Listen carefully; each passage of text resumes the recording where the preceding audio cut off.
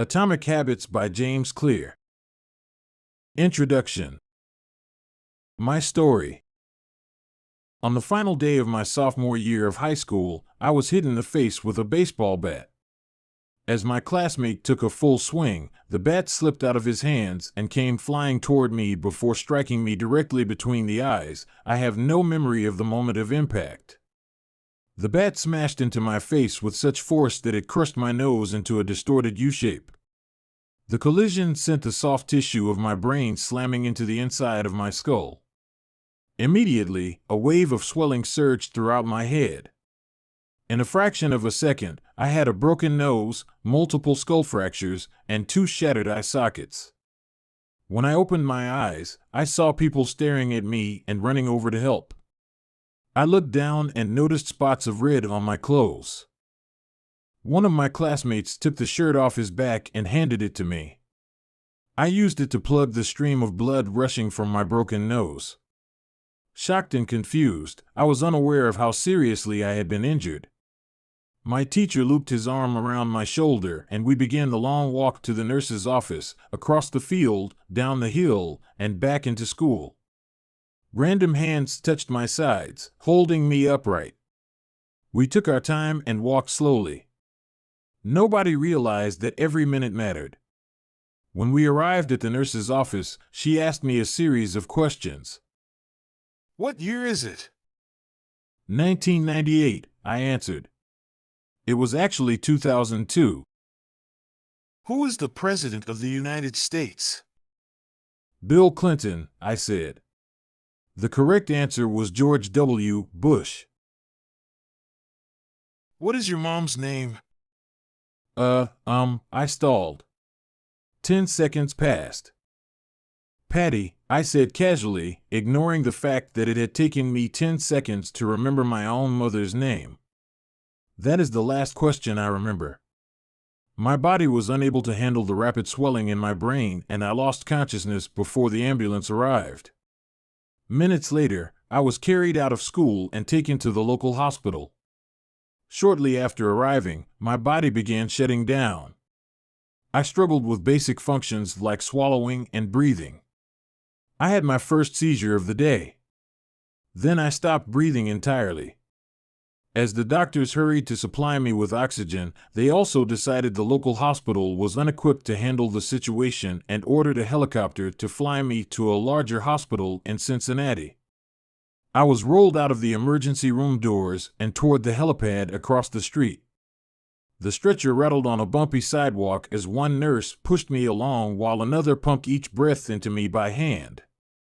My mother, who had arrived at the hospital a few moments before, climbed into the helicopter beside me.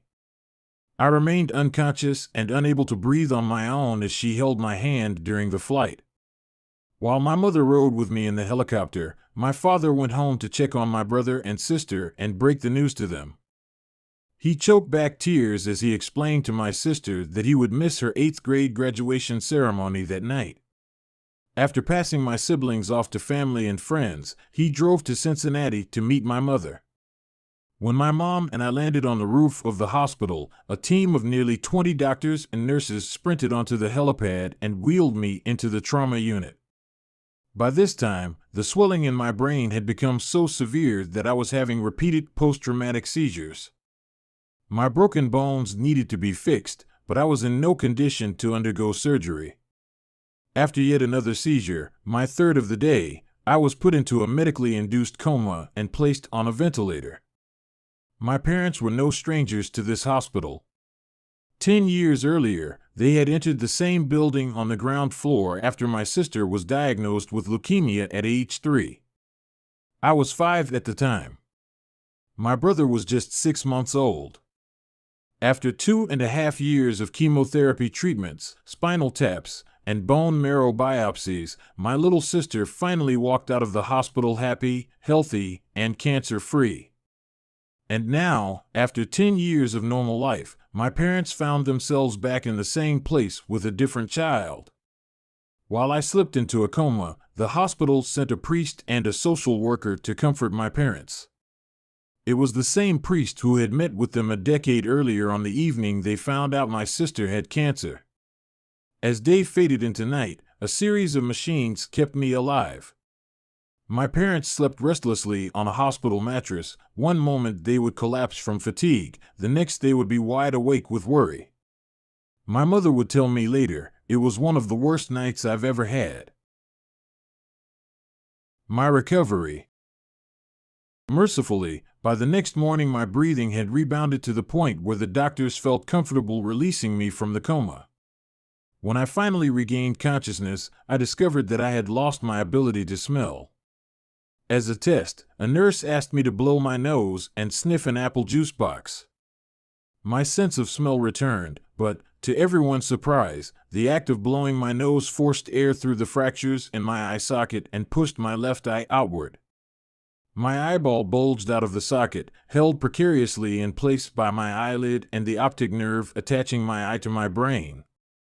The ophthalmologist said my eye would gradually slide back into place as the air seeped out, but it was hard to tell how long this would take. I was scheduled for surgery 1 week later, which would allow me some additional time to heal. I looked like I had been on the wrong end of a boxing match, but I was cleared to leave the hospital. I returned home with a broken nose, half a dozen facial fractures, and a bulging left eye. The following months were hard. It felt like everything in my life was on pause. I had double vision for weeks. I literally couldn't see straight. It took more than a month, but my eyeball did eventually return to its normal location. Between the seizures and my vision problems, it was 8 months before I could drive a car again. At physical therapy, I practiced basic motor patterns like walking in a straight line. I was determined not to let my injury get me down, but there were more than a few moments when I felt depressed and overwhelmed. I became painfully aware of how far I had to go when I returned to the baseball field 1 year later. Baseball had always been a major part of my life. My dad had played minor league baseball for the St. Louis Cardinals, and I had a dream of playing professionally, too. After months of rehabilitation, what I wanted more than anything was to get back on the field. But my return to baseball was not smooth.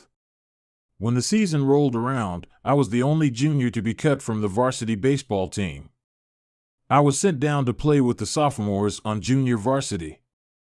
I had been playing since age 4, and for someone who had spent so much time and effort on the sport, getting cut was humiliating. I vividly remember the day it happened. I sat in my car and cried as I flipped through the radio, desperately searching for a song that would make me feel better. After a year of self-doubt, I managed to make the varsity team as a senior, but I rarely made it on the field. In total, I played 11 innings of high school varsity baseball, barely more than a single game. Despite my lackluster high school career, I still believed I could become a great player. And I knew that if things were going to improve, I was the one responsible for making it happen. The turning point came 2 years after my injury, when I began college at Denison University. It was a new beginning, and it was the place where I would discover the surprising power of small habits for the first time.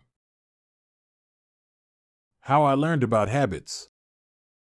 Attending Denison was one of the best decisions of my life. I earned a spot on the baseball team and, although I was at the bottom of the roster as a freshman, I was thrilled. Despite the chaos of my high school years, I had managed to become a college athlete.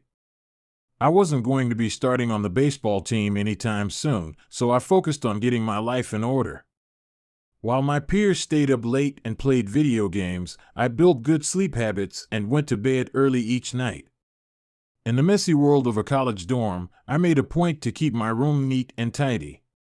These improvements were minor, but they gave me a sense of control over my life. I started to feel confident again. And this growing belief in myself rippled into the classroom as I improved my study habits and managed to earn straight A's during my first year. A habit is a routine or behavior that is performed regularly and, in many cases, automatically. As each semester passed, I accumulated small but consistent habits that ultimately led to results that were unimaginable to me when I started. For example, for the first time in my life, I made it a habit to lift weights multiple times per week, and in the years that followed, my 6'4" frame bulked up from a featherweight 170 to a lean 200 pounds. When my sophomore season arrived, I earned a starting role on the pitching staff. By my junior year, I was voted team captain, and at the end of the season, I was selected for the all-conference team. But it was not until my senior season that my sleep habits, study habits, and strength training habits really began to pay off. 6 years after I had been hit in the face with a baseball bat, flown to the hospital, and placed into a coma, I was selected as the top male athlete at Denison University and named to the ESPN Academic All-America team, an honor given to just 33 players across the country. By the time I graduated, I was listed in the school record books in 8 different categories. That same year, I was awarded the university's highest academic honor, the President's Medal. I hope you'll forgive me if this sounds boastful. To be honest, there was nothing legendary or historic about my athletic career. I never ended up playing professionally.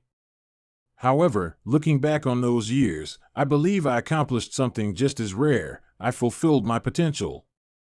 And I believe the concepts in this book can help you fulfill your potential as well. We all face challenges in life. This injury was one of mine, and the experience taught me a critical lesson. Changes that seem small and unimportant at first will compound into remarkable results if you're willing to stick with them for years. We all deal with setbacks, but in the long run, the quality of our lives often depends on the quality of our habits. With the same habits, you'll end up with the same results. But with better habits, anything is possible. Maybe there are people who can achieve incredible success overnight. I don't know any of them, and I'm certainly not one of them. There wasn't one defining moment on my journey from a medically induced coma to academic All-American. There were many. It was a gradual evolution, a long series of small wins and tiny breakthroughs. The only way I made progress, the only choice I had, was to start small. And I employed this same strategy a few years later when I started my own business and began working on this book. How and why I wrote this book. In November 2012, I began publishing articles at jamesclear.com.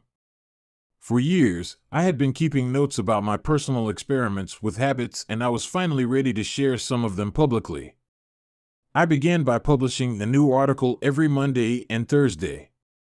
Within a few months, this simple writing habit led to my first 1,000 email subscribers, and by the end of 2013 that number had grown to more than 30,000 people. In 2014, my email list expanded to over 100,000 subscribers, which made it one of the fastest-growing newsletters on the internet. I had felt like an imposter when I began writing 2 years earlier, but now I was becoming known as an expert on habits, a new label that excited me but also felt uncomfortable. I had never considered myself a master of the topic, but rather someone who was experimenting alongside my readers. In 2015, I reached 200,000 email subscribers and signed a book deal with Penguin Random House to begin writing the book you are reading now. As my audience grew, so did my business opportunities. I was increasingly asked to speak at top companies about the science of habit formation, behavior change, and continuous improvement. I found myself delivering keynote speeches at conferences in the United States and Europe. In 2016, my articles began to appear regularly in major publications like Time, Entrepreneur, and Forbes. Incredibly, my writing was read by over 8 million people that year. Coaches in the NFL, NBA, and MLB began reading my work and sharing it with their teams. At the start of 2017, I launched the Habits Academy, which became the premier training platform for organizations and individuals interested in building better habits in life and work. Fortune 500 companies and growing startups began to enroll their leaders and train their staff. In total, over 10,000 leaders, managers, coaches, and teachers have graduated from the Habits Academy, and my work with them has taught me an incredible amount about what it takes to make habits work in the real world. As I put the finishing touches on this book in 2018, jamesclear.com is receiving millions of visitors per month and nearly 500,000 people subscribe to my weekly email newsletter, a number that is so far beyond my expectations when I began that I'm not even sure what to think of it. How this book will benefit you. The entrepreneur and investor Naval Ravikant has said, to write a great book, you must first become the book. I originally learned about the ideas mentioned here because I had to live them. I had to rely on small habits to rebound from my injury, to get stronger in the gym, to perform at a high level on the field, to become a writer, to build a successful business, and simply to develop into a responsible adult. Small habits helped me fulfill my potential, and since you picked up this book, I'm guessing you'd like to fulfill yours as well. In the pages that follow, I will share a step-by-step plan for building better habits, not for days or weeks, but for a lifetime. While science supports everything I've written, this book is not an academic research paper, it's an operating manual. You'll find wisdom and practical advice front and center as I explain the science of how to create and change your habits in a way that is easy to understand and apply. The fields I draw on, biology, neuroscience, philosophy, psychology, and more, have been around for many years. What I offer you is a synthesis of the best ideas smart people figured out a long time ago as well as the most compelling discoveries scientists have made recently. My contribution, I hope, is to find the ideas that matter most and connect them in a way that is highly actionable. Anything wise in these pages you should credit to the many experts who preceded me. Anything foolish, assume it is my error. The backbone of this book is my 4-step model of habits: cue, craving, response, and reward, and the 4 laws of behavior change that evolve out of these steps. Readers with a psychology background may recognize some of these terms from operant conditioning, which was first proposed as stimulus, response, reward by B. F. Skinner in the 1930s and has been popularized more recently as cue, routine, reward in the Power of Habit by Charles Duhigg. Behavioral scientists like Skinner realized that if you offered the right reward or punishment, you could get people to act in a certain way. But while Skinner's model did an excellent job of explaining how external stimuli influenced our habits, it lacked a good explanation for how our thoughts, feelings, and beliefs impact our behavior. Internal states, our moods and emotions, matter, too. In recent decades, scientists have begun to determine the connection between our thoughts, feelings, and behavior. This research will also be covered in these pages. In total, the framework I offer is an integrated model of the cognitive and behavioral sciences. I believe it is one of the first models of human behavior to accurately account for both the influence of external stimuli and internal emotions on our habits. While some of the language may be familiar, I am confident that the details and the applications of the 4 laws of behavior change will offer a new way to think about your habits. Human behavior is always changing, situation to situation, moment to moment, second to second. But this book is about what doesn't change. It's about the fundamentals of human behavior. The lasting principles you can rely on year after year. The ideas you can build a business around, build a family around, build a life around. There is no one right way to create better habits, but this book describes the best way I know, an approach that will be effective regardless of where you start or what you're trying to change. The strategies I cover will be relevant to anyone looking for a step-by-step system for improvement, whether your goals center on health, money, productivity, relationships, or all of the above. As long as human behavior is involved, this book will be your guide. The fundamentals. Why tiny changes make a big difference. Chapter 1. The surprising power of atomic habits. The fate of British cycling changed one day in 2003. The organization, which was the governing body for professional cycling in Great Britain, had recently hired Dave Brailsford as its new performance director. At the time, professional cyclists in Great Britain had endured nearly 100 years of mediocrity.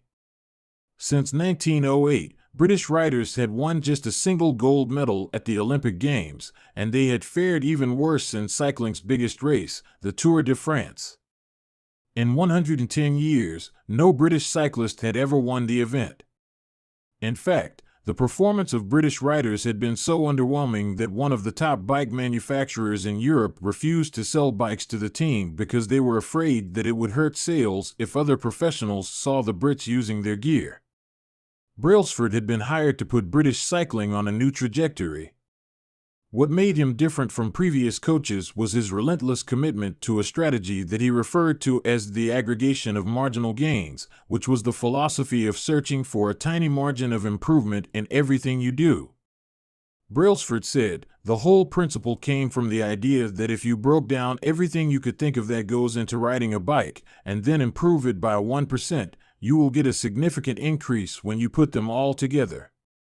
Brailsford and his coaches began by making small adjustments you might expect from a professional cycling team. They redesigned the bike seats to make them more comfortable and rubbed alcohol on the tires for a better grip. They asked riders to wear electrically heated overshorts to maintain ideal muscle temperature while riding and used biofeedback sensors to monitor how each athlete responded to a particular workout. The team tested various fabrics in a wind tunnel and had their outdoor riders switch to indoor racing suits, which proved to be lighter and more aerodynamic. But they didn't stop there. Brailsford and his team continued to find 1% improvements in overlooked and unexpected areas.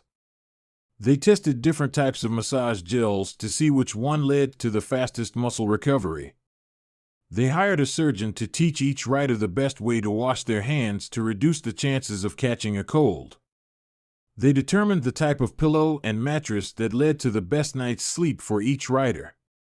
They even painted the inside of the team truck white, which helped them spot little bits of dust that would normally slip by unnoticed but could degrade the performance of the finely tuned bikes.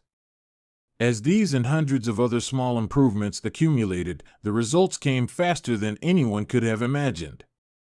Just 5 years after Brailsford took over, the British cycling team dominated the road and track cycling events at the 2008 Olympic Games in Beijing, where they won an astounding 60% of the gold medals available. For years later, when the Olympic Games came to London, the Brits raised the bar as they set 9 Olympic records and 7 world records. That same year, Bradley Wiggins became the first British cyclist to win the Tour de France. The next year, his teammate Chris Froome won the race, and he would go on to win again in 2015, 2016, and 2017, giving the British team 5 Tour de France victories in 6 years. During the 10-year span from 2007 to 2017, British cyclists won 178 world championships and 66 Olympic or Paralympic gold medals and captured 5 Tour de France victories in what is widely regarded as the most successful run in cycling history. How does this happen? How does a team of previously ordinary athletes transform into world champions with tiny changes that, at first glance, would seem to make a modest difference at best? Why do small improvements accumulate into such remarkable results, and how can you replicate this approach in your own life?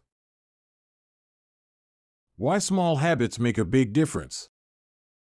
It is so easy to overestimate the importance of one defining moment and underestimate the value of making small improvements on a daily basis. Too often, we convince ourselves that massive success requires massive action. Whether it is losing weight, building a business, writing a book, winning a championship, or achieving any other goal, we put pressure on ourselves to make some earth-shattering improvement that everyone will talk about. Meanwhile, improving by 1% isn't particularly notable. Sometimes it isn't even noticeable, but it can be far more meaningful, especially in the long run. The difference a tiny improvement can make over time is astounding. Here's how the math works out. If you can get 1% better each day for 1 year, you'll end up 37 times better by the time you're done. Conversely, if you get 1% worse each day for 1 year, you'll decline nearly down to 0. What starts as a small win or a minor setback accumulates into something much more. Habits are the compound interest of self-improvement. The same way that money multiplies through compound interest, the effects of your habits multiply as you repeat them. They seem to make little difference on any given day, and yet the impact they deliver over the months and years can be enormous. It is only when looking back 2, 5, or perhaps 10 years later that the value of good habits and the cost of bad ones become strikingly apparent. This can be a difficult concept to appreciate in daily life. We often dismiss small changes because they don't seem to matter very much in the moment. If you save a little money now, you're still not a millionaire. If you go to the gym 3 days in a row, you're still out of shape. If you study Mandarin for an hour tonight, you still haven't learned the language. We make a few changes, but the results never seem to come quickly, and so we slide back into our previous routines. Unfortunately, the slow pace of transformation also makes it easy to let a bad habit slide. If you eat an unhealthy meal today, the scale doesn't move much. If you work late tonight and ignore your family, they will forgive you. If you procrastinate and put your project off until tomorrow, there will usually be time to finish it later. A single decision is easy to dismiss. But when we repeat 1% errors day after day, by replicating poor decisions, duplicating tiny mistakes, and rationalizing little excuses, our small choices compound into toxic results. It's the accumulation of many missteps, a 1% decline here and there, that eventually leads to a problem. The impact created by a change in your habits is similar to the effect of shifting the route of an airplane by just a few degrees. Imagine you are flying from Los Angeles to New York City. If a pilot leaving from LAX adjusts the heading just 3.5 degrees south, you will land in Washington, D.C., instead of New York. Such a small change is barely noticeable at takeoff. The nose of the airplane moves just a few feet, but when magnified across the entire United States, you end up hundreds of miles apart. Similarly, a slight change in your daily habits can guide your life to a very different destination. Making a choice that is 1% better or 1% worse seems insignificant in the moment, but over the span of moments that make up a lifetime, these choices determine the difference between who you are and who you could be. Success is the product of daily habits, not once-in-a-lifetime transformations. That said, it doesn't matter how successful or unsuccessful you are right now. What matters is whether your habits are putting you on the path toward success. You should be far more concerned with your current trajectory than with your current results. If you're a millionaire but you spend more than you earn each month, then you're on a bad trajectory. If your spending habits don't change, it's not going to end well. Conversely, if you're broke, but you save a little bit every month, then you're on the path toward financial freedom, even if you're moving slower than you'd like. Your outcomes are a lagging measure of your habits. Your net worth is a lagging measure of your financial habits. Your weight is a lagging measure of your eating habits. Your knowledge is a lagging measure of your learning habits. Your clutter is a lagging measure of your cleaning habits. You get what you repeat. If you want to predict where you'll end up in life, all you have to do is follow the curve of tiny gains or tiny losses and see how your daily choices will compound 10 or 20 years down the line. Are you spending less than you earn each month? Are you making it into the gym each week? Are you reading books and learning something new each day? Tiny battles like these are the ones that will define your future self. Time magnifies the margin between success and failure. It will multiply whatever you feed it. Good habits make time your ally. Bad habits make time your enemy. Habits are a double-edged sword. Bad habits can cut you down just as easily as good habits can build you up, which is why understanding the details is crucial. You need to know how habits work and how to design them to your liking, so you can avoid the dangerous half of the blade. Your habits can compound for you or against you. Positive compounding. Productivity compounds. Accomplishing one extra task is a small feat on any given day, but it counts for a lot over an entire career. The effect of automating an old task or mastering a new skill can be even greater. The more tasks you can handle without thinking, the more your brain is free to focus on other areas. Knowledge compounds. Learning one new idea won't make you a genius, but a commitment to lifelong learning can be transformative. Furthermore, each book you read not only teaches you something new but also opens up different ways of thinking about old ideas. As Warren Buffett says, that's how knowledge works. It builds up, like compound interest. Relationships compound. People reflect your behavior back to you. The more you help others, the more others want to help you. Being a little bit nicer in each interaction can result in a network of broad and strong connections over time. Negative compounding. Stress compounds. The frustration of a traffic jam. The weight of parenting responsibilities. The worry of making ends meet. The strain of slightly high blood pressure. By themselves, these common causes of stress are manageable. But when they persist for years, little stresses compound into serious health issues. Negative thoughts compound. The more you think of yourself as worthless, stupid, or ugly, the more you condition yourself to interpret life that way. You get trapped in a thought loop. The same is true for how you think about others. Once you fall into the habit of seeing people as angry, unjust, or selfish, you see those kind of people everywhere. Outrage compounds. Riots, protests, and mass movements are rarely the result of a single event. Instead, a long series of microaggressions and daily aggravations slowly multiply until one event tips the scales and outrage spreads like wildfire. What progress is really like. Imagine that you have an ice cube sitting on the table in front of you. The room is cold and you can see your breath. It is currently 25 degrees. Ever so slowly, the room begins to heat up. 26 degrees. 27. 28. The ice cube is still sitting on the table in front of you. 29 degrees.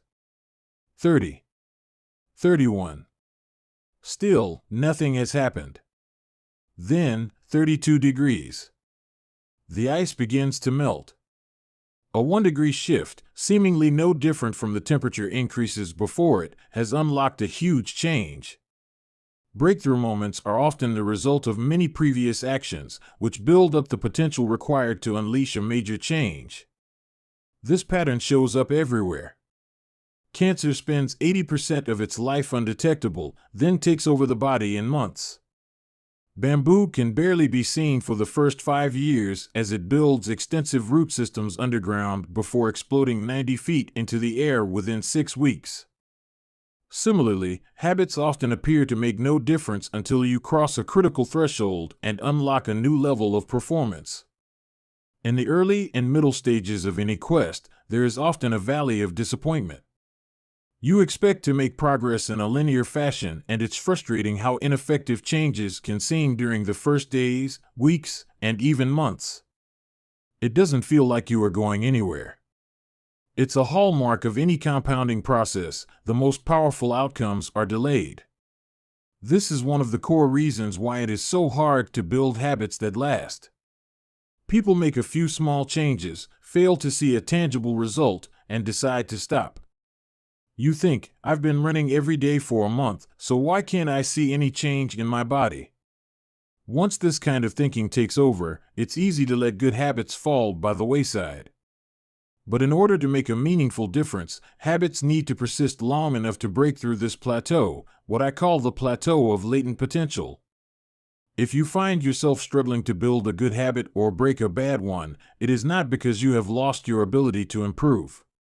It is often because you have not yet crossed the plateau of latent potential.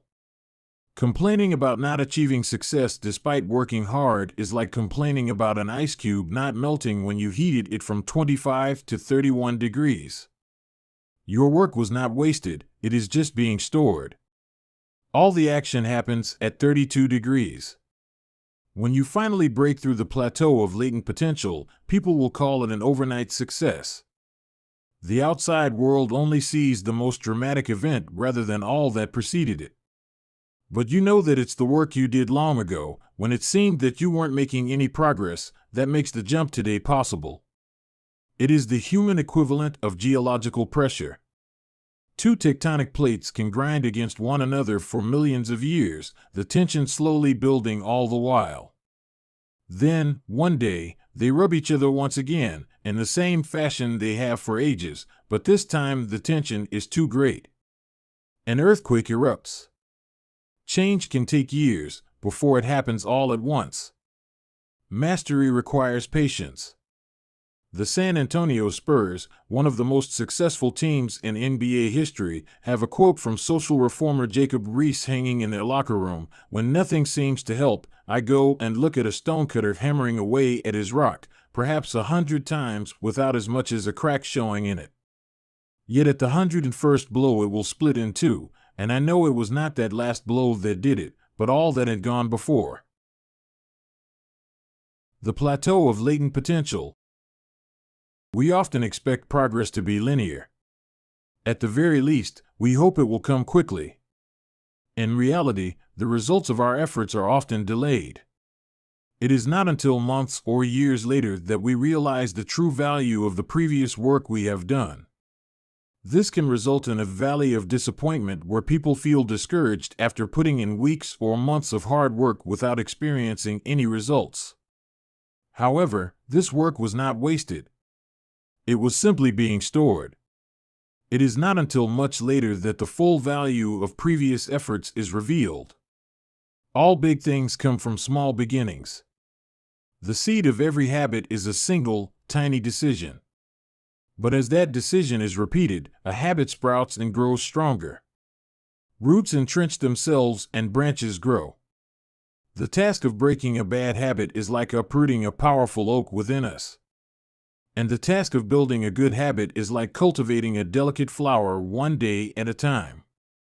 But what determines whether we stick with a habit long enough to survive the plateau of latent potential and break through to the other side? What is it that causes some people to slide into unwanted habits and enables others to enjoy the compounding effects of good ones? Forget about goals, focus on systems instead. Prevailing wisdom claims that the best way to achieve what we want in life, getting into better shape, building a successful business, relaxing more and worrying less, spending more time with friends and family, is to set specific, actionable goals. For many years, this was how I approached my habits, too. Each one was a goal to be reached. I set goals for the grades I wanted to get in school, for the weights I wanted to lift in the gym, for the profits I wanted to earn in business. I succeeded at a few, but I failed at a lot of them. Eventually, I began to realize that my results had very little to do with the goals I set and nearly everything to do with the systems I followed. What's the difference between systems and goals? It's a distinction I first learned from Scott Adams, the cartoonist behind the Dilbert comic. Goals are about the results you want to achieve. Systems are about the processes that lead to those results. If you're a coach, your goal might be to win a championship. Your system is the way you recruit players, manage your assistant coaches, and conduct practice. If you're an entrepreneur, your goal might be to build $1 million business. Your system is how you test product ideas, hire employees, and run marketing campaigns. If you're a musician, your goal might be to play a new piece. Your system is how often you practice, how you break down and tackle difficult measures, and your method for receiving feedback from your instructor. Now for the interesting question: if you completely ignored your goals and focused only on your system, would you still succeed? For example, if you were a basketball coach and you ignored your goal to win a championship and focused only on what your team does at practice each day, would you still get results? I think you would. The goal in any sport is to finish with the best score, but it would be ridiculous to spend the whole game staring at the scoreboard. The only way to actually win is to get better each day. In the words of three-time Super Bowl winner Bill Walsh, the score takes care of itself. The same is true for other areas of life. If you want better results, then forget about setting goals. Focus on your system instead. What do I mean by this? Are goals completely useless? Of course not. Goals are good for setting a direction, but systems are best for making progress. A handful of problems arise when you spend too much time thinking about your goals and not enough time designing your systems. Problem number 1: winners and losers have the same goals. Goal setting suffers from a serious case of survivorship bias. We concentrate on the people who end up winning, the survivors, and mistakenly assume that ambitious goals led to their success while overlooking all of the people who had the same objective but didn't succeed. Every Olympian wants to win a gold medal. Every candidate wants to get the job. And if successful and unsuccessful people share the same goals, then the goal cannot be what differentiates the winners from the losers. It wasn't the goal of winning the Tour de France that propelled the British cyclists to the top of the sport. Presumably, they had wanted to win the race every year before, just like every other professional team. The goal had always been there. It was only when they implemented a system of continuous small improvements that they achieved a different outcome. Problem number 2: achieving a goal is only a momentary change. Imagine you have a messy room and you set a goal to clean it. If you summon the energy to tidy up, then you will have a clean room, for now. But if you maintain the same sloppy, pack-rat habits that led to a messy room in the first place, soon you'll be looking at a new pile of clutter and hoping for another burst of motivation. You're left chasing the same outcome because you never changed the system behind it. You treated a symptom without addressing the cause. Achieving a goal only changes your life for the moment. That's the counterintuitive thing about improvement. We think we need to change our results, but the results are not the problem. What we really need to change are the systems that cause those results. When you solve problems at the results level, you only solve them temporarily. In order to improve for good, you need to solve problems at the systems level. Fix the inputs and the outputs will fix themselves. Problem number 3: goals restrict your happiness. The implicit assumption behind any goal is this: once I reach my goal, then I'll be happy. The problem with a goals-first mentality is that you're continually putting happiness off until the next milestone. I've slipped into this trap so many times I've lost count. For years, happiness was always something for my future self to enjoy. I promised myself that once I gained 20 pounds of muscle or after my business was featured in the New York Times, then I could finally relax. Furthermore, goals create an either-or conflict. Either you achieve your goal and are successful, or you fail and you are a disappointment. You mentally box yourself into a narrow version of happiness. This is misguided. It is unlikely that your actual path through life will match the exact journey you had in mind when you set out. It makes no sense to restrict your satisfaction to one scenario when there are many paths to success. A systems-first mentality provides the antidote.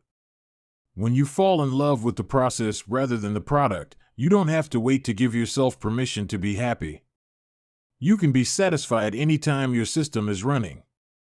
And a system can be successful in many different forms, not just the one you first envision. Problem number 4: goals are at odds with long-term progress. Finally, a goal-oriented mindset can create a yo-yo effect. Many runners work hard for months, but as soon as they cross the finish line, they stop training. The race is no longer there to motivate them. When all of your hard work is focused on a particular goal, what is left to push you forward after you achieve it? This is why many people find themselves reverting to their old habits after accomplishing a goal. The purpose of setting goals is to win the game. The purpose of building systems is to continue playing the game. True long-term thinking is goal-less thinking. It's not about any single accomplishment. It is about the cycle of endless refinement and continuous improvement. Ultimately, it is your commitment to the process that will determine your progress. A system of atomic habits. If you're having trouble changing your habits, the problem isn't you. The problem is your system. Bad habits repeat themselves again and again, not because you don't want to change, but because you have the wrong system for change. You do not rise to the level of your goals. You fall to the level of your systems. Focusing on the overall system, rather than a single goal, is one of the core themes of this book. It is also one of the deeper meanings behind the word atomic. By now, you've probably realized that an atomic habit refers to a tiny change, a marginal gain, a 1% improvement. But atomic habits are not just any old habits, however small. They are little habits that are part of a larger system. Just as atoms are the building blocks of molecules, atomic habits are the building blocks of remarkable results. Habits are like the atoms of our lives.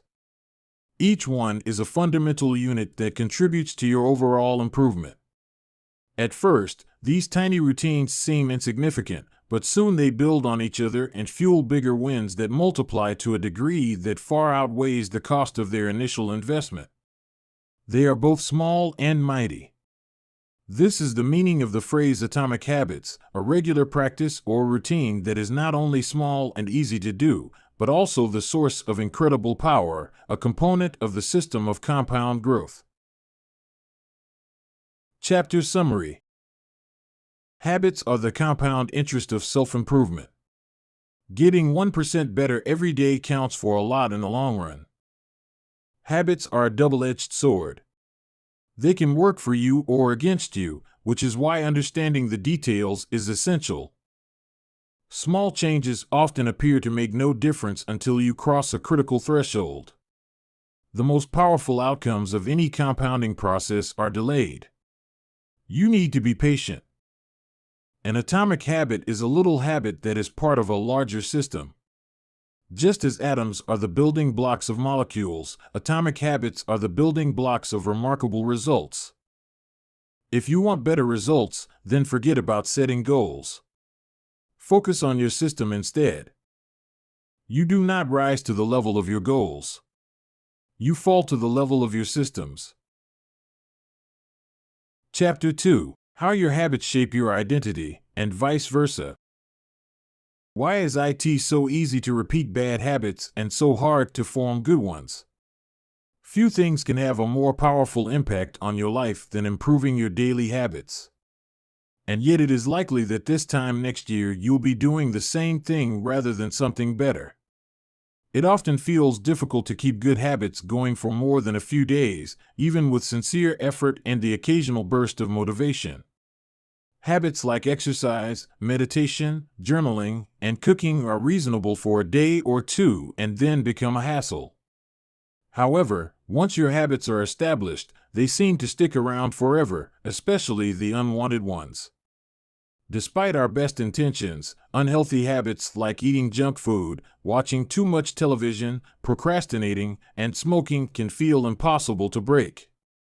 Changing our habits is challenging for two reasons. 1, we try to change the wrong thing, and 2, we try to change our habits in the wrong way.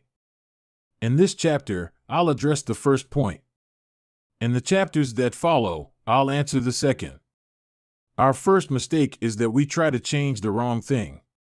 To understand what I mean, consider that there are 3 levels at which change can occur. You can imagine them like the layers of an onion. 3 layers of behavior change. There are 3 layers of behavior change: a change in your outcomes, a change in your processes, or a change in your identity. The first layer is changing your outcomes.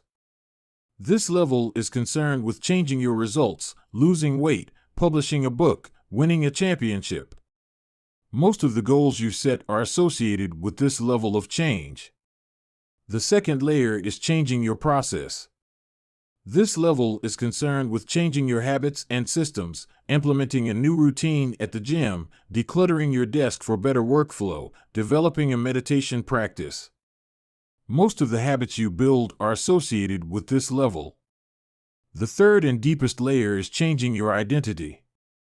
This level is concerned with changing your beliefs, your worldview, your self-image, your judgments about yourself and others. Most of the beliefs, assumptions, and biases you hold are associated with this level. Outcomes are about what you get. Processes are about what you do. Identity is about what you believe. When it comes to building habits that last, when it comes to building a system of 1% improvements, the problem is not that one level is better or worse than another. All levels of change are useful in their own way. The problem is the direction of change. Many people begin the process of changing their habits by focusing on what they want to achieve. This leads us to outcome-based habits. The alternative is to build identity-based habits. With this approach, we start by focusing on who we wish to become. With outcome-based habits, the focus is on what you want to achieve. With identity-based habits, the focus is on who you wish to become. Imagine two people resisting a cigarette. When offered a smoke, the first person says, "No thanks. I'm trying to quit." It sounds like a reasonable response, but this person still believes they are a smoker who is trying to be something else. They are hoping their behavior will change while carrying around the same beliefs. The second person declines by saying, "No thanks. I'm not a smoker." It's a small difference, but this statement signals a shift in identity. Smoking was part of their former life, not their current one. They no longer identify as someone who smokes. Most people don't even consider identity change when they set out to improve. They just think, "I want to be skinny," outcome, and if I stick to this diet, then I'll be skinny, process. They set goals and determine the actions they should take to achieve those goals without considering the beliefs that drive their actions. They never shift the way they look at themselves, and they don't realize that their old identity can sabotage their new plans for change. Behind every system of actions are a system of beliefs. The system of a democracy is founded on beliefs like freedom, majority rule, and social equality. The system of a dictatorship has a very different set of beliefs like absolute authority and strict obedience. You can imagine many ways to try to get more people to vote in a democracy, but such behavior change would never get off the ground in a dictatorship. That's not the identity of the system. Voting is a behavior that is impossible under a certain set of beliefs. A similar pattern exists whether we are discussing individuals, organizations, or societies. There are a set of beliefs and assumptions that shape the system and identity behind the habits. Behavior that is incongruent with the self will not last. You may want more money, but if your identity is someone who consumes rather than creates, then you will continue to be pulled toward spending rather than earning. You may want better health, but if you continue to prioritize comfort over accomplishment, you'll be drawn to relaxing rather than training. It's hard to change your habits if you never change the underlying beliefs that led to your past behavior. You have a new goal and a new plan, but you haven't changed who you are. The story of Brian Clark, an entrepreneur from Boulder, Colorado, provides a good example. "For as long as I can remember, I've chewed my fingernails," Clark told me. "It started as a nervous habit when I was young, and then morphed into an undesirable grooming ritual. One day, I resolved to stop chewing my nails until they grew out a bit. Through mindful willpower alone, I managed to do it. Then, Clark did something surprising.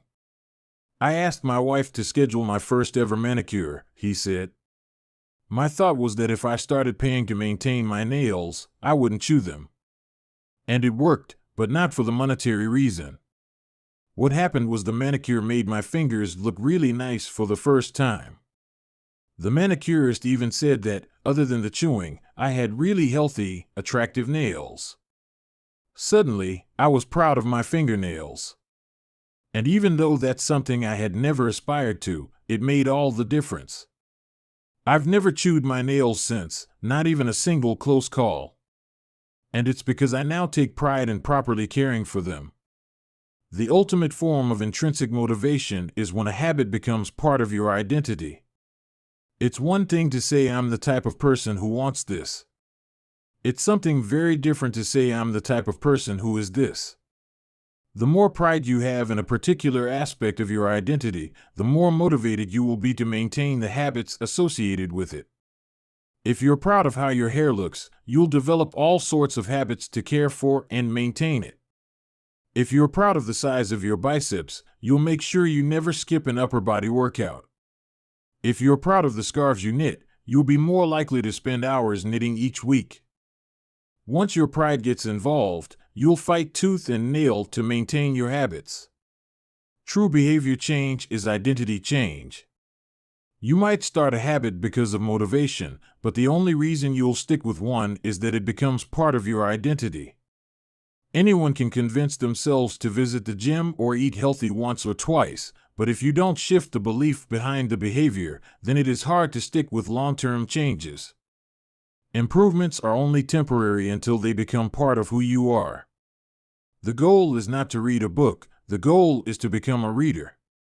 The goal is not to run a marathon, the goal is to become a runner. The goal is not to learn an instrument, the goal is to become a musician. Your behaviors are usually a reflection of your identity.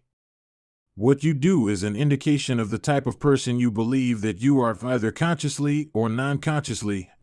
Research has shown that once a person believes in a particular aspect of their identity, they are more likely to act in alignment with that belief. For example, people who identified as being a voter were more likely to vote than those who simply claimed voting was an action they wanted to perform. Similarly, the person who incorporates exercise into their identity doesn't have to convince themselves to train. Doing the right thing is easy. After all, when your behavior and your identity are fully aligned, you are no longer pursuing behavior change. You are simply acting like the type of person you already believe yourself to be. Like all aspects of habit formation, this, too, is a double-edged sword. When working for you, identity change can be a powerful force for self-improvement. When working against you, though, identity change can be a curse. Once you have adopted an identity, it can be easy to let your allegiance to it impact your ability to change. Many people walk through life in a cognitive slumber, blindly following the norms attached to their identity. I'm terrible with directions. I'm not a morning person. I'm bad at remembering people's names. I'm always late. I'm not good with technology. I'm horrible at math, and 1,000 other variations. When you have repeated a story to yourself for years, it is easy to slide into these mental grooves and accept them as a fact. In time, you begin to resist certain actions because that's not who I am. There is internal pressure to maintain your self-image and behave in a way that is consistent with your beliefs. You find whatever way you can to avoid contradicting yourself. The more deeply a thought or action is tied to your identity, the more difficult it is to change it. It can feel comfortable to believe what your culture believes, group identity, or to do what upholds your self-image, personal identity, even if it's wrong. The biggest barrier to positive change at any level, individual, team, society, is identity conflict. Good habits can make rational sense, but if they conflict with your identity, you will fail to put them into action. On any given day, you may struggle with your habits because you're too busy or too tired or too overwhelmed or hundreds of other reasons. Over the long run, however, the real reason you fail to stick with habits is that your self-image gets in the way. This is why you can't get too attached to one version of your identity. Progress requires unlearning. Becoming the best version of yourself requires you to continuously edit your beliefs and to upgrade and expand your identity. This brings us to an important question. If your beliefs and worldview play such an important role in your behavior, where do they come from in the first place? How, exactly, is your identity formed? And how can you emphasize new aspects of your identity that serve you and gradually erase the pieces that hinder you? The two-step process to changing your identity. Your identity emerges out of your habits. You are not born with preset beliefs. Every belief, including those about yourself, is learned and conditioned through experience. More precisely, your habits are how you embody your identity. When you make your bed each day, you embody the identity of an organized person. When you write each day, you embody the identity of a creative person. When you train each day, you embody the identity of an athletic person. The more you repeat a behavior, the more you reinforce the identity associated with that behavior. In fact, the word identity was originally derived from the Latin words essentitas, which means being, and identitum, which means repeatedly. Your identity is literally your repeated beingness. Whatever your identity is right now, you only believe it because you have proof of it. If you go to church every Sunday for 20 years, you have evidence that you are religious. If you study biology for 1 hour every night, you have evidence that you are studious. If you go to the gym even when it's snowing, you have evidence that you are committed to fitness. The more evidence you have for a belief, the more strongly you will believe it. For most of my early life, I didn't consider myself a writer. If you were to ask any of my high school teachers or college professors, they would tell you I was an average writer at best, certainly not a standout. When I began my writing career, I published a new article every Monday and Thursday for the first few years. As the evidence grew, so did my identity as a writer. I didn't start out as a writer. I became one through my habits. Of course, your habits are not the only actions that influence your identity, but by virtue of their frequency, they are usually the most important ones. Each experience in life modifies your self-image, but it's unlikely you would consider yourself a soccer player because you kicked a ball once or an artist because you scribbled a picture. As you repeat these actions, however, the evidence accumulates and your self-image begins to change. The effect of one-off experiences tends to fade away while the effect of habits gets reinforced with time, which means your habits contribute most of the evidence that shapes your identity. In this way, the process of building habits is actually the process of becoming yourself. This is a gradual evolution. We do not change by snapping our fingers and deciding to be someone entirely new. We change bit by bit, day by day, habit by habit. We are continually undergoing microevolutions of the self. Each habit is like a suggestion, hey, maybe this is who I am. If you finish a book, then perhaps you are the type of person who likes reading. If you go to the gym, then perhaps you are the type of person who likes exercise. If you practice playing the guitar, perhaps you are the type of person who likes music. Every action you take is a vote for the type of person you wish to become. No single instance will transform your beliefs, but as the votes build up, so does the evidence of your new identity. This is one reason why meaningful change does not require radical change. Small habits can make a meaningful difference by providing evidence of a new identity. And if a change is meaningful, it actually is big. That's the paradox of making small improvements. Putting this all together, you can see that habits are the path to changing your identity. The most practical way to change who you are is to change what you do. Each time you write a page, you are a writer. Each time you practice the violin, you are a musician. Each time you start a workout, you are an athlete. Each time you encourage your employees, you are a leader. Each habit not only gets results, but also teaches you something far more important, to trust yourself. You start to believe you can actually accomplish these things. When the votes mount up and the evidence begins to change, the story you tell yourself begins to change as well. Of course, it works the opposite way, too. Every time you choose to perform a bad habit, it's a vote for that identity. The good news is that you don't need to be perfect. In any election, there are going to be votes for both sides. You don't need a unanimous vote to win an election, you just need a majority. It doesn't matter if you cast a few votes for a bad behavior or an unproductive habit. Your goal is simply to win the majority of the time. New identities require new evidence. If you keep casting the same votes you've always cast, you're going to get the same results you've always had. If nothing changes, nothing is going to change. It is a simple two-step process. 1. Decide the type of person you want to be. 2. Prove it to yourself with small wins. First, decide who you want to be. This holds at any level, as an individual, as a team, as a community, as a nation. What do you want to stand for?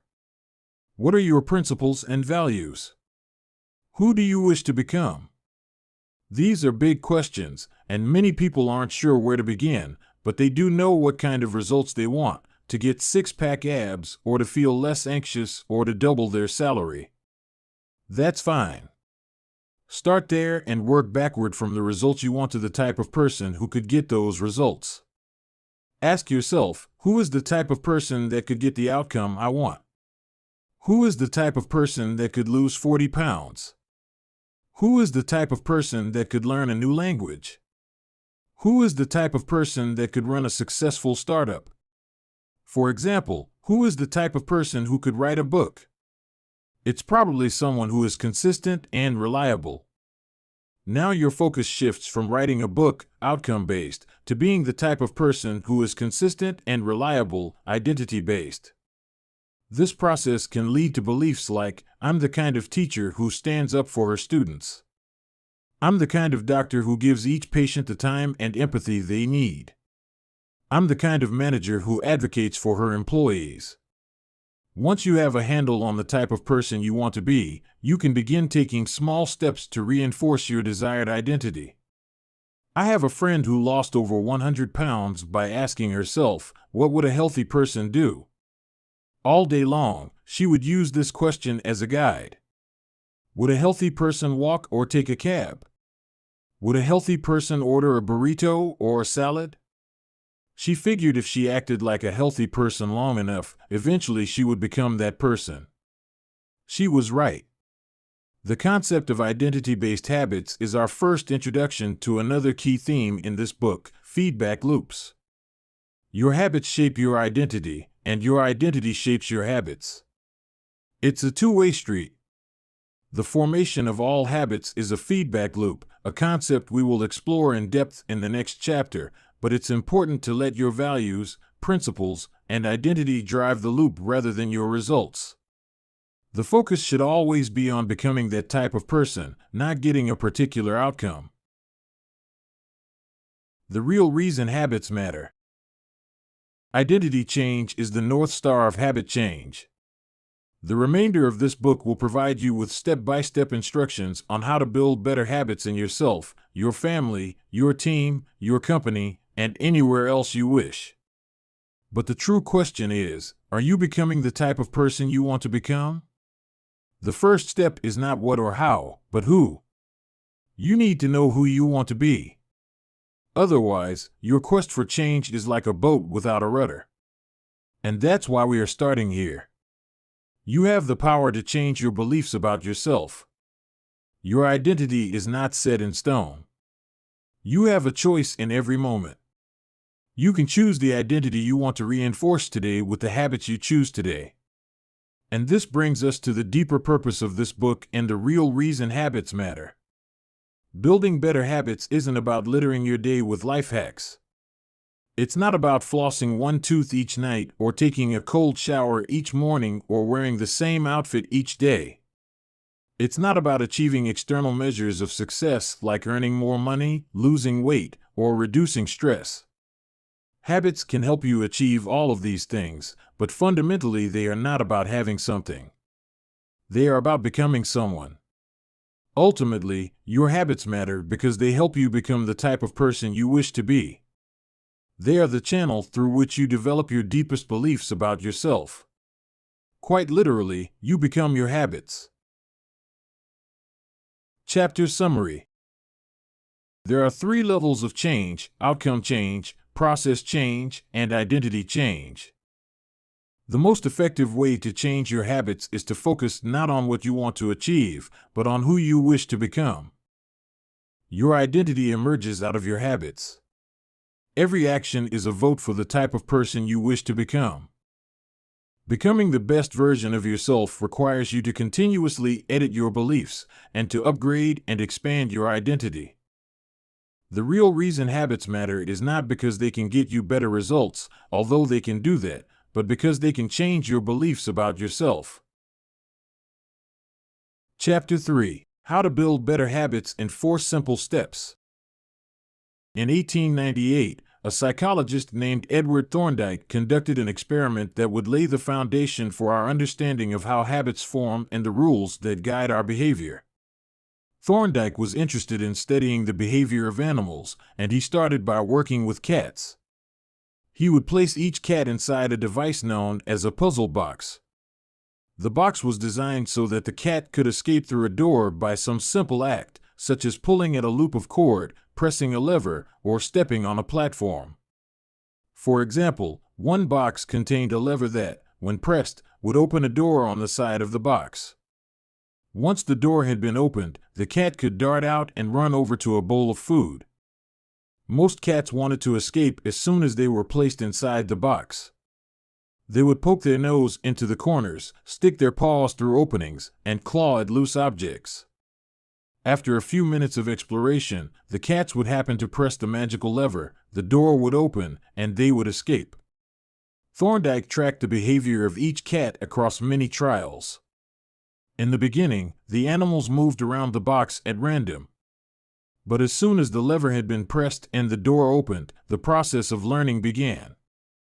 Gradually, each cat learned to associate the action of pressing the lever with the reward of escaping the box and getting to the food. After 20 to 30 trials, this behavior became so automatic and habitual that the cat could escape within a few seconds.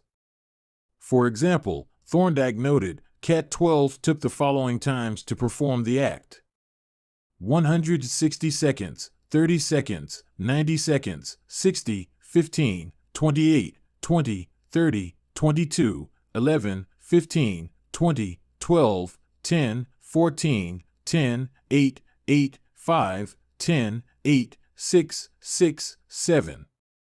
During the first 3 trials, the cat escaped in an average of 1.5 minutes. During the last 3 trials, it escaped in an average of 6.3 seconds. With practice, each cat made fewer errors and their actions became quicker and more automatic. Rather than repeat the same mistakes, the cat began to cut straight to the solution. From his studies, Thorndike described the learning process by stating, behaviors followed by satisfying consequences tend to be repeated, and those that produce unpleasant consequences are less likely to be repeated. His work provides the perfect starting point for discussing how habits form in our own lives. It also provides answers to some fundamental questions like, what are habits? And why does the brain bother building them at all? Why your brain builds habits. A habit is a behavior that has been repeated enough times to become automatic. The process of habit formation begins with trial and error. Whenever you encounter a new situation in life, your brain has to make a decision. How do I respond to this? The first time you come across a problem, you're not sure how to solve it. Like Thorndike's cat, you're just trying things out to see what works. Neurological activity in the brain is high during this period. You are carefully analyzing the situation and making conscious decisions about how to act. You're taking in tons of new information and trying to make sense of it all. The brain is busy learning the most effective course of action. Occasionally, like a cat pressing on a lever, you stumble across a solution. You're feeling anxious, and you discover that going for a run calms you down. You're mentally exhausted from a long day of work, and you learn that playing video games relaxes you. You're exploring, and then, bam, a reward. After you stumble upon an unexpected reward, you alter your strategy for next time. Your brain immediately begins to catalog the events that preceded the reward. Wait a minute, that felt good. What did I do right before that? This is the feedback loop behind all human behavior. Try, fail, learn, try differently. With practice, the useless movements fade away and the useful actions get reinforced. That's a habit forming. Whenever you face a problem repeatedly, your brain begins to automate the process of solving it. Your habits are just a series of automatic solutions that solve the problems and stresses you face regularly. As behavioral scientist Jason Rea writes, habits are, simply, reliable solutions to recurring problems in our environment. As habits are created, the level of activity in the brain decreases. You learn to lock in on the cues that predict success and tune out everything else. When a similar situation arises in the future, you know exactly what to look for. There is no longer a need to analyze every angle of a situation. Your brain skips the process of trial and error and creates a mental rule: if this, then that. These cognitive scripts can be followed automatically whenever the situation is appropriate. Now, whenever you feel stressed, you get the itch to run. As soon as you walk in the door from work, you grab the video game controller. A choice that once required effort is now automatic. A habit has been created. Habits are mental shortcuts learned from experience. In a sense, a habit is just a memory of the steps you previously followed to solve a problem in the past. Whenever the conditions are right, you can draw on this memory and automatically apply the same solution. The primary reason the brain remembers the past is to better predict what will work in the future. Habit formation is incredibly useful because the conscious mind is the bottleneck of the brain. It can only pay attention to one problem at a time. As a result, your brain is always working to preserve your conscious attention for whatever task is most essential. Whenever possible, the conscious mind likes to pawn off tasks to the non-conscious mind to do automatically. This is precisely what happens when a habit is formed. Habits reduce cognitive load and free up mental capacity so you can allocate your attention to other tasks. Despite their efficiency, some people still wonder about the benefits of habits. The argument goes like this: will habits make my life dull? I don't want to pigeonhole myself into a lifestyle I don't enjoy. Doesn't so much routine take away the vibrancy and spontaneity of life? Hardly. Such questions set up a false dichotomy. They make you think that you have to choose between building habits and attaining freedom. In reality, the two complement each other. Habits do not restrict freedom. They create it. In fact, the people who don't have their habits handled are often the ones with the least amount of freedom. Without good financial habits, you will always be struggling for the next dollar. Without good health habits, you will always seem to be short on energy. Without good learning habits, you will always feel like you're behind the curve. If you're always being forced to make decisions about simple tasks, when should I work out, where do I go to write, when do I pay the bills, then you have less time for freedom. It's only by making the fundamentals of life easier that you can create the mental space needed for free thinking and creativity. Conversely, when you have your habits dialed in and the basics of life are handled and done, your mind is free to focus on new challenges and master the next set of problems. Building habits in the present allows you to do more of what you want in the future. The science of how habits work. The process of building a habit can be divided into 4 simple steps: cue, craving, response, and reward. Breaking it down into these fundamental parts can help us understand what a habit is, how it works, and how to improve it. All habits proceed through 4 stages in the same order: cue, craving, response, and reward. This 4-step pattern is the backbone of every habit, and your brain runs through these steps in the same order each time. First, there is the cue. The cue triggers your brain to initiate a behavior. It is a bit of information that predicts a reward. Our prehistoric ancestors were paying attention to cues that signaled the location of primary rewards like food, water, and sex. Today, we spend most of our time learning cues that predict secondary rewards like money and fame, power and status, praise and approval, love and friendship, or a sense of personal satisfaction. Of course, these pursuits also indirectly improve our odds of survival and reproduction, which is the deeper motive behind everything we do. Your mind is continuously analyzing your internal and external environment for hints of where rewards are located. Because the cue is the first indication that we're close to a reward, it naturally leads to a craving. Cravings are the second step, and they are the motivational force behind every habit. Without some level of motivation or desire, without craving a change, we have no reason to act. What you crave is not the habit itself, but the change in state it delivers. You do not crave smoking a cigarette, you crave the feeling of relief it provides.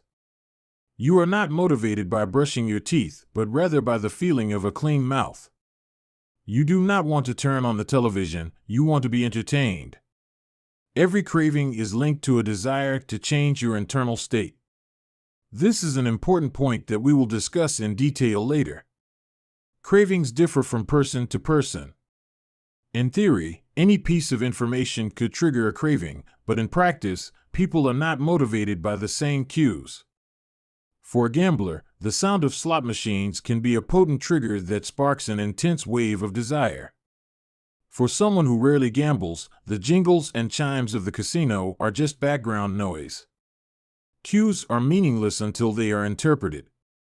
The thoughts, feelings, and emotions of the observer are what transform a cue into a craving.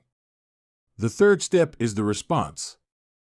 The response is the actual habit you perform, which can take the form of a thought or an action.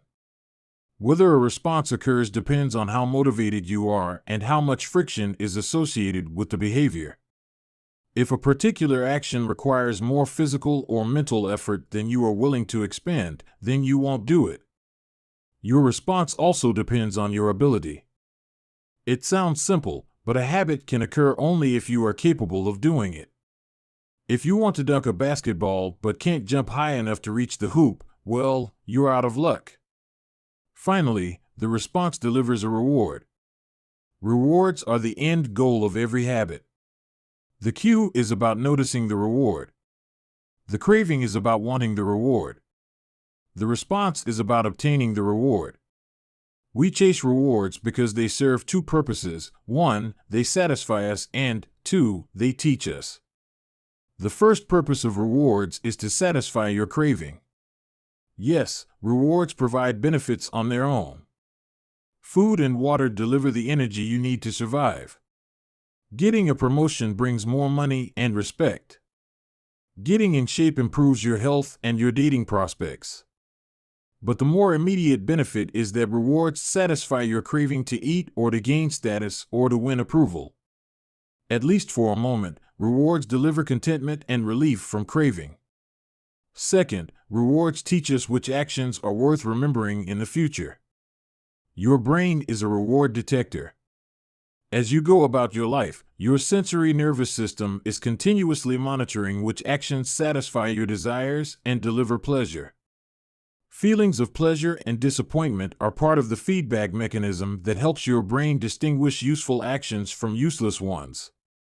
Rewards close the feedback loop and complete the habit cycle. If a behavior is insufficient in any of the 4 stages, it will not become a habit. Eliminate the cue and your habit will never start. Reduce the craving and you won't experience enough motivation to act. Make the behavior difficult and you won't be able to do it.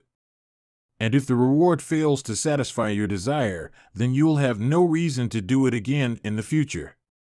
Without the first 3 steps, a behavior will not occur. Without all 4, a behavior will not be repeated. The habit loop. The 4 stages of habit are best described as a feedback loop. They form an endless cycle that is running every moment you are alive. This habit loop is continually scanning the environment, predicting what will happen next, trying out different responses, and learning from the results. In summary, the cue triggers a craving, which motivates a response, which provides a reward, which satisfies the craving and, ultimately, becomes associated with the cue. Together, these 4 steps form a neurological feedback loop: cue, craving, response, reward, cue, craving, response, reward, that ultimately allows you to create automatic habits. This cycle is known as the habit loop. This 4-step process is not something that happens occasionally, but rather it is an endless feedback loop that is running and active during every moment you are alive, even now. The brain is continually scanning the environment, predicting what will happen next, trying out different responses, and learning from the results. The entire process is completed in a split second, and we use it again and again without realizing everything that has been packed into the previous moment. We can split these 4 steps into 2 phases: the problem phase and the solution phase. The problem phase includes the cue and the craving, and it is when you realize that something needs to change. The solution phase includes the response and the reward, and it is when you take action and achieve the change you desire. All behavior is driven by the desire to solve a problem. Sometimes the problem is that you notice something good and you want to obtain it. Sometimes the problem is that you are experiencing pain and you want to relieve it.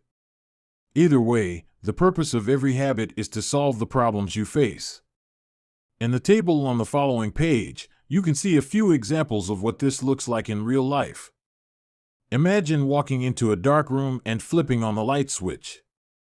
You have performed this simple habit so many times that it occurs without thinking.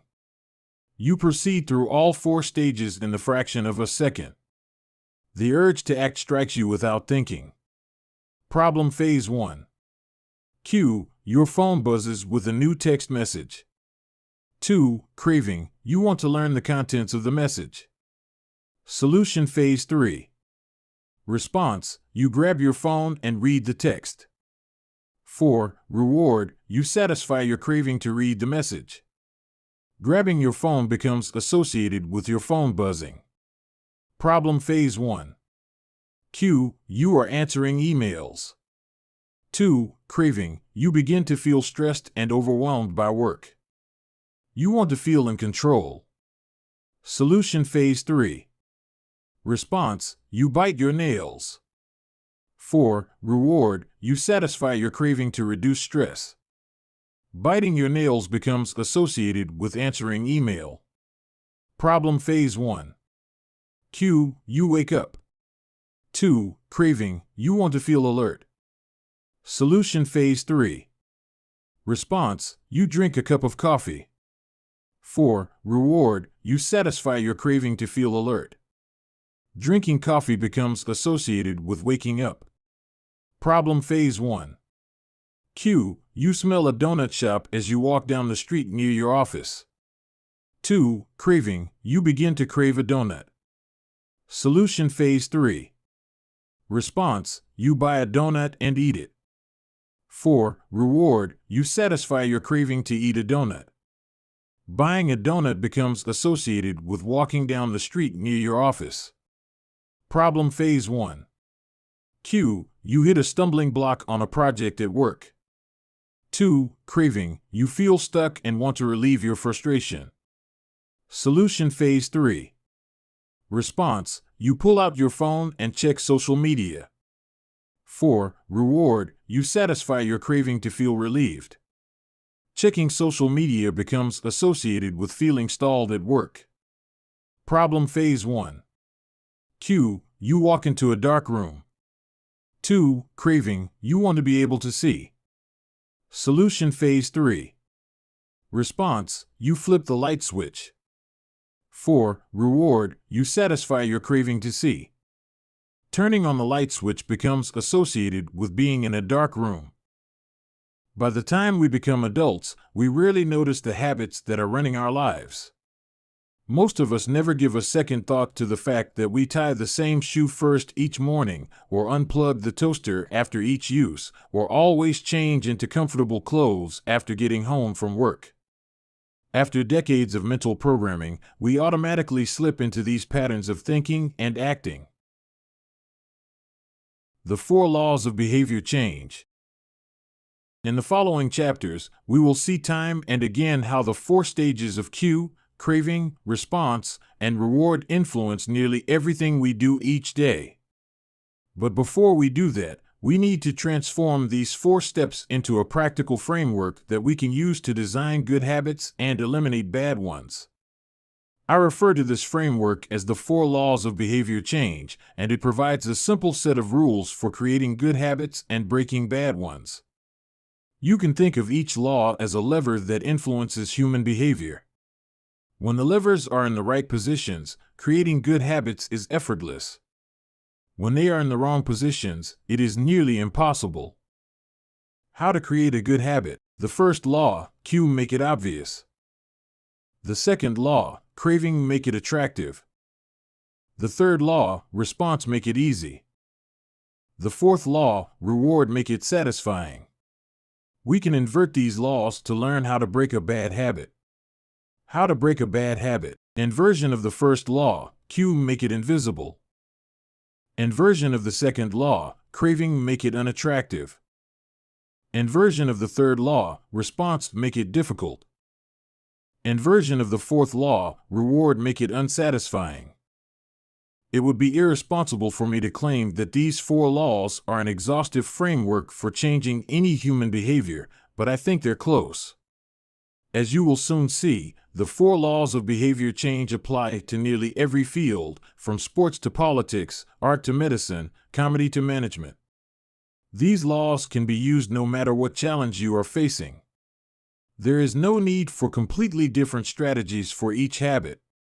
Whenever you want to change your behavior, you can simply ask yourself, 1. How can I make it obvious? 2. How can I make it attractive? 3. How can I make it easy? 4. How can I make it satisfying? If you have ever wondered, why don't I do what I say I'm going to do? Why don't I lose the weight or stop smoking or save for retirement or start that side business? Why do I say something is important but never seem to make time for it? The answers to those questions can be found somewhere in these 4 laws. The key to creating good habits and breaking bad ones is to understand these fundamental laws and how to alter them to your specifications. Every goal is doomed to fail if it goes against the grain of human nature. Your habits are shaped by the systems in your life. In the chapters that follow, we will discuss these laws one by one and show how you can use them to create a system in which good habits emerge naturally and bad habits wither away. Chapter Summary. A habit is a behavior that has been repeated enough times to become automatic. The ultimate purpose of habits is to solve the problems of life with as little energy and effort as possible. Any habit can be broken down into a feedback loop that involves 4 steps: cue, craving, response, and reward. The 4 laws of behavior change are a simple set of rules we can use to build better habits. They are: 1. Make it obvious. 2. Make it attractive. 3. Make it easy. And 4. Make it satisfying. The first law. Make it obvious. Chapter 4. The Man Who Didn't Look Right. The psychologist Gary Klein once told me a story about a woman who attended a family gathering. She had spent years working as a paramedic and, upon arriving at the event, took one look at her father-in-law and got very concerned. "I don't like the way you look," she said. Her father-in-law, who was feeling perfectly fine, jokingly replied, "Well, I don't like your looks either." "No," she insisted. "You need to go to the hospital now." A few hours later, the man was undergoing life-saving surgery after an examination had revealed that he had a blockage to a major artery and was at immediate risk of a heart attack. Without his daughter-in-law's intuition, he could have died. What did the paramedic see? How did she predict his impending heart attack? When major arteries are obstructed, the body focuses on sending blood to critical organs and away from peripheral locations near the surface of the skin. The result is a change in the pattern of distribution of blood in the face. After many years of working with people with heart failure, the woman had unknowingly developed the ability to recognize this pattern on sight. She couldn't explain what it was that she noticed in her father-in-law's face, but she knew something was wrong. Similar stories exist in other fields. For example, military analysts can identify which blip on a radar screen is an enemy missile and which one is a plane from their own fleet, even though they are traveling at the same speed, flying at the same altitude, and look identical on radar in nearly every respect.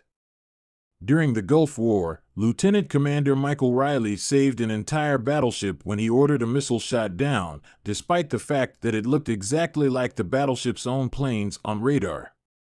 He made the right call, but even his superior officers couldn't explain how he did it. Museum curators have been known to discern the difference between an authentic piece of art and an expertly produced counterfeit, even though they can't tell you precisely which details tipped them off. Experienced radiologists can look at a brain scan and predict the area where a stroke will develop before any obvious signs are visible to the untrained eye. I've even heard of hairdressers noticing whether a client is pregnant based only on the feel of her hair. The human brain is a prediction machine. It is continuously taking in your surroundings and analyzing the information it comes across. Whenever you experience something repeatedly, like a paramedic seeing the face of a heart attack patient or a military analyst seeing a missile on a radar screen, your brain begins noticing what is important, sorting through the details and highlighting the relevant cues, and cataloging that information for future use. With enough practice, you can pick up on the cues that predict certain outcomes without consciously thinking about it. Automatically, your brain encodes the lessons learned through experience. We can't always explain what it is we are learning, but learning is happening all along the way, and your ability to notice the relevant cues in a given situation is the foundation for every habit you have.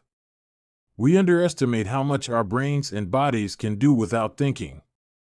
You do not tell your hair to grow, your heart to pump, your lungs to breathe, or your stomach to digest. And yet your body handles all this and more on autopilot. You are much more than your conscious self. Consider hunger. How do you know when you're hungry? You don't necessarily have to see a cookie on the counter to realize that it is time to eat. Appetite and hunger are governed non-consciously. Your body has a variety of feedback loops that gradually alert you when it is time to eat again and that track what is going on around you and within you. Cravings can arise thanks to hormones and chemicals circulating through your body. Suddenly, you're hungry even though you're not quite sure what tipped you off. This is one of the most surprising insights about our habits. You don't need to be aware of the cue for a habit to begin. You can notice an opportunity and take action without dedicating conscious attention to it. This is what makes habits useful. It's also what makes them dangerous. As habits form, your actions come under the direction of your automatic and non-conscious mind. You fall into old patterns before you realize what's happening. Unless someone points it out, you may not notice that you cover your mouth with your hand whenever you laugh, that you apologize before asking a question, or that you have a habit of finishing other people's sentences. And the more you repeat these patterns, the less likely you become to question what you're doing and why you're doing it. I once heard of a retail clerk who was instructed to cut up empty gift cards after customers had used up the balance on the card. One day, the clerk cashed out a few customers in a row who purchased with gift cards. When the next person walked up, the clerk swiped the customer's actual credit card, picked up the scissors, and then cut it in half, entirely on autopilot, before looking up at the stunned customer and realizing what had just happened. Another woman I came across in my research was a former preschool teacher who had switched to a corporate job. Even though she was now working with adults, her old habits would kick in and she kept asking coworkers if they had washed their hands after going to the bathroom. I also found the story of a man who had spent years working as a lifeguard and would occasionally yell "walk" whenever he saw a child running. Over time, the cues that spark our habits become so common that they are essentially invisible. the treats on the kitchen counter, the remote control next to the couch, the phone in our pocket. Our responses to these cues are so deeply encoded that it may feel like the urge to act comes from nowhere. For this reason, we must begin the process of behavior change with awareness. Before we can effectively build new habits, we need to get a handle on our current ones. This can be more challenging than it sounds because once a habit is firmly rooted in your life, it is mostly non-conscious and automatic. If a habit remains mindless, you can't expect to improve it. As the psychologist Carl Jung said, until you make the unconscious conscious, it will direct your life and you will call it fate. The Habit Scorecard. The Japanese railway system is regarded as one of the best in the world. If you ever find yourself riding a train in Tokyo, you'll notice that the conductors have a peculiar habit. As each operator runs the train, they proceed through a ritual of pointing at different objects and calling out commands. When the train approaches a signal, the operator will point at it and say, "Signal is green." As the train pulls into and out of each station, the operator will point at the speedometer and call out the exact speed. When it's time to leave, the operator will point at the timetable and state the time. Out on the platform, other employees are performing similar actions. Before each train departs, staff members will point along the edge of the platform and declare, "All clear." Every detail is identified, pointed at, and named aloud. This process, known as pointing and calling, is a safety system designed to reduce mistakes. It seems silly, but it works incredibly well. Pointing and calling reduces errors by up to 85% and cuts accidents by 30%. The MTA subway system in New York City adopted a modified version that is point-only, and within 2 years of implementation, incidents of incorrectly berthed subways fell 57%. Pointing and calling is so effective because it raises the level of awareness from a non-conscious habit to a more conscious level. Because the train operators must use their eyes, hands, mouth, and ears, they are more likely to notice problems before something goes wrong. My wife does something similar. Whenever we are preparing to walk out the door for a trip, she verbally calls out the most essential items in her packing list. "I've got my keys. I've got my wallet. I've got my glasses. I've got my husband." The more automatic a behavior becomes, the less likely we are to consciously think about it. And when we've done something 1,000 times before, we begin to overlook things. We assume that the next time will be just like the last. We're so used to doing what we've always done that we don't stop to question whether it's the right thing to do at all. Many of our failures in performance are largely attributable to a lack of self-awareness. One of our greatest challenges in changing habits is maintaining awareness of what we are actually doing. This helps explain why the consequences of bad habits can sneak up on us. We need a point-and-call system for our personal lives. That's the origin of the Habit Scorecard, which is a simple exercise you can use to become more aware of your behavior. To create your own, make a list of your daily habits. Here's a sample of where your list might start. Wake up. Turn off alarm. Check my phone. Go to the bathroom. Weigh myself. Take a shower. Brush my teeth. Floss my teeth. Put on deodorant. Hang up towel to dry. Get dressed. Make a cup of tea. And so on. Once you have a full list, look at each behavior and ask yourself, is this a good habit, a bad habit, or a neutral habit? If it is a good habit, write plus next to it. If it is a bad habit, write. If it is a neutral habit, write equal sign.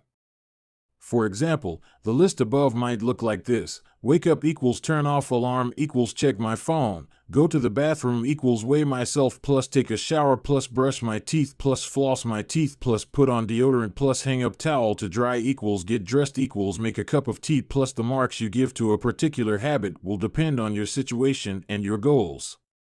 For someone who is trying to lose weight, eating a bagel with peanut butter every morning might be a bad habit.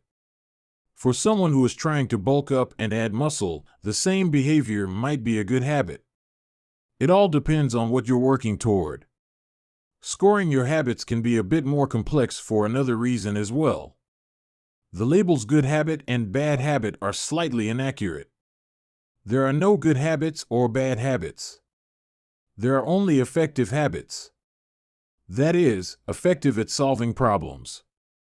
All habits serve you in some way, even the bad ones, which is why you repeat them. For this exercise, categorize your habits by how they will benefit you in the long run. Generally speaking, good habits will have net positive outcomes. Bad habits have net negative outcomes. Smoking a cigarette may reduce stress right now, that's how it's serving you, but it's not a healthy long-term behavior. If you're still having trouble determining how to rate a particular habit, here is a question I like to use. Does this behavior help me become the type of person I wish to be? Does this habit cast a vote for or against my desired identity? Habits that reinforce your desired identity are usually good. Habits that conflict with your desired identity are usually bad. As you create your habit scorecard, there is no need to change anything at first. The goal is to simply notice what is actually going on. Observe your thoughts and actions without judgment or internal criticism. Don't blame yourself for your faults. Don't praise yourself for your successes. If you eat a chocolate bar every morning, acknowledge it, almost as if you were watching someone else. Oh, how interesting that they would do such a thing. If you binge eat, simply notice that you are eating more calories than you should. If you waste time online, notice that you are spending your life in a way that you do not want to. The first step to changing bad habits is to be on the lookout for them. If you feel like you need extra help, then you can try pointing and calling in your own life. Say out loud the action that you are thinking of taking and what the outcome will be. If you want to cut back on your junk food habit but notice yourself grabbing another cookie, say out loud, "I'm about to eat this cookie, but I don't need it. Eating it will cause me to gain weight and hurt my health." Hearing your bad habits spoken aloud makes the consequences seem more real. It adds weight to the action rather than letting yourself mindlessly slip into an old routine. This approach is useful even if you're simply trying to remember a task on your to-do list. Just saying out loud, "Tomorrow, I need to go to the post office after lunch," increases the odds that you'll actually do it. You're getting yourself to acknowledge the need for action, and that can make all the difference. The process of behavior change always starts with awareness. Strategies like pointing and calling and the habit scorecard are focused on getting you to recognize your habits and acknowledge the cues that trigger them, which makes it possible to respond in a way that benefits you. Chapter Summary. With enough practice, your brain will pick up on the cues that predict certain outcomes without consciously thinking about it. Once our habits become automatic, we stop paying attention to what we are doing. The process of behavior change always starts with awareness. You need to be aware of your habits before you can change them. Pointing and calling raises your level of awareness from a non-conscious habit to a more conscious level by verbalizing your actions.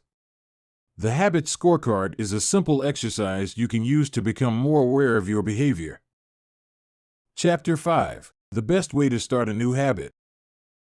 In 2001, researchers in Great Britain began working with 248 people to build better exercise habits over the course of 2 weeks. The subjects were divided into 3 groups. The first group was the control group. They were simply asked to track how often they exercised. The second group was the motivation group. They were asked not only to track their workouts, but also to read some material on the benefits of exercise. The researchers also explained to the group how exercise could reduce the risk of coronary heart disease and improve heart health. Finally, there was the third group. These subjects received the same presentation as the second group, which ensured that they had equal levels of motivation. However, they were also asked to formulate a plan for when and where they would exercise over the following week. Specifically, each member of the third group completed the following sentence: during the next week, I will partake in at least 20 minutes of vigorous exercise on day, at time, in place. In the first and second groups, 35 to 38% of people exercised at least once per week. Interestingly, the motivational presentation given to the second group seemed to have no meaningful impact on behavior. But 91% of the third group exercised at least once per week, more than double the normal rate. The sentence they filled out is what researchers refer to as an implementation intention, which is a plan you make beforehand about when and where to act. That is, how you intend to implement a particular habit. The cues that can trigger a habit come in a wide range of forms: the feel of your phone buzzing in your pocket, the smell of chocolate chip cookies, the sound of ambulance sirens, but the two most common cues are time and location. Implementation intentions leverage both of these cues. Broadly speaking, the format for creating an implementation intention is: when situation X arises, I will perform response Y. Hundreds of studies have shown that implementation intentions are effective for sticking to our goals, whether it's writing down the exact time and date of when you will get a flu shot or recording the time of your colonoscopy appointment. They increase the odds that people will stick with habits like recycling, studying, going to sleep early, and stopping smoking. Researchers have even found that voter turnout increases when people are forced to create implementation intentions by answering questions like, what route are you taking to the polling station? At what time are you planning to go? What bus will get you there? Other successful government programs have prompted citizens to make a clear plan to send taxes in on time or provided directions on when and where to pay late traffic bills. The punchline is clear. People who make a specific plan for when and where they will perform a new habit are more likely to follow through. Too many people try to change their habits without these basic details figured out. We tell ourselves, I'm going to eat healthier or I'm going to write more, but we never say when and where these habits are going to happen. We leave it up to chance and hope that we will just remember to do it or feel motivated at the right time. An implementation intention sweeps away foggy notions like I want to work out more or I want to be more productive or I should vote and transforms them into a concrete plan of action. Many people think they lack motivation when what they really lack is clarity. It is not always obvious when and where to take action. Some people spend their entire lives waiting for the time to be right to make an improvement. Once an implementation intention has been set, you don't have to wait for inspiration to strike. Do I write a chapter today or not? Do I meditate this morning or at lunch? When the moment of action occurs, there is no need to make a decision. Simply follow your predetermined plan. The simple way to apply this strategy to your habits is to fill out this sentence: I will, behavior, at, time, in, location. Meditation. I will meditate for 1 minute at 7 a.m. in my kitchen. Studying. I will study Spanish for 20 minutes at 6 p.m. in my bedroom. Exercise. I will exercise for 1 hour at 5 p.m. in my local gym. Marriage. I will make my partner a cup of tea at 8 a.m. in the kitchen.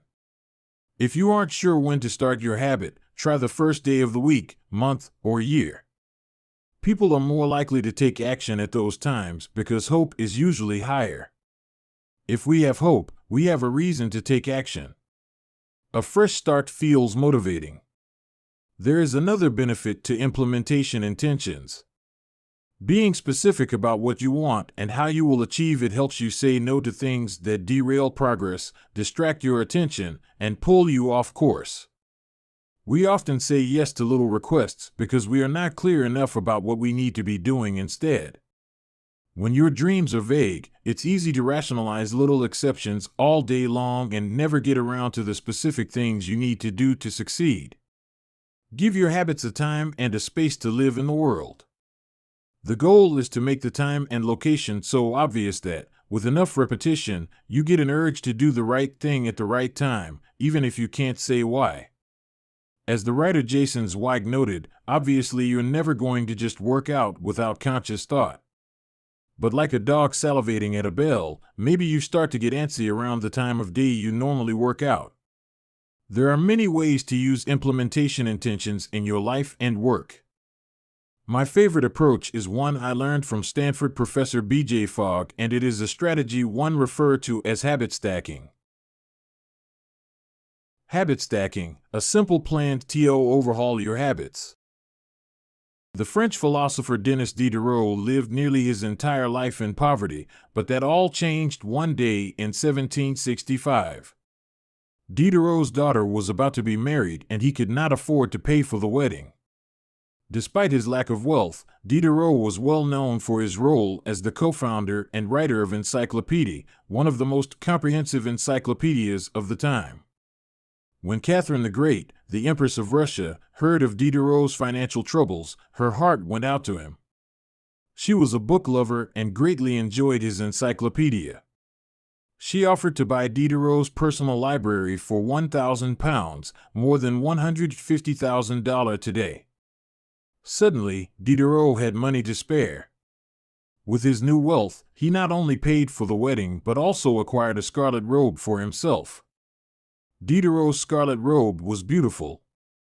So beautiful, in fact, that he immediately noticed how out of place it seemed when surrounded by his more common possessions. He wrote that there was no more coordination, no more unity, no more beauty between his elegant robe and the rest of his stuff. Diderot soon felt the urge to upgrade his possessions. He replaced his rug with one from Damascus. He decorated his home with expensive sculptures. He bought a mirror to place above the mantel and a better kitchen table. He tossed aside his old straw chair for a leather one. Like falling dominoes, one purchase led to the next. Diderot's behavior is not uncommon. In fact, the tendency for one purchase to lead to another one has a name: the Diderot effect. The Diderot effect states that obtaining a new possession often creates a spiral of consumption that leads to additional purchases. You can spot this pattern everywhere. You buy a dress and have to get new shoes and earrings to match. You buy a couch and suddenly question the layout of your entire living room. You buy a toy for your child and soon find yourself purchasing all of the accessories that go with it. It's a chain reaction of purchases. Many human behaviors follow this cycle. You often decide what to do next based on what you have just finished doing. Going to the bathroom leads to washing and drying your hands, which reminds you that you need to put the dirty towels in the laundry, so you add laundry detergent to the shopping list, and so on. No behavior happens in isolation. Each action becomes a cue that triggers the next behavior. Why is this important? When it comes to building new habits, you can use the connectedness of behavior to your advantage. One of the best ways to build a new habit is to identify a current habit you already do each day and then stack your new behavior on top. This is called habit stacking. Habit stacking is a special form of an implementation intention. Rather than pairing your new habit with a particular time and location, you pair it with a current habit. This method, which was created by B.J. Fogg as part of his Tiny Habits program, can be used to design an obvious cue for nearly any habit. The habit stacking formula is, after current habit, I will new habit. For example, meditation. After I pour my cup of coffee each morning, I will meditate for 1 minute. Exercise. After I take off my work shoes, I will immediately change into my workout clothes. Gratitude. After I sit down to dinner, I will say one thing I'm grateful for that happened today. Marriage. After I get into bed at night, I will give my partner a kiss. Safety. After I put on my running shoes, I will text a friend or family member where I am running and how long it will take. The key is to tie your desired behavior into something you already do each day. Once you have mastered this basic structure, you can begin to create larger stacks by chaining small habits together. This allows you to take advantage of the natural momentum that comes from one behavior leading into the next, a positive version of the Diderot effect. Habit stacking increases the likelihood that you'll stick with a habit by stacking your new behavior on top of an old one. This process can be repeated to chain numerous habits together, each one acting as the cue for the next. Your morning routine habit stack might look like this. 1. After I pour my morning cup of coffee, I will meditate for 60 seconds. 2. After I meditate for 60 seconds, I will write my to-do list for the day. 3. After I write my to-do list for the day, I will immediately begin my first task. Or, consider this habit stack in the evening. 1. After I finish eating dinner, I will put my plate directly into the dishwasher. 2. After I put my dishes away, I will immediately wipe down the counter. 3. After I wipe down the counter, I will set out my coffee mug for tomorrow morning. You can also insert new behaviors into the middle of your current routines. For example, you may already have a morning routine that looks like this: wake up greater than make my bed greater than take a shower. Let's say you want to develop the habit of reading more each night. You can expand your habit stack and try something like, wake up greater than make my bed greater than place a book on my pillow greater than take a shower. Now, when you climb into bed each night, a book will be sitting there waiting for you to enjoy.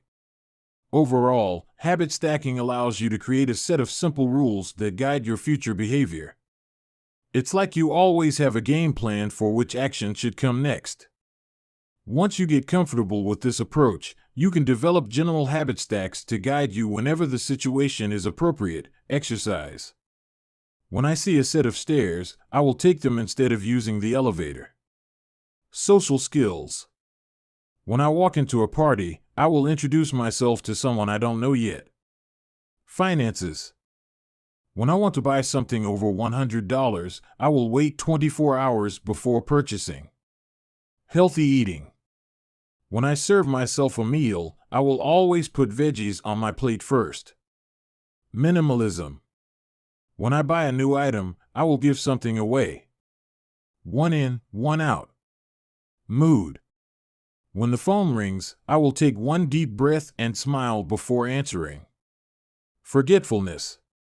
When I leave a public place, I will check the table and chairs to make sure I don't leave anything behind. No matter how you use this strategy, the secret to creating a successful habit stack is selecting the right cue to kick things off.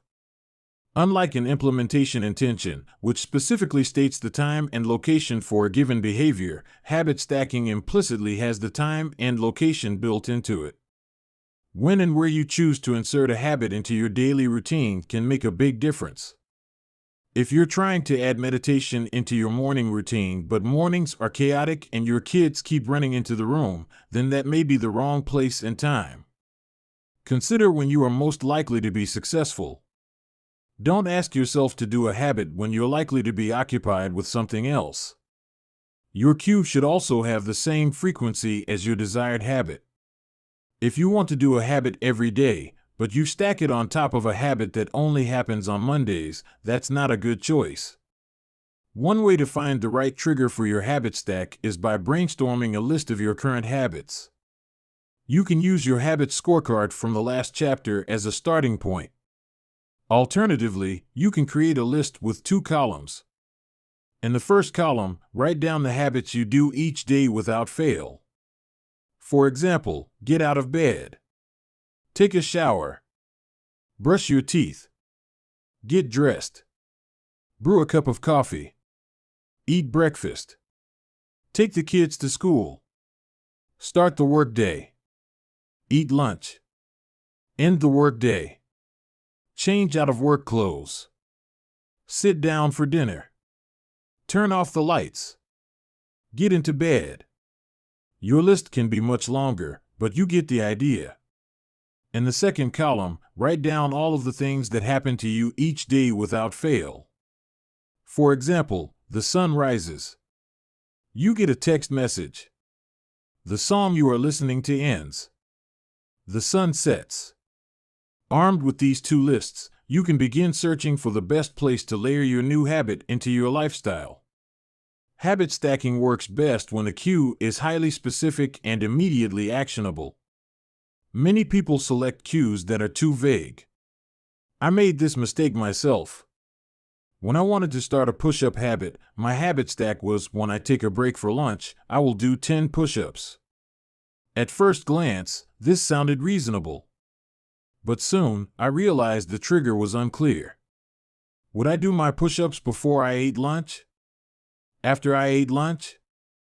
Where would I do them?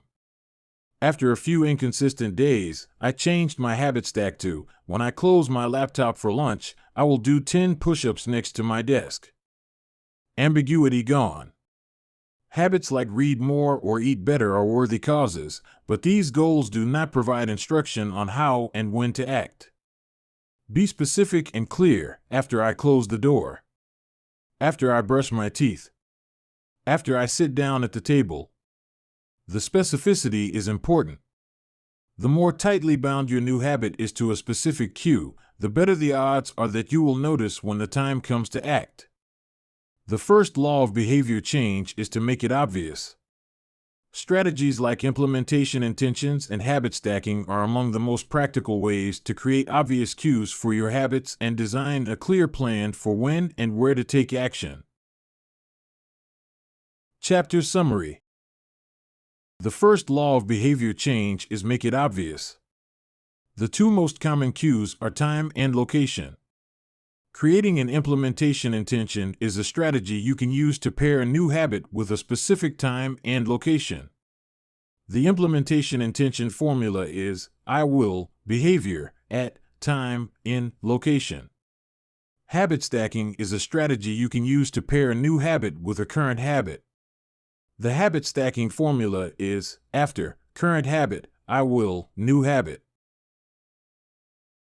Chapter 6. Motivation is overrated, environment often matters more. Anne Thorndike, a primary care physician at Massachusetts General Hospital in Boston, had a crazy idea. She believed she could improve the eating habits of thousands of hospital staff and visitors without changing their willpower or motivation in the slightest way.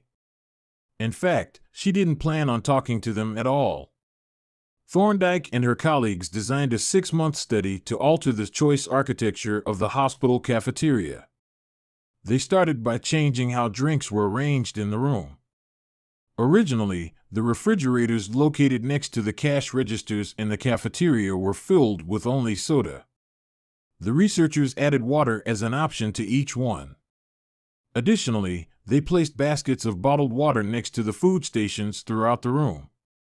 Soda was still in the primary refrigerators, but water was now available at all drink locations. Over the next 3 months, the number of soda sales at the hospital dropped by 11.4%. Meanwhile, sales of bottled water increased by 25.8%. They made similar adjustments and saw similar results with the food in the cafeteria. Nobody had said a word to anyone eating there. People often choose products not because of what they are, but because of where they are. If I walk into the kitchen and see a plate of cookies on the counter, I'll pick up half a dozen and start eating, even if I hadn't been thinking about them beforehand and didn't necessarily feel hungry. If the communal table at the office is always filled with donuts and bagels, it's going to be hard not to grab one every now and then. Your habits change depending on the room you are in and the cues in front of you. Environment is the invisible hand that shapes human behavior. Despite our unique personalities, certain behaviors tend to arise again and again under certain environmental conditions. In church, people tend to talk in whispers. On a dark street, people act wary and guarded. In this way, the most common form of change is not internal, but external. We are changed by the world around us. Every habit is context-dependent.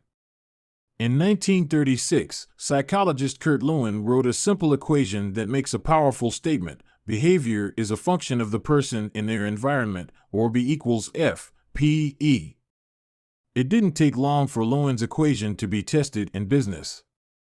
In 1952, the economist Hawkins Stern described a phenomenon he called suggestion impulse buying, which is triggered when a shopper sees a product for the first time and visualizes a need for it.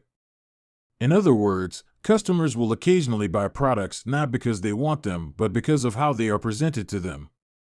For example, items at eye level tend to be purchased more than those down near the floor. For this reason, you'll find expensive brand names featured in easy-to-reach locations on store shelves because they drive the most profit, while cheaper alternatives are tucked away in harder-to-reach spots. The same goes for end caps, which are the units at the end of aisles. End caps are money-making machines for retailers because they are obvious locations that encounter a lot of foot traffic. For example, 45% of Coca-Cola sales come specifically from end-of-the-aisle racks. The more obviously available a product or service is, the more likely you are to try it. People drink Bud Light because it is in every bar and visit Starbucks because it is on every corner. We like to think that we are in control. If we choose water over soda, we assume it is because we wanted to do so. The truth, however, is that many of the actions we take each day are shaped not by purposeful drive and choice, but by the most obvious option. Every living being has its own methods for sensing and understanding the world. Eagles have remarkable long-distance vision. Snakes can smell by tasting the air with their highly sensitive tongues. Sharks can detect small amounts of electricity and vibrations in the water caused by nearby fish. Even bacteria have chemoreceptors, tiny sensory cells that allow them to detect toxic chemicals in their environment. In humans, perception is directed by the sensory nervous system. We perceive the world through sight, sound, smell, touch, and taste. But we also have other ways of sensing stimuli. Some are conscious, but many are non-conscious. For instance, you can notice when the temperature drops before a storm, or when the pain in your gut rises during a stomachache, or when you fall off balance while walking on rocky ground. Receptors in your body pick up on a wide range of internal stimuli, such as the amount of salt in your blood or the need to drink when thirsty. The most powerful of all human sensory abilities, however, is vision. The human body has about 11 million sensory receptors. Approximately 10 million of those are dedicated to sight. Some experts estimate that half of the brain's resources are used on vision. Given that we are more dependent on vision than on any other sense, it should come as no surprise that visual cues are the greatest catalyst of our behavior. For this reason, a small change in what you see can lead to a big shift in what you do. As a result, you can imagine how important it is to live and work in environments that are filled with productive cues and devoid of unproductive ones. Thankfully, there is good news in this respect. You don't have to be the victim of your environment. You can also be the architect of it. How to design your environment for success. During the energy crisis and oil embargo of the 1970s, Dutch researchers began to pay close attention to the country's energy usage. In one suburb near Amsterdam, they found that some homeowners used 30% less energy than their neighbors, despite the homes being of similar size and getting electricity for the same price. It turned out the houses in this neighborhood were nearly identical except for one feature, the location of the electrical meter. Some had one in the basement. Others had the electrical meter upstairs in the main hallway. As you may guess, the homes with the meters located in the main hallway used less electricity. When their energy use was obvious and easy to track, people changed their behavior. Every habit is initiated by a cue, and we are more likely to notice cues that stand out. Unfortunately, the environments where we live and work often make it easy not to do certain actions because there is no obvious cue to trigger the behavior. It's easy not to practice the guitar when it's tucked away in the closet. It's easy not to read a book when the bookshelf is in the corner of the guest room. It's easy not to take your vitamins when they are out of sight in the pantry. When the cues that spark a habit are subtle or hidden, they are easy to ignore. By comparison, creating obvious visual cues can draw your attention toward a desired habit. In the early 1990s, the cleaning staff at Schiphol Airport in Amsterdam installed a small sticker that looked like a fly near the center of each urinal. Apparently, when men stepped up to the urinals, they aimed for what they thought was a bug. The stickers improved their aim and significantly reduced spillage around the urinals. Further analysis determined that the stickers cut bathroom cleaning costs by 8% per year. I've experienced the power of obvious cues in my own life.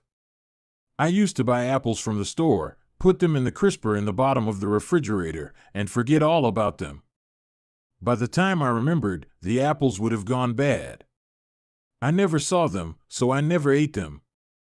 Eventually, I took my own advice and redesigned my environment. I bought a large display bowl and placed it in the middle of the kitchen counter. The next time I bought apples, that was where they went, out in the open where I could see them. Almost like magic, I began eating a few apples each day simply because they were obvious rather than out of sight. Here are a few ways you can redesign your environment and make the cues for your preferred habits more obvious. If you want to remember to take your medication each night, put your pill bottle directly next to the faucet on the bathroom counter. If you want to practice guitar more frequently, place your guitar stand in the middle of the living room. If you want to remember to send more thank you notes, keep a stack of stationery on your desk. If you want to drink more water, fill up a few water bottles each morning and place them in common locations around the house. If you want to make a habit a big part of your life, make the cue a big part of your environment. The most persistent behaviors usually have multiple cues. Consider how many different ways the smoker could be prompted to pull out a cigarette, driving in the car, seeing a friend smoke, feeling stressed at work, and so on. The same strategy can be employed for good habits. By sprinkling triggers throughout your surroundings, you increase the odds that you'll think about your habit throughout the day. Make sure the best choice is the most obvious one. Making a better decision is easy and natural when the cues for good habits are right in front of you. Environment design is powerful not only because it influences how we engage with the world, but also because we rarely do it. Most people live in a world others have created for them. But you can alter the spaces where you live and work to increase your exposure to positive cues and reduce your exposure to negative ones. Environment design allows you to take back control and become the architect of your life. Be the designer of your world and not merely the consumer of it. The context is the CUE. The cues that trigger a habit can start out very specific, but over time your habits become associated not with a single trigger but with the entire context surrounding the behavior. For example, many people drink more in social situations than they would ever drink alone. The trigger is rarely a single cue, but rather the whole situation: watching your friends order drinks, hearing the music at the bar, seeing the beers on tap. We mentally assign our habits to the locations in which they occur: the home, the office, the gym. Each location develops a connection to certain habits and routines.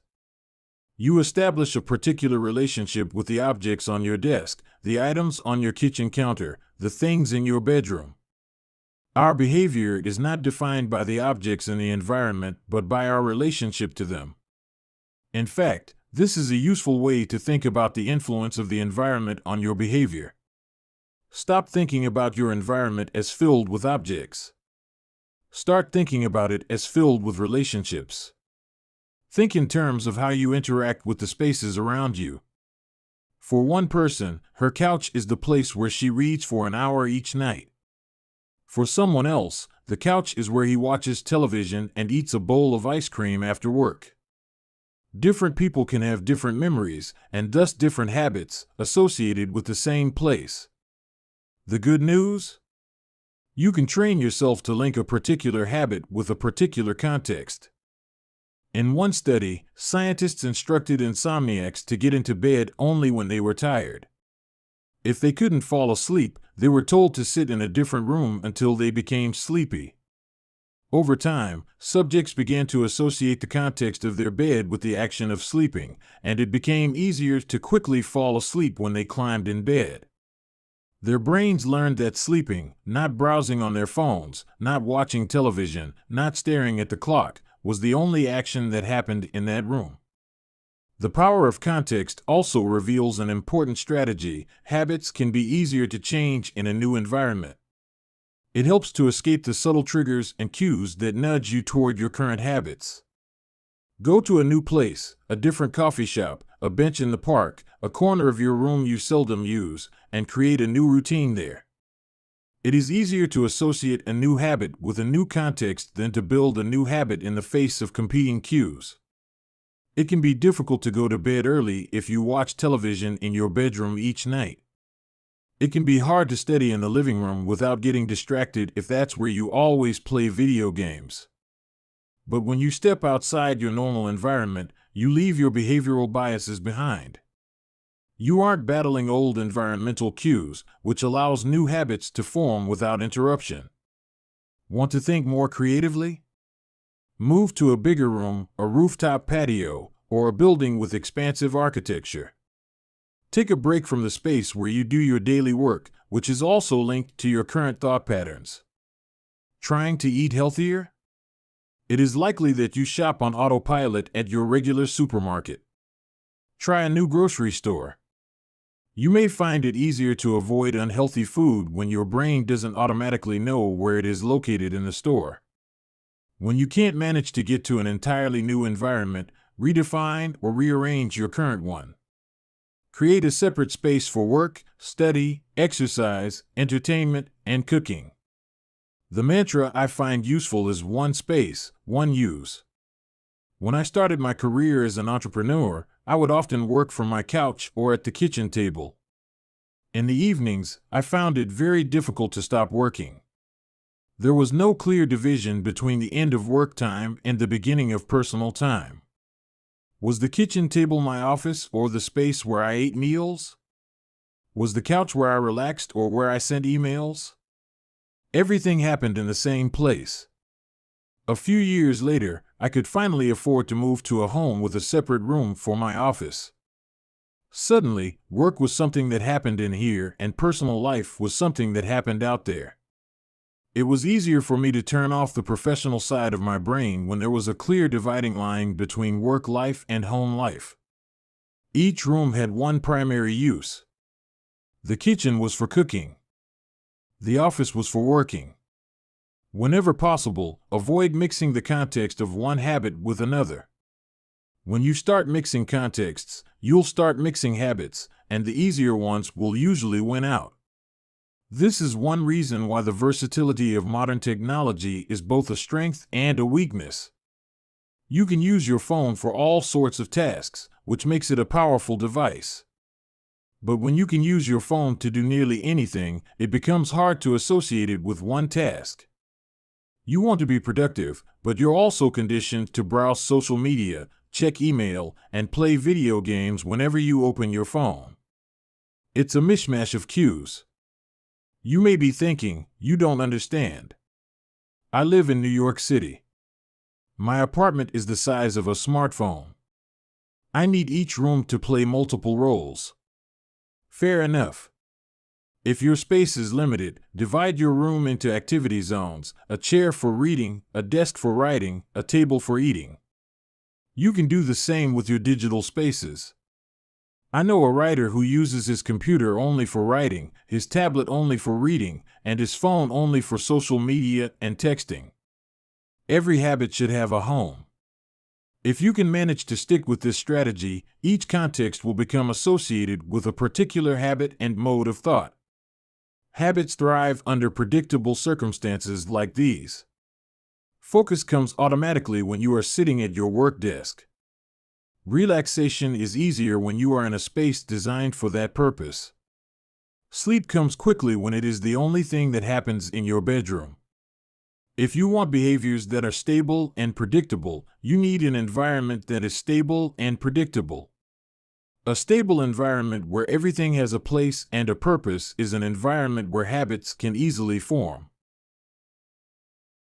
Chapter Summary. Small changes in context can lead to large changes in behavior over time. Every habit is initiated by a cue. We are more likely to notice cues that stand out. Make the cues of good habits obvious in your environment. Gradually, your habits become associated not with a single trigger but with the entire context surrounding the behavior. The context becomes the cue. It is easier to build new habits in a new environment because you are not fighting against old cues. Chapter 7. The Secret to Self-Control. In 1971, as the Vietnam War was heading into its 16th year, Congressman Robert Steele from Connecticut and Morgan Murphy from Illinois made a discovery that stunned the American public. While visiting the troops, they had learned that over 15% of U.S. soldiers stationed there were heroin addicts. Follow-up research revealed that 35% of service members in Vietnam had tried heroin and as many as 20% were addicted. The problem was even worse than they had initially thought. The discovery led to a flurry of activity in Washington, including the creation of the Special Action Office of Drug Abuse Prevention under President Nixon to promote prevention and rehabilitation and to track addicted service members when they returned home. Lee Robbins was one of the researchers in charge. In a finding that completely upended the accepted beliefs about addiction, Robbins found that when soldiers who had been heroin users returned home, only 5% of them became re-addicted within a year, and just 12% relapsed within 3 years. In other words, approximately 9 out of 10 soldiers who used heroin in Vietnam eliminated their addiction nearly overnight. This finding contradicted the prevailing view at the time, which considered heroin addiction to be a permanent and irreversible condition. Instead, Robbins revealed that addictions could spontaneously dissolve if there was a radical change in the environment. In Vietnam, soldiers spent all day surrounded by cues triggering heroin use. It was easy to access, they were engulfed by the constant stress of war, they built friendships with fellow soldiers who were also heroin users, and they were thousands of miles from home. Once a soldier returned to the United States, though, he found himself in an environment devoid of those triggers. When the context changed, so did the habit. Compare this situation to that of a typical drug user.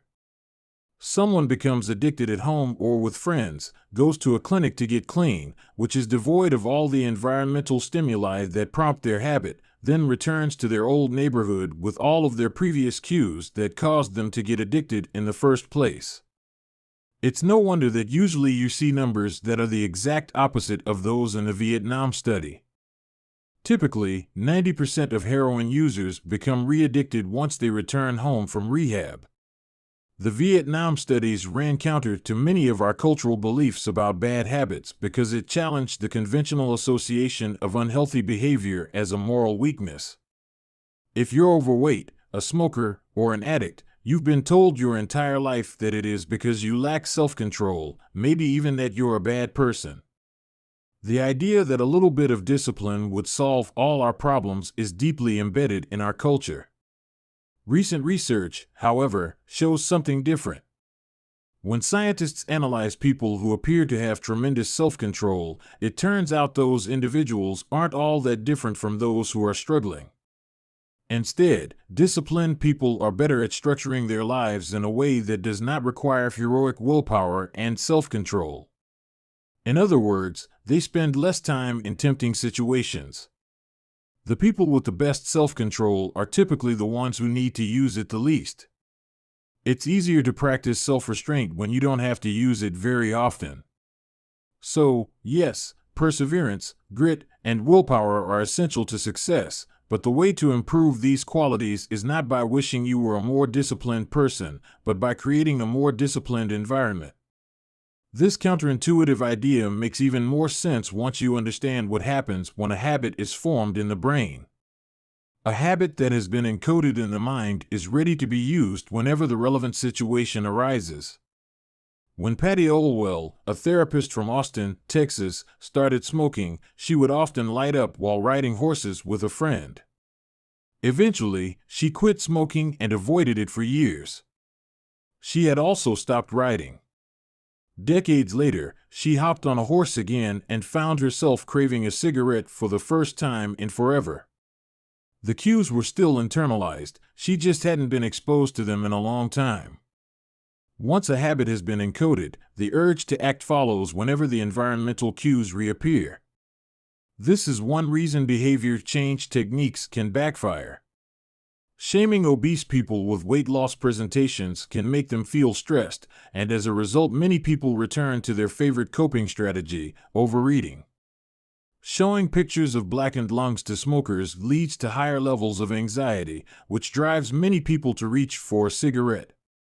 If you're not careful about cues, you can cause the very behavior you want to stop.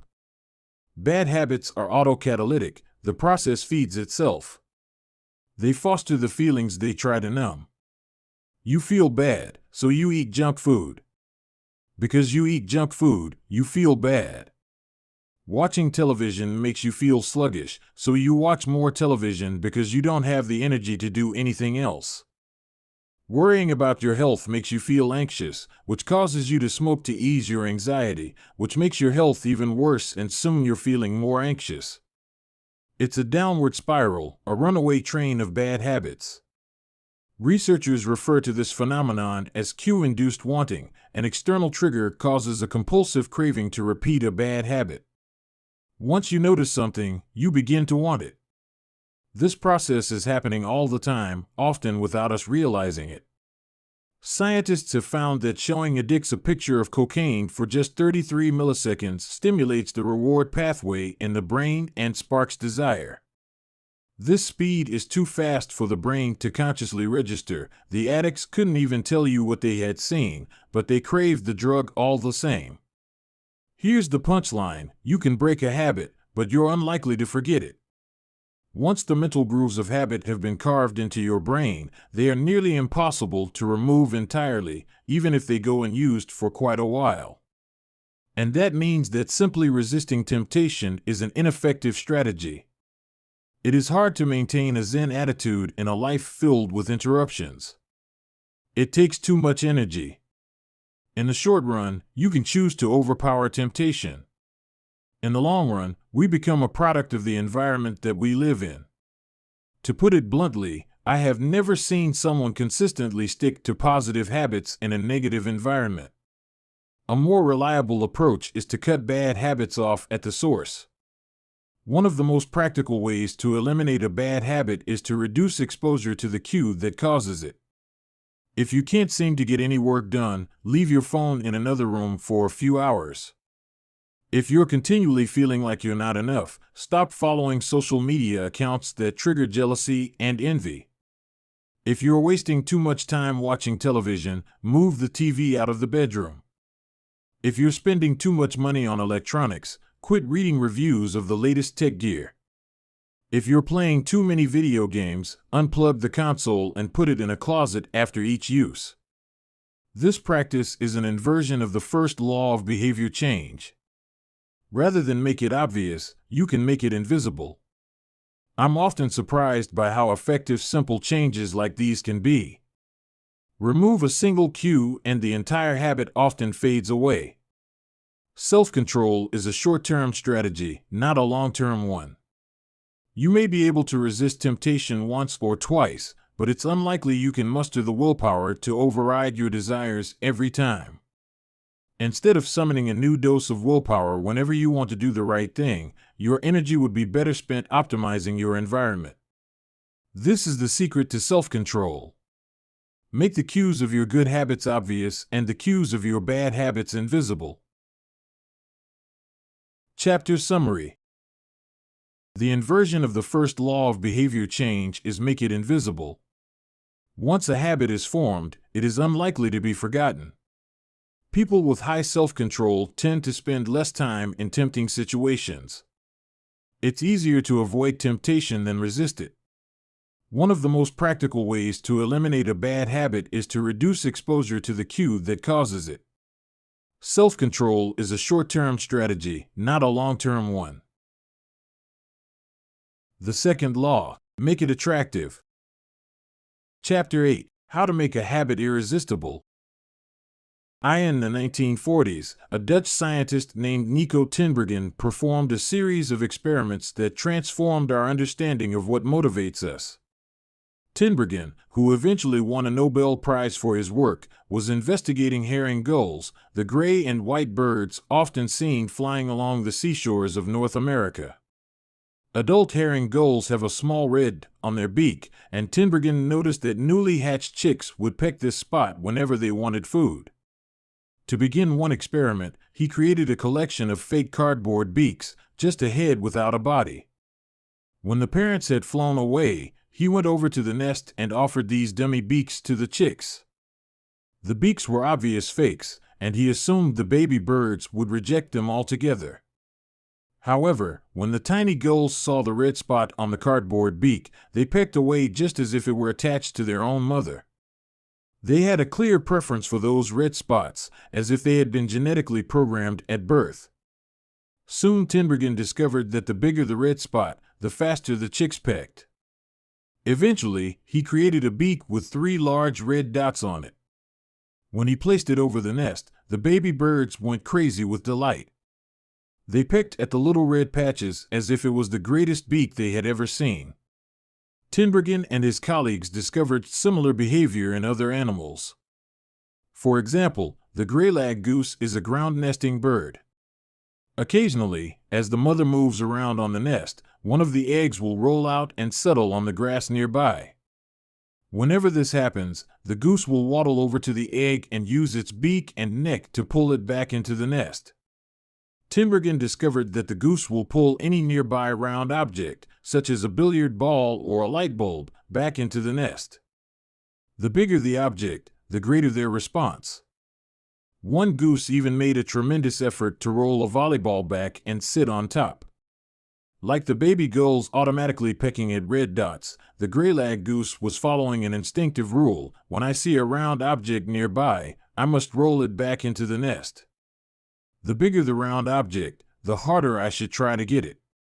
It's like the brain of each animal is preloaded with certain rules for behavior, and when it comes across an exaggerated version of that rule, it lights up like a Christmas tree. Scientists refer to these exaggerated cues as supernormal stimuli. A supernormal stimulus is a heightened version of reality, like a beak with 3 red dots or an egg the size of a volleyball, and it elicits a stronger response than usual. Humans are also prone to fall for exaggerated versions of reality.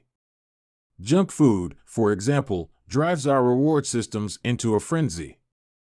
After spending hundreds of thousands of years hunting and foraging for food in the wild, the human brain has evolved to place a high value on salt, sugar, and fat. Such foods are often calorie-dense, and they were quite rare when our ancient ancestors were roaming the savannah. When you don't know where your next meal is coming from, eating as much as possible is an excellent strategy for survival. Today, however, we live in a calorie-rich environment. Food is abundant, but your brain continues to crave it like it is scarce. Placing a high value on salt, sugar, and fat is no longer advantageous to our health, but the craving persists because the brain's reward centers have not changed for approximately 50,000 years.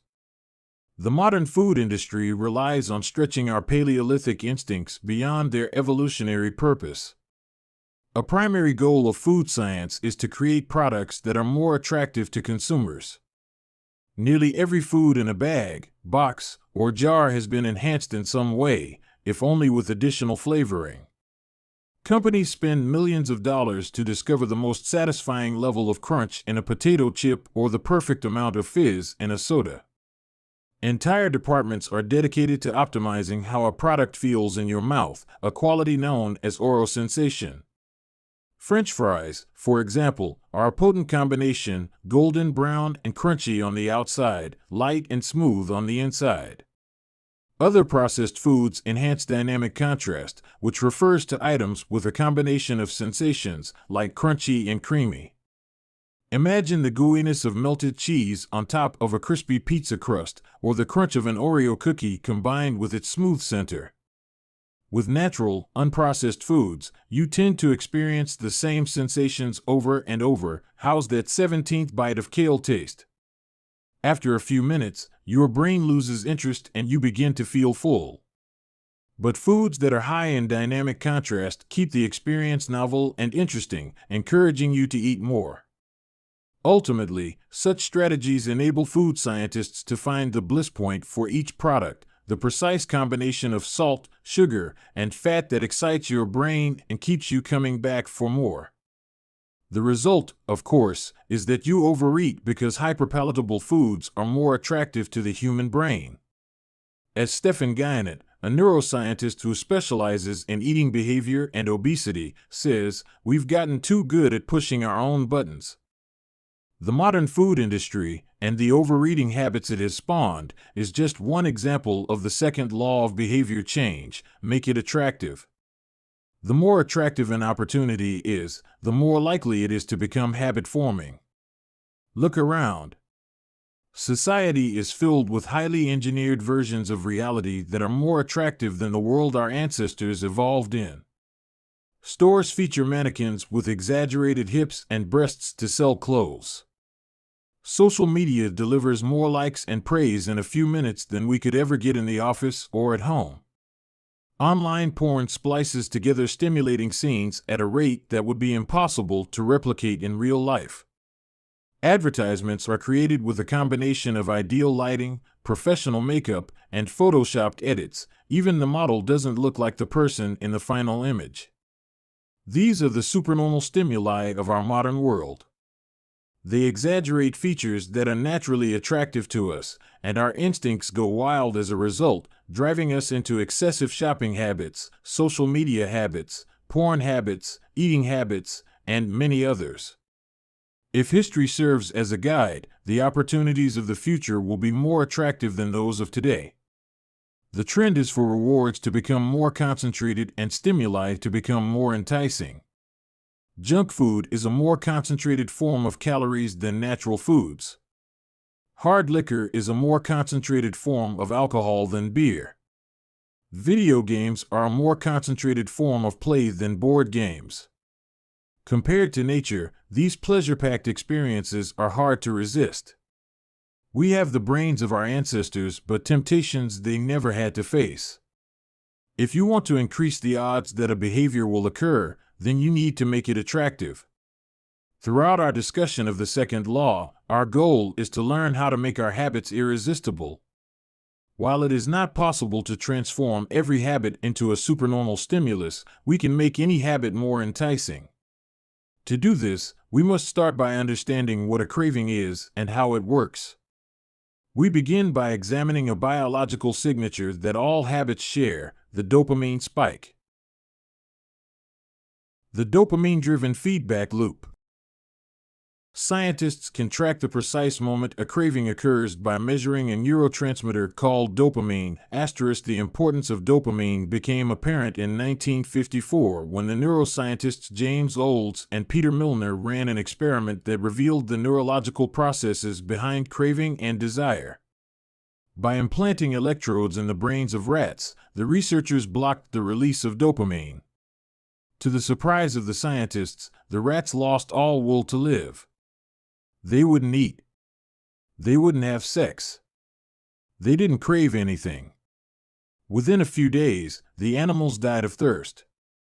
In follow-up studies, other scientists also inhibited the dopamine-releasing parts of the brain, but this time, they squirted little droplets of sugar into the mouths of the dopamine-depleted rats. Their little rat faces lit up with pleasurable grins from the tasty substance. Even though dopamine was blocked, they liked the sugar just as much as before, they just didn't want it anymore. The ability to experience pleasure remained, but without dopamine, desire died. And without desire, action stopped. When other researchers reversed this process and flooded the reward system of the brain with dopamine, animals performed habits at breakneck speed.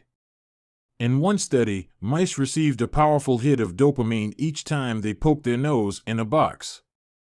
Within minutes, the mice developed a craving so strong they began poking their nose into the box 800 times per hour. Humans are not so different. The average slot machine player will spin the wheel 600 times per hour. Habits are a dopamine-driven feedback loop. Every behavior that is highly habit-forming, taking drugs, eating junk food, playing video games, browsing social media, is associated with higher levels of dopamine.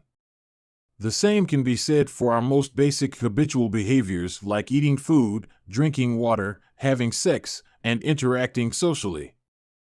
For years, scientists assumed dopamine was all about pleasure, but now we know it plays a central role in many neurological processes, including motivation, learning and memory, punishment and aversion, and voluntary movement. When it comes to habits, the key takeaway is this: dopamine is released not only when you experience pleasure, but also when you anticipate it. Gambling addicts have a dopamine spike right before they place a bet, not after they win. Cocaine addicts get a surge of dopamine when they see the powder, not after they take it. Whenever you predict that an opportunity will be rewarding, your levels of dopamine spike in anticipation. And whenever dopamine rises, so does your motivation to act. It is the anticipation of a reward, not the fulfillment of it, that gets us to take action. Interestingly, the reward system that is activated in the brain when you receive a reward is the same system that is activated when you anticipate a reward. This is one reason the anticipation of an experience can often feel better than the attainment of it. As a child, thinking about Christmas morning can be better than opening the gifts. As an adult, daydreaming about an upcoming vacation can be more enjoyable than actually being on vacation. Scientists refer to this as the difference between wanting and liking. The dopamine spike. Your brain has far more neural circuitry allocated for wanting rewards than for liking them. The wanting centers in the brain are large: the brainstem, the nucleus accumbens, the ventral tegmental area, the dorsal striatum, the amygdala, and portions of the prefrontal cortex. By comparison, the liking centers of the brain are much smaller. They are often referred to as hedonic hotspots and are distributed like tiny islands throughout the brain. For instance, researchers have found that 100% of the nucleus accumbens is activated during wanting. Meanwhile, only 10% of the structure is activated during liking. The fact that the brain allocates so much precious space to the regions responsible for craving and desire provides further evidence of the crucial role these processes play. Desire is the engine that drives behavior. Every action is taken because of the anticipation that precedes it.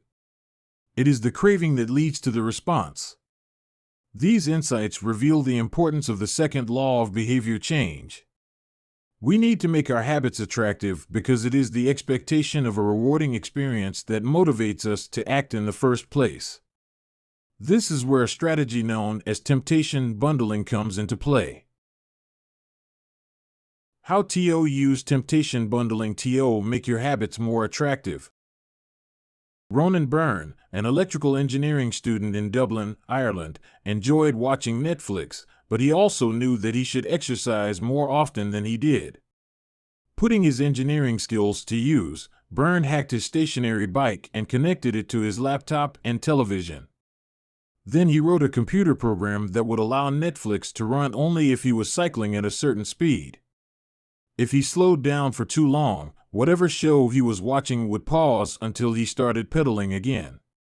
He was, in the words of one fan, eliminating obesity one Netflix binge at a time. He was also employing temptation bundling to make his exercise habit more attractive. Temptation bundling works by linking an action you want to do with an action you need to do. In Byrne's case, he bundled watching Netflix, the thing he wanted to do, with riding his stationary bike, the thing he needed to do. Businesses are masters at temptation bundling. For instance, when the American Broadcasting Company, more commonly known as ABC, launched its Thursday night television lineup for the 2014 to 2015 season, they promoted temptation bundling on a massive scale. Every Thursday, the company would air 3 shows created by screenwriter Shonda Rhimes: Grey's Anatomy, Scandal, and How to Get Away with Murder. They branded it as TGIT on ABC. TGIT stands for Thank God It's Thursday. In addition to promoting the shows, ABC encouraged viewers to make popcorn, drink red wine, and enjoy the evening. Andrew Kubitz, head of scheduling for ABC, described the idea behind the campaign. We see Thursday night as a viewership opportunity, with either couples or women by themselves who want to sit down and escape and have fun and drink their red wine and have some popcorn. The brilliance of this strategy is that ABC was associating the thing they needed viewers to do, watch their shows, with activities their viewers already wanted to do, relax, drink wine, and eat popcorn. Over time, people began to connect watching ABC with feeling relaxed and entertained. If you drink red wine and eat popcorn at 8 p.m. every Thursday, then eventually 8 p.m. on Thursday means relaxation and entertainment. The reward gets associated with the cue, and the habit of turning on the television becomes more attractive. You're more likely to find a behavior attractive if you get to do one of your favorite things at the same time. Perhaps you want to hear about the latest celebrity gossip, but you need to get in shape. Using temptation bundling, you could only read the tabloids and watch reality shows at the gym. Maybe you want to get a pedicure, but you need to clean out your email inbox. Solution: only get a pedicure while processing overdue work emails. Temptation bundling is one way to apply a psychology theory known as Premack's principle. Named after the work of Professor David Premack, the principle states that more probable behaviors will reinforce less probable behaviors. In other words, even if you don't really want to process overdue work emails, you'll become conditioned to do it if it means you get to do something you really want to do along the way. You can even combine temptation bundling with the habit stacking strategy we discussed in Chapter 5 to create a set of rules to guide your behavior. The habit stacking plus temptation bundling formula is 1. After current habit, I will, habit I need. 2. After habit I need, I will, habit I want. If you want to read the news, but you need to express more gratitude, 1. After I get my morning coffee, I will say one thing I'm grateful for that happened yesterday, need. 2. After I say one thing I'm grateful for, I will read the news, want. If you want to watch sports, but you need to make sales calls, 1.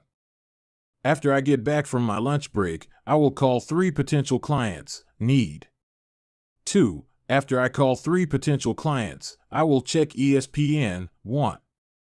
If you want to check Facebook, but you need to exercise more, 1. After I pull out my phone, I will do 10 burpees, need. 2. After I do 10 burpees, I will check Facebook, want.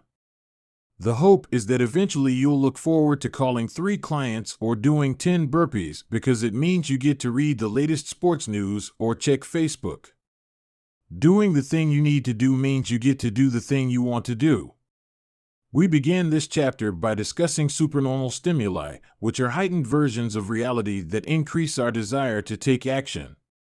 Temptation bundling is one way to create a heightened version of any habit by connecting it with something you already want. Engineering a truly irresistible habit is a hard task, but this simple strategy can be employed to make nearly any habit more attractive than it would be otherwise. Chapter Summary. The second law of behavior change is make it attractive. The more attractive an opportunity is, the more likely it is to become habit-forming. Habits are a dopamine-driven feedback loop. When dopamine rises, so does our motivation to act. It is the anticipation of a reward, not the fulfillment of it, that gets us to take action. The greater the anticipation, the greater the dopamine spike. Temptation bundling is one way to make your habits more attractive. The strategy is to pair an action you want to do with an action you need to do.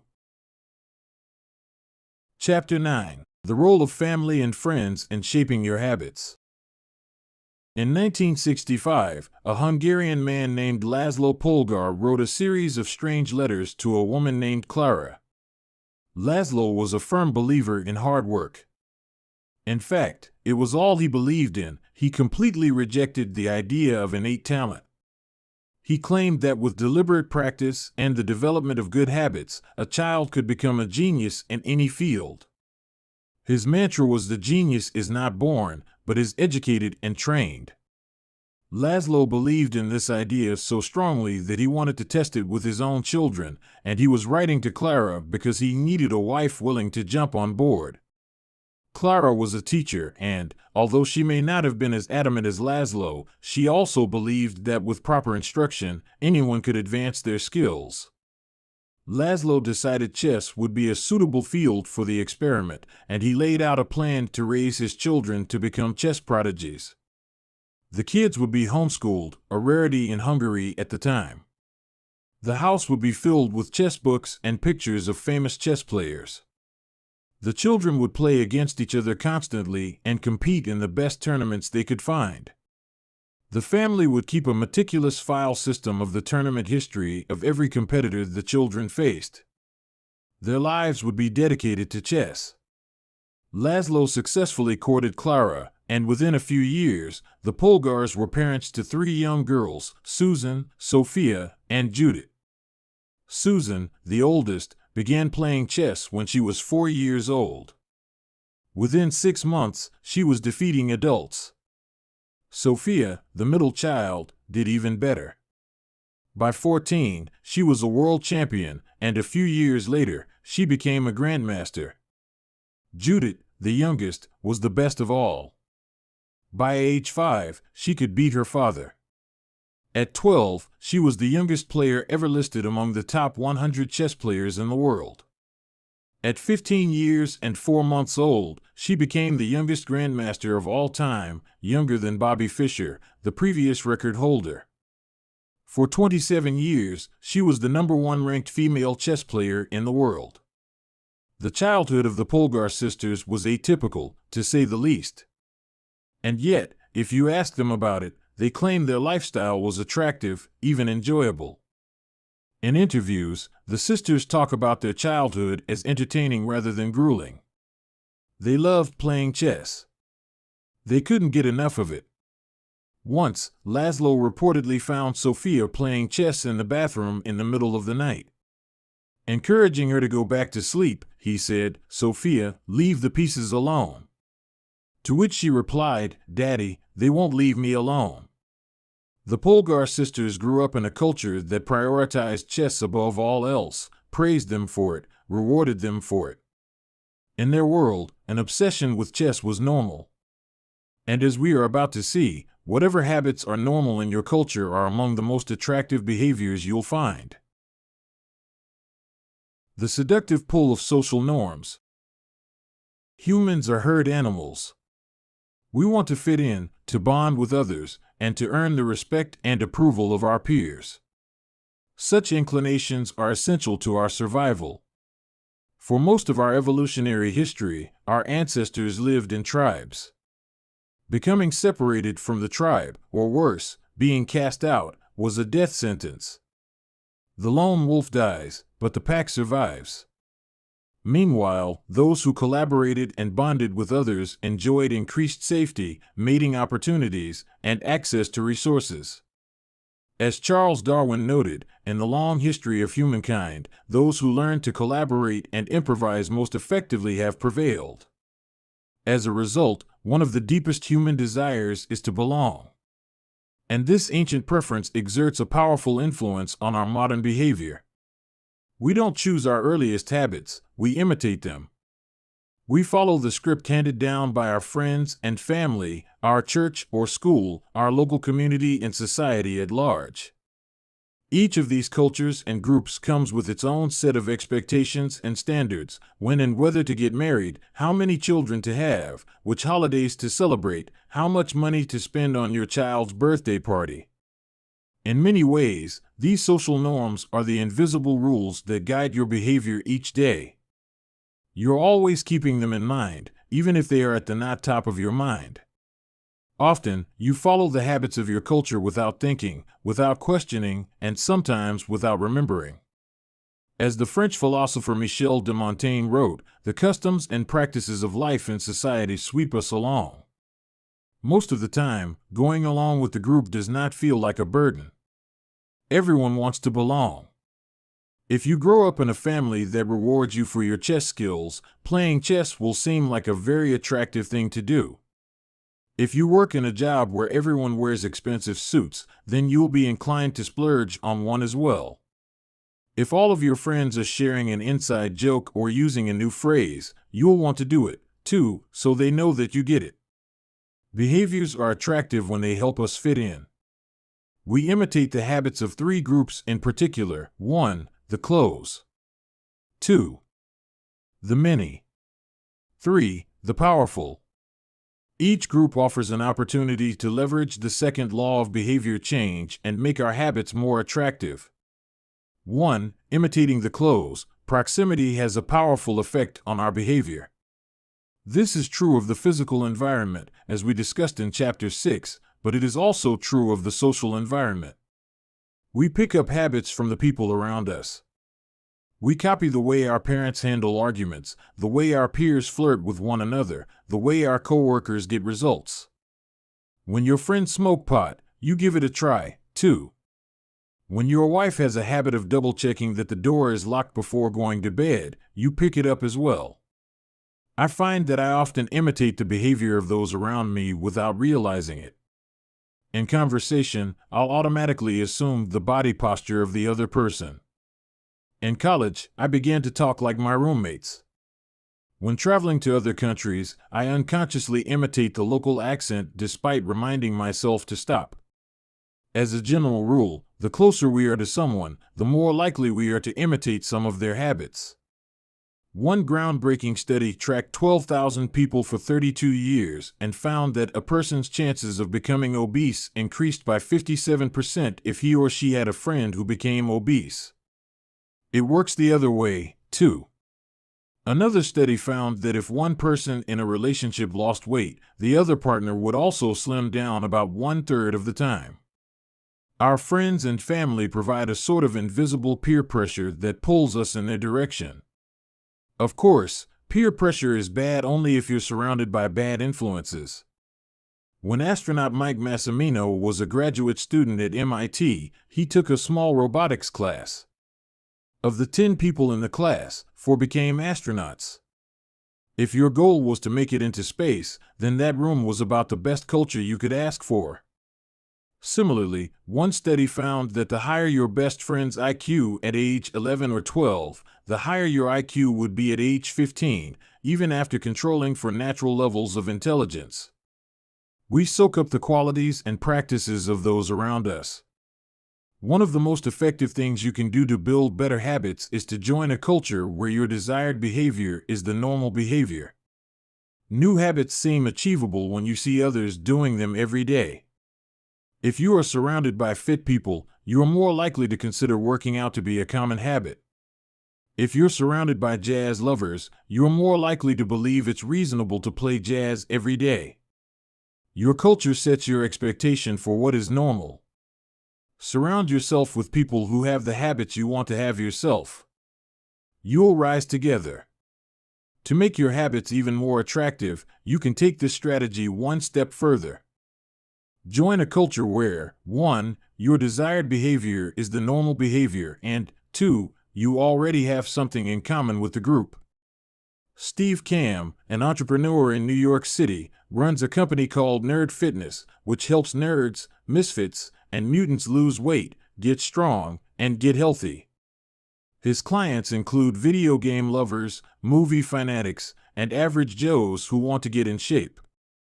Many people feel out of place the first time they go to the gym or try to change their diet, but if you are already similar to the other members of the group in some way, say, your mutual love of Star Wars, change becomes more appealing because it feels like something people like you already do. Nothing sustains motivation better than belonging to the tribe. It transforms a personal quest into a shared one. Previously, you were on your own.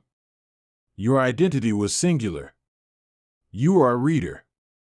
You are a musician. You are an athlete. When you join a book club or a band or a cycling group, your identity becomes linked to those around you. Growth and change is no longer an individual pursuit. We are readers. We are musicians. We are cyclists. The shared identity begins to reinforce your personal identity. This is why remaining part of a group after achieving a goal is crucial to maintaining your habits. It's friendship and community that embed a new identity and help behaviors last over the long run. 2. Imitating the many. In the 1950s, psychologist Solomon Asch conducted a series of experiments that are now taught to legions of undergrads each year. To begin each experiment, the subject entered the room with a group of strangers. Unbeknownst to them, the other participants were actors planted by the researcher and instructed to deliver scripted answers to certain questions.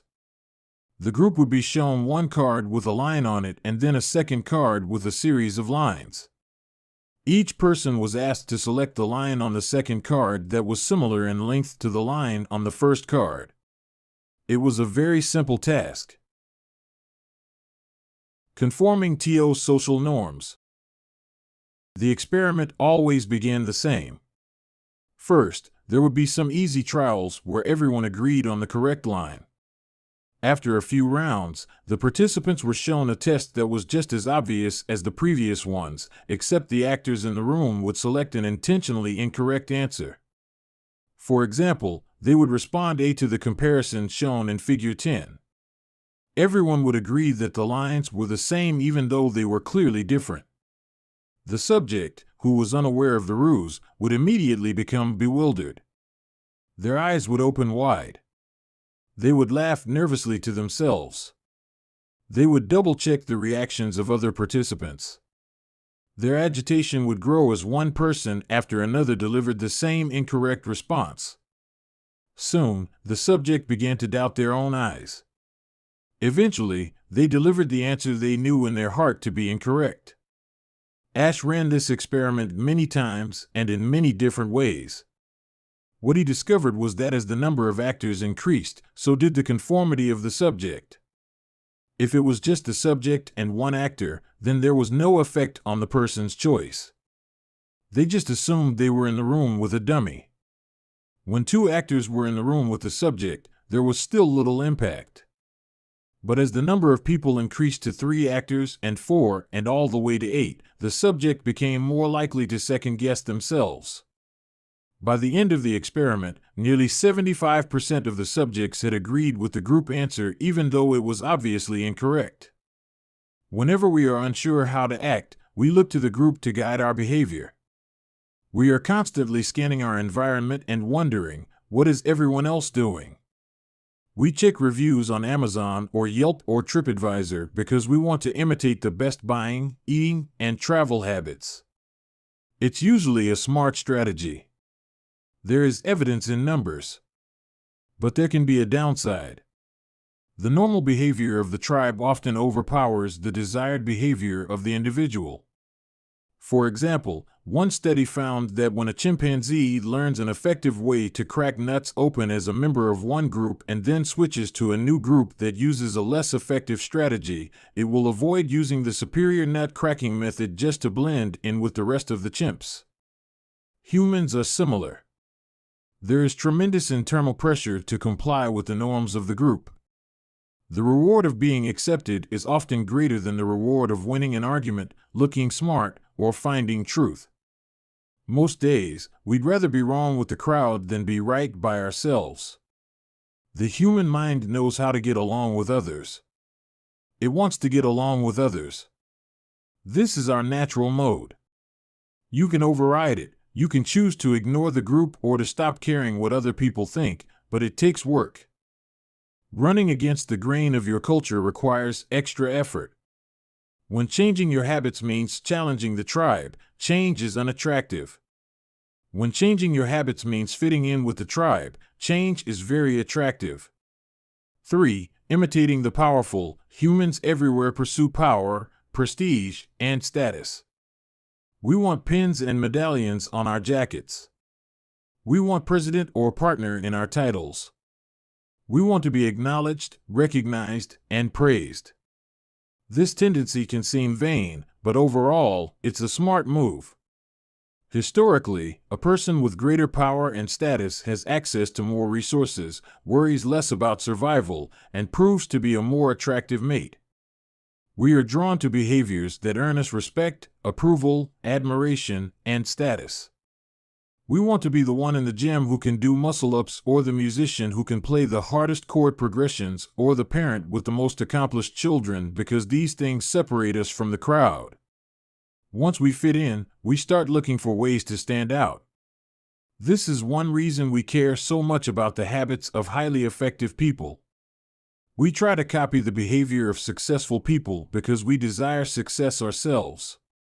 Many of our daily habits are imitations of people we admire. You replicate the marketing strategies of the most successful firms in your industry. You make a recipe from your favorite baker. You borrow the storytelling strategies of your favorite writer. You mimic the communication style of your boss. We imitate people we envy. High-status people enjoy the approval, respect, and praise of others. And that means if a behavior can get us approval, respect, and praise, we find it attractive. We are also motivated to avoid behaviors that would lower our status. We trim our hedges and mow our lawn because we don't want to be the slob of the neighborhood. When our mother comes to visit, we clean up the house because we don't want to be judged. We are continually wondering what will others think of me, and altering our behavior based on the answer. The Polgar sisters, the chess prodigies mentioned at the beginning of this chapter, are evidence of the powerful and lasting impact social influences can have on our behavior. The sisters practiced chess for many hours each day and continued this remarkable effort for decades. But these habits and behaviors maintained their attractiveness, in part, because they were valued by their culture. From the praise of their parents to the achievement of different status markers like becoming a grandmaster, they had many reasons to continue their effort.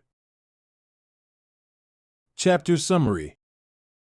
The culture we live in determines which behaviors are attractive to us.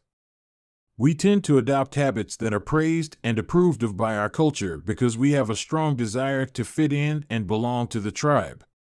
We tend to imitate the habits of three social groups: the close, family and friends; the many, the tribe; and the powerful, those with status and prestige. One of the most effective things you can do to build better habits is to join a culture where 1. Your desired behavior is the normal behavior, and 2. You already have something in common with the group. The normal behavior of the tribe often overpowers the desired behavior of the individual. Most days, we'd rather be wrong with the crowd than be right by ourselves. If a behavior can get us approval, respect, and praise, we find it attractive. Chapter 10. How to find and fix the causes of your bad habits. In late 2012, I was sitting in an old apartment just a few blocks from Istanbul's most famous street, Istiklal Caddesi. I was in the middle of a 4-day trip to Turkey, and my guide, Mike, was relaxing in a worn-out armchair a few feet away. Mike wasn't really a guide. He was just a guy from Maine who had been living in Turkey for 5 years, but he offered to show me around while I was visiting the country, and I took him up on it. On this particular night, I had been invited to dinner with him and a handful of his Turkish friends. There were 7 of us, and I was the only one who hadn't, at some point, smoked at least 1 pack of cigarettes per day. I asked one of the Turks how he got started. "Friends," he said. "It always starts with your friends. One friend smokes, then you try it." What was truly fascinating was that half of the people in the room had managed to quit smoking. Mike had been smoke-free for a few years at that point, and he swore up and down that he broke the habit because of a book called Alan Carr's Easy Way to Stop Smoking.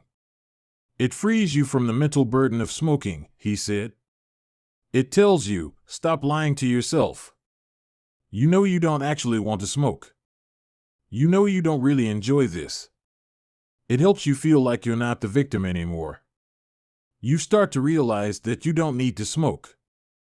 I had never tried a cigarette, but I took a look at the book afterward out of curiosity. The author employs an interesting strategy to help smokers eliminate their cravings. He systematically reframes each cue associated with smoking and gives it a new meaning. He says things like, "You think you are quitting something, but you're not quitting anything because cigarettes do nothing for you. You think smoking is something you need to do to be social, but it's not. You can be social without smoking at all. You think smoking is about relieving stress, but it's not. Smoking does not relieve your nerves, it destroys them." Over and over, he repeats these phrases and others like them. "Get it clearly into your mind," he says. "You are losing nothing and you are making marvelous positive gains not only in health, energy, and money, but also in confidence, self-respect, freedom, and, most important of all, in the length and quality of your future life." By the time you get to the end of the book, smoking seems like the most ridiculous thing in the world to do. And if you no longer expect smoking to bring you any benefits, you have no reason to smoke. It is an inversion of the second law of behavior change: make it unattractive. Now, I know this idea might sound overly simplistic. Just change your mind and you can quit smoking. But stick with me for a minute. Where cravings come from. Every behavior has a surface-level craving and a deeper, underlying motive. I often have a craving that goes something like this: I want to eat tacos.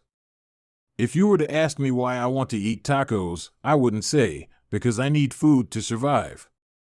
But the truth is, somewhere deep down, I am motivated to eat tacos because I have to eat to survive. The underlying motive is to obtain food and water even if my specific craving is for a taco.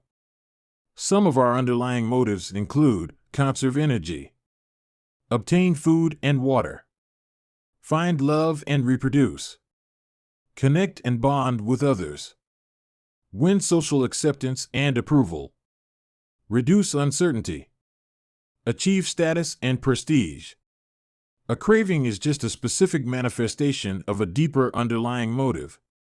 Your brain did not evolve with a desire to smoke cigarettes or to check Instagram or to play video games. At a deep level, you simply want to reduce uncertainty and relieve anxiety, to win social acceptance and approval, or to achieve status. Look at nearly any product that is habit-forming and you'll see that it does not create a new motivation, but rather latches onto the underlying motives of human nature. Find love and reproduce equals using Tinder. Connect and bond with others equals browsing Facebook.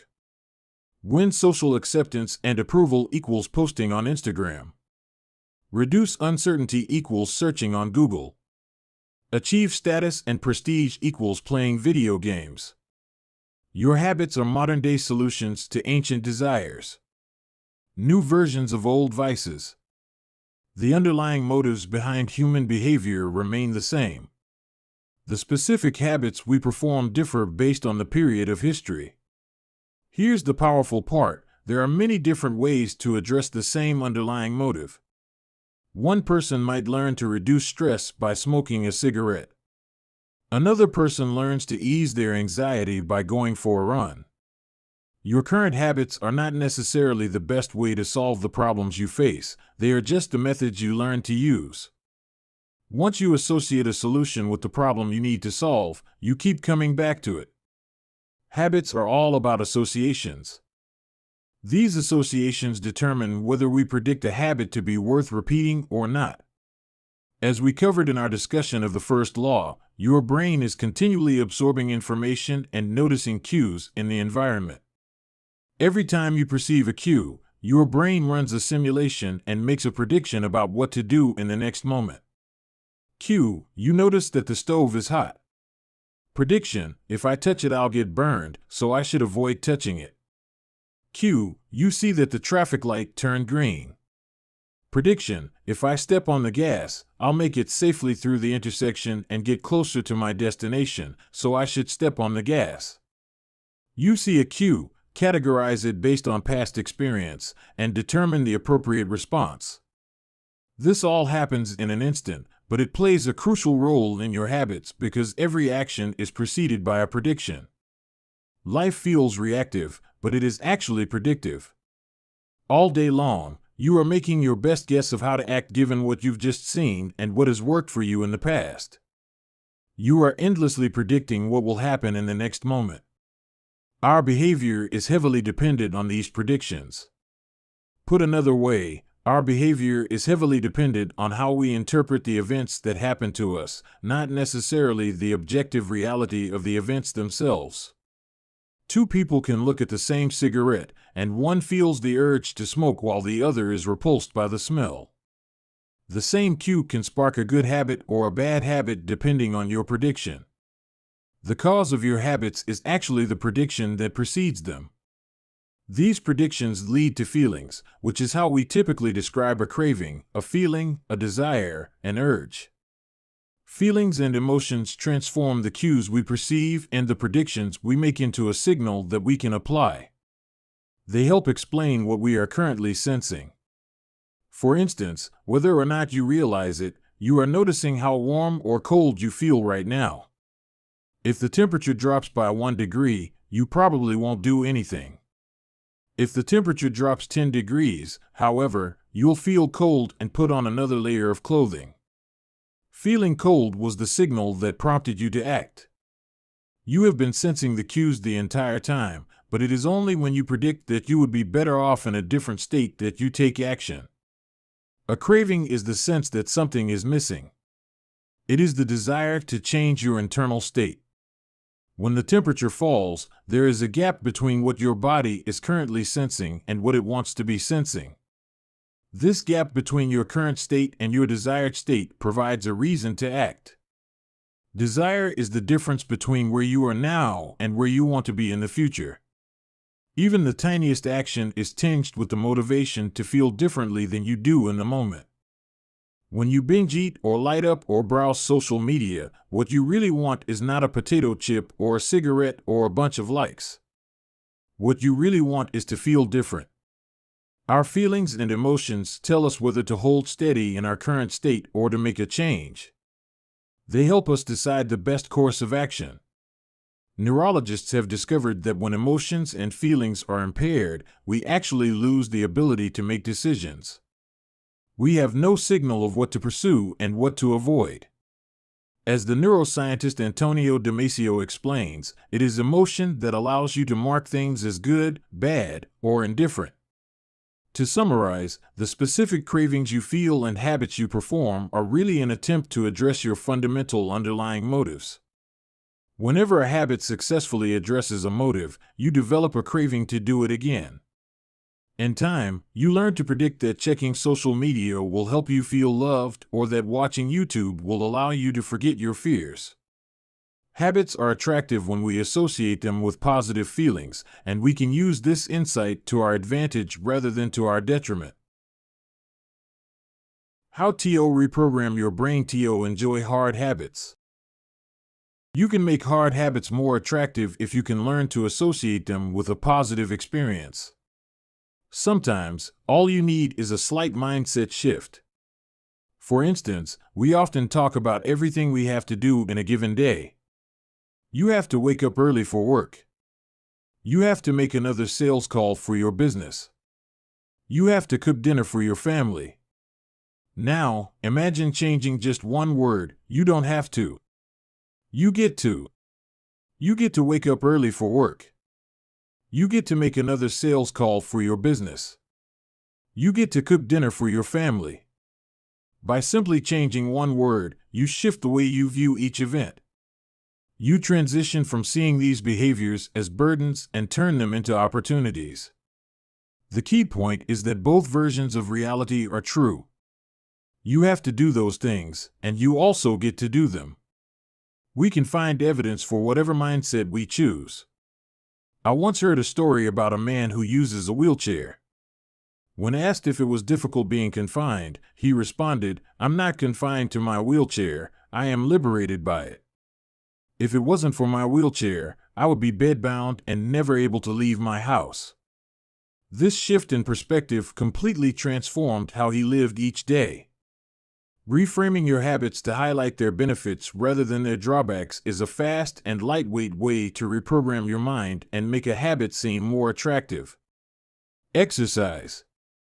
Many people associate exercise with being a challenging task that drains energy and wears you down. You can just as easily view it as a way to develop skills and build you up. Instead of telling yourself, "I need to go run in the morning," say, "It's time to build endurance and get fast." Finance. Saving money is often associated with sacrifice. However, you can associate it with freedom rather than limitation if you realize one simple truth: living below your current means increases your future means. The money you save this month increases your purchasing power next month. Meditation. Anyone who has tried meditation for more than 3 seconds knows how frustrating it can be when the next distraction inevitably pops into your mind. You can transform frustration into delight when you realize that each interruption gives you a chance to practice returning to your breath. Distraction is a good thing because you need distractions to practice meditation. Pre-game jitters. Many people feel anxious before delivering a big presentation or competing in an important event. They experience quicker breathing, a faster heart rate, heightened arousal. If we interpret these feelings negatively, then we feel threatened and tense up. If we interpret these feelings positively, then we can respond with fluidity and grace. You can reframe "I am nervous" to "I am excited and I'm getting an adrenaline rush to help me concentrate." These little mindset shifts aren't magic, but they can help change the feelings you associate with a particular habit or situation. If you want to take it a step further, you can create a motivation ritual. You simply practice associating your habits with something you enjoy, then you can use that cue whenever you need a bit of motivation. For instance, if you always play the same song before having sex, then you'll begin to link the music with the act. Whenever you want to get in the mood, just press play. Ed Lattimore, a boxer and writer from Pittsburgh, benefited from a similar strategy without knowing it. "Odd realization," he wrote. "My focus and concentration goes up just by putting my headphones on while writing. I don't even have to play any music." Without realizing it, he was conditioning himself. In the beginning, he put his headphones on, played some music he enjoyed, and did focused work. After doing it 5, 10, 20 times, putting his headphones on became a cue that he automatically associated with increased focus. The craving followed naturally. Athletes use similar strategies to get themselves in the mindset to perform. During my baseball career, I developed a specific ritual of stretching and throwing before each game. The whole sequence took about 10 minutes, and I did it the same way every single time. While it physically warmed me up to play, more importantly, it put me in the right mental state. I began to associate my pre-game ritual with feeling competitive and focused. Even if I wasn't motivated beforehand, by the time I was done with my ritual, I was in game mode. You can adapt this strategy for nearly any purpose. Say you want to feel happier in general. Find something that makes you truly happy, like petting your dog or taking a bubble bath, and then create a short routine that you perform every time before you do the thing you love. Maybe you take 3 deep breaths and smile. 3 deep breaths. Smile. Pet the dog. Repeat. Eventually, you'll begin to associate this breathe and smile routine with being in a good mood. It becomes a cue that means feeling happy. Once established, you can break it out anytime you need to change your emotional state. Stressed at work? Take 3 deep breaths and smile. Sad about life? 3 deep breaths and smile. Once a habit has been built, the cue can prompt a craving, even if it has little to do with the original situation. The key to finding and fixing the causes of your bad habits is to reframe the associations you have about them. It's not easy, but if you can reprogram your predictions, you can transform a hard habit into an attractive one. Chapter Summary. The inversion of the second law of behavior change is make it unattractive. Every behavior has a surface-level craving and a deeper underlying motive. Your habits are modern-day solutions to ancient desires. The cause of your habits is actually the prediction that precedes them. The prediction leads to a feeling. Highlight the benefits of avoiding a bad habit to make it seem unattractive. Habits are attractive when we associate them with positive feelings and unattractive when we associate them with negative feelings. Create a motivation ritual by doing something you enjoy immediately before a difficult habit. The third law, make it easy. Chapter 11. Walk slowly, but never backward. On the first day of class, Jerry Yulesman, a professor at the University of Florida, divided his film photography students into two groups. Everyone on the left side of the classroom, he explained, would be in the quantity group. They would be graded solely on the amount of work they produced.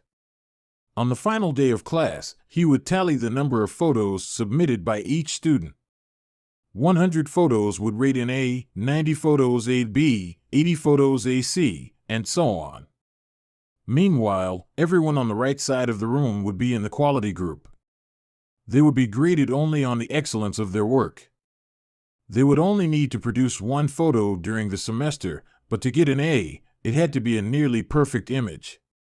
At the end of the term, he was surprised to find that all the best photos were produced by the quantity group. During the semester, these students were busy taking photos, experimenting with composition and lighting, testing out various methods in the darkroom, and learning from their mistakes. In the process of creating hundreds of photos, they honed their skills. Meanwhile, the quality group sat around speculating about perfection.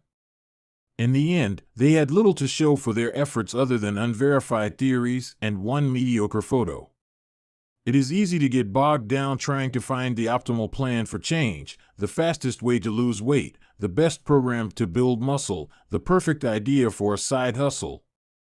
We are so focused on figuring out the best approach that we never get around to taking action. As Voltaire once wrote, the best is the enemy of the good. I refer to this as the difference between being in motion and taking action.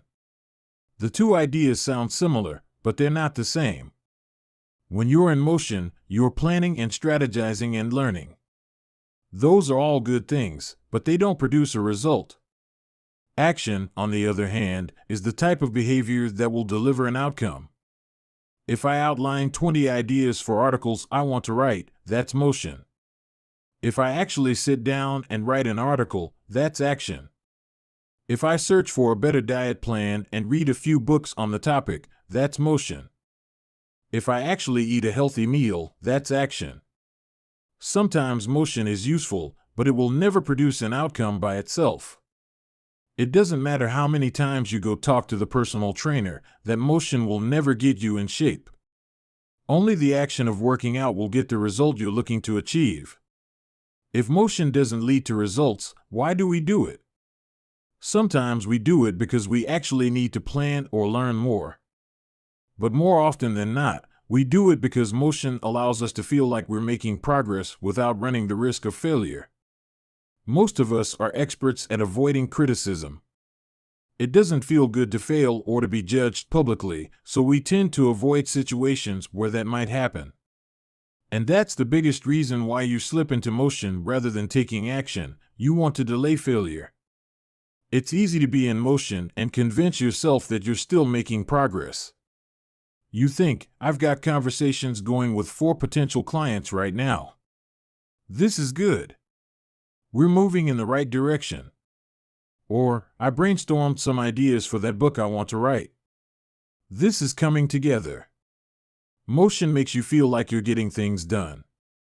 But really, you're just preparing to get something done. When preparation becomes a form of procrastination, you need to change something. You don't want to merely be planning. You want to be practicing. If you want to master a habit, the key is to start with repetition, not perfection. You don't need to map out every feature of a new habit. You just need to practice it. This is the first takeaway of the third law. You just need to get your reps in. How long does it actually take to form a new habit? Habit formation is the process by which a behavior becomes progressively more automatic through repetition. The more you repeat an activity, the more the structure of your brain changes to become efficient at that activity. Neuroscientists call this long-term potentiation, which refers to the strengthening of connections between neurons in the brain based on recent patterns of activity. With each repetition, cell-to-cell signaling improves and the neural connections tighten. First described by neuropsychologist Donald Hebb in 1949, this phenomenon is commonly known as Hebb's law. Neurons that fire together wire together. Repeating a habit leads to clear physical changes in the brain. In musicians, the cerebellum, critical for physical movements like plucking a guitar string or pulling a violin bow, is larger than it is in non-musicians. Mathematicians, meanwhile, have increased gray matter in the inferior parietal lobule, which plays a key role in computation and calculation. Its size is directly correlated with the amount of time spent in the field. The older and more experienced the mathematician, the greater the increase in gray matter. When scientists analyzed the brains of taxi drivers in London, they found that the hippocampus, a region of the brain involved in spatial memory, was significantly larger in their subjects than in non-taxi drivers. Even more fascinating, the hippocampus decreased in size when a driver retired. Like the muscles of the body responding to regular weight training, particular regions of the brain adapt as they are used and atrophy as they are abandoned. Of course, the importance of repetition in establishing habits was recognized long before neuroscientists began poking around. In 1860, the English philosopher George H. Lewis noted, in learning to speak a new language, to play on a musical instrument, or to perform unaccustomed movements, great difficulty is felt, because the channels through which each sensation has to pass have not become established, but no sooner has frequent repetition cut a pathway than this difficulty vanishes. The actions become so automatic that they can be performed while the mind is otherwise engaged. Both common sense and scientific evidence agree, repetition is a form of change. Each time you repeat an action, you are activating a particular neural circuit associated with that habit. This means that simply putting in your reps is one of the most critical steps you can take to encoding a new habit. It is why the students who took tons of photos improved their skills while those who merely theorized about perfect photos did not. One group engaged in active practice, the other in passive learning. One in action, the other in motion. All habits follow a similar trajectory from effortful practice to automatic behavior, a process known as automaticity. Automaticity is the ability to perform a behavior without thinking about each step, which occurs when the non-conscious mind takes over. One of the most common questions I hear is, how long does it take to build a new habit? But what people really should be asking is, how many does it take to form a new habit? That is, how many repetitions are required to make a habit automatic? There is nothing magical about time passing with regard to habit formation. It doesn't matter if it's been 21 days or 30 days or 300 days. What matters is the rate at which you perform the behavior. You could do something twice in 30 days, or 200 times. It's the frequency that makes the difference. Your current habits have been internalized over the course of hundreds, if not thousands, of repetitions. New habits require the same level of frequency. You need to string together enough successful attempts until the behavior is firmly embedded in your mind and you cross the habit line. In practice, it doesn't really matter how long it takes for a habit to become automatic. What matters is that you take the actions you need to take to make progress. Whether an action is fully automatic is of less importance. To build a habit, you need to practice it. And the most effective way to make practice happen is to adhere to the third law of behavior change, make it easy. The chapters that follow will show you how to do exactly that. Chapter Summary.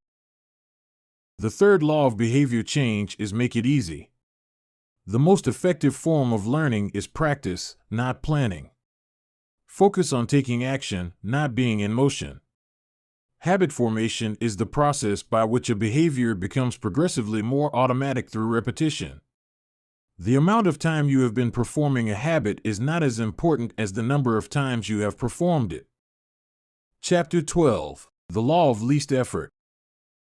In his award-winning book, Guns, Germs, and Steel, anthropologist and biologist Jared Diamond points out a simple fact: different continents have different shapes.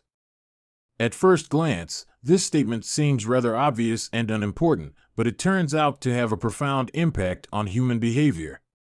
The primary axis of the Americas runs from north to south. That is, the landmass of North and South America tends to be tall and thin rather than wide and fat. The same is generally true for Africa. Meanwhile, the landmass that makes up Europe, Asia, and the Middle East is the opposite. This massive stretch of land tends to be more east-west in shape. According to Diamond, this difference in shape played a significant role in the spread of agriculture over the centuries. When agriculture began to spread around the globe, farmers had an easier time expanding along east-west routes than along north-south ones. This is because locations along the same latitude generally share similar climates, amounts of sunlight and rainfall, and changes in season. These factors allowed farmers in Europe and Asia to domesticate a few crops and grow them along the entire stretch of land from France to China. The shape of human behavior. By comparison, the climate varies greatly when traveling from north to south. Just imagine how different the weather is in Florida compared to Canada. You can be the most talented farmer in the world, but it won't help you grow Florida oranges in the Canadian winter. Snow is a poor substitute for soil. In order to spread crops along north-south routes, farmers would need to find and domesticate new plants whenever the climate changed. As a result, agriculture spread 2 to 3 times faster across Asia and Europe than it did up and down the Americas. Over the span of centuries, this small difference had a very big impact. Increased food production allowed for more rapid population growth. With more people, these cultures were able to build stronger armies and were better equipped to develop new technologies. The changes started out small: a crop that spread slightly farther, a population that grew slightly faster, but compounded into substantial differences over time. The spread of agriculture provides an example of the third law of behavior change on a global scale. Conventional wisdom holds that motivation is the key to habit change. Maybe if you really wanted it, you'd actually do it. But the truth is, our real motivation is to be lazy and to do what is convenient. And despite what the latest productivity bestseller will tell you, this is a smart strategy, not a dumb one. Energy is precious, and the brain is wired to conserve it whenever possible. It is human nature to follow the law of least effort, which states that when deciding between two similar options, people will naturally gravitate toward the option that requires the least amount of work. For example, expanding your farm to the east where you can grow the same crops rather than heading north where the climate is different. Out of all the possible actions we could take, the one that is realized is the one that delivers the most value for the least effort. We are motivated to do what is easy. Every action requires a certain amount of energy. The more energy required, the less likely it is to occur.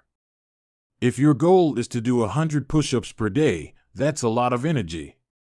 In the beginning, when you're motivated and excited, you can muster the strength to get started. But after a few days, such a massive effort feels exhausting. Meanwhile, sticking to the habit of doing 1 push-up per day requires almost no energy to get started. And the less energy a habit requires, the more likely it is to occur. Look at any behavior that fills up much of your life and you'll see that it can be performed with very low levels of motivation. Habits like scrolling on our phones, checking email, and watching television steal so much of our time because they can be performed almost without effort. They are remarkably convenient. In a sense, every habit is just an obstacle to getting what you really want. Dieting is an obstacle to getting fit. Meditation is an obstacle to feeling calm. Journaling is an obstacle to thinking clearly. You don't actually want the habit itself. What you really want is the outcome the habit delivers. The greater the obstacle, that is, the more difficult the habit, the more friction there is between you and your desired end state. This is why it is crucial to make your habits so easy that you'll do them even when you don't feel like it. If you can make your good habits more convenient, you'll be more likely to follow through on them. But what about all the moments when we seem to do the opposite? If we're all so lazy, then how do you explain people accomplishing hard things like raising a child or starting a business or climbing Mount Everest? Certainly, you are capable of doing very hard things. The problem is that some days you feel like doing the hard work and some days you feel like giving in. On the tough days, it's crucial to have as many things working in your favor as possible so that you can overcome the challenges life naturally throws your way. The less friction you face, the easier it is for your stronger self to emerge. The idea behind Make It Easy is not to only do easy things. The idea is to make it as easy as possible in the moment to do things that pay off in the long run.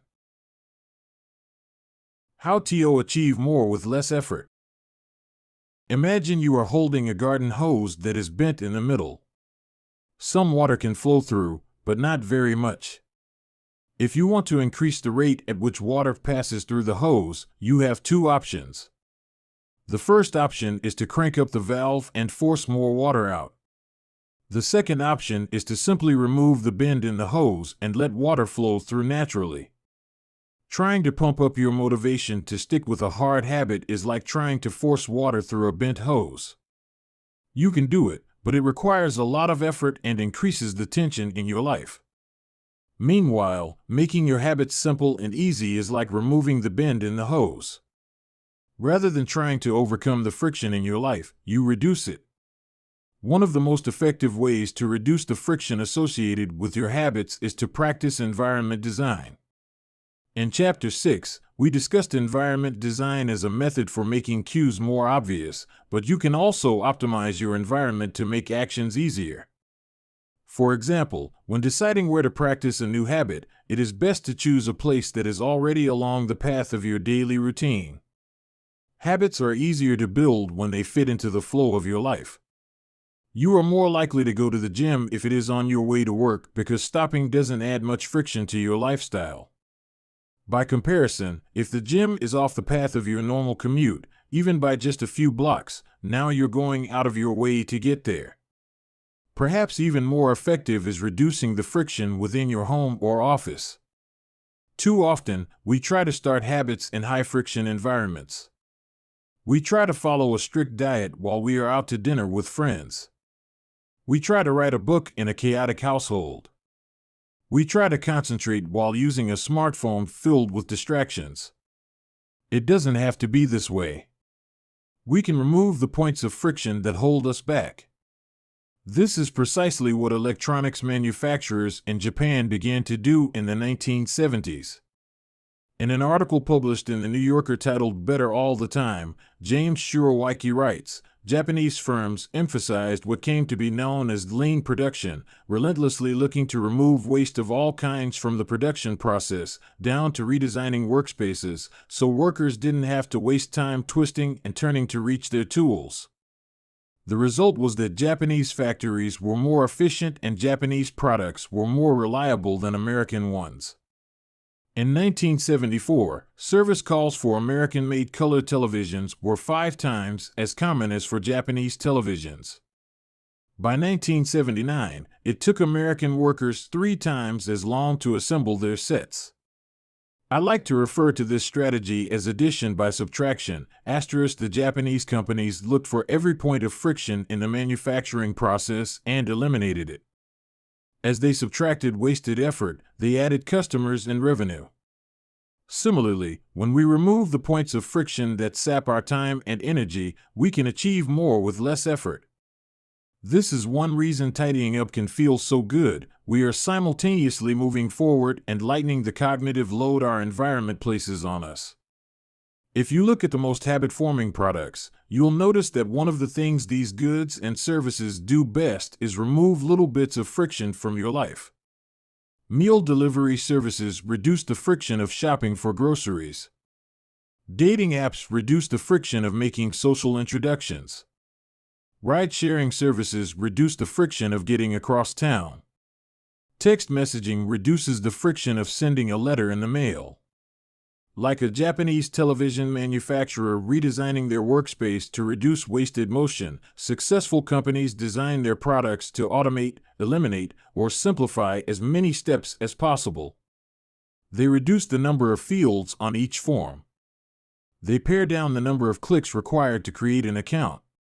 They deliver their products with easy-to-understand directions or ask their customers to make fewer choices. When the first voice-activated speakers were released, products like Google Home, Amazon Echo, and Apple HomePod, I asked a friend what he liked about the product he had purchased. He said it was just easier to say play some country music than to pull out his phone, open the music app, and pick a playlist.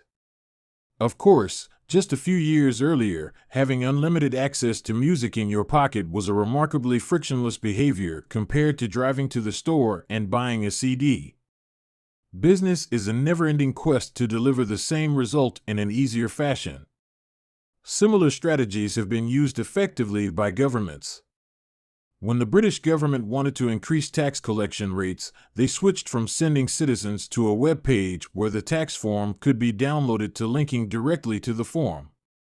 Reducing that one step in the process increased the response rate from 19.2% to 23.4%.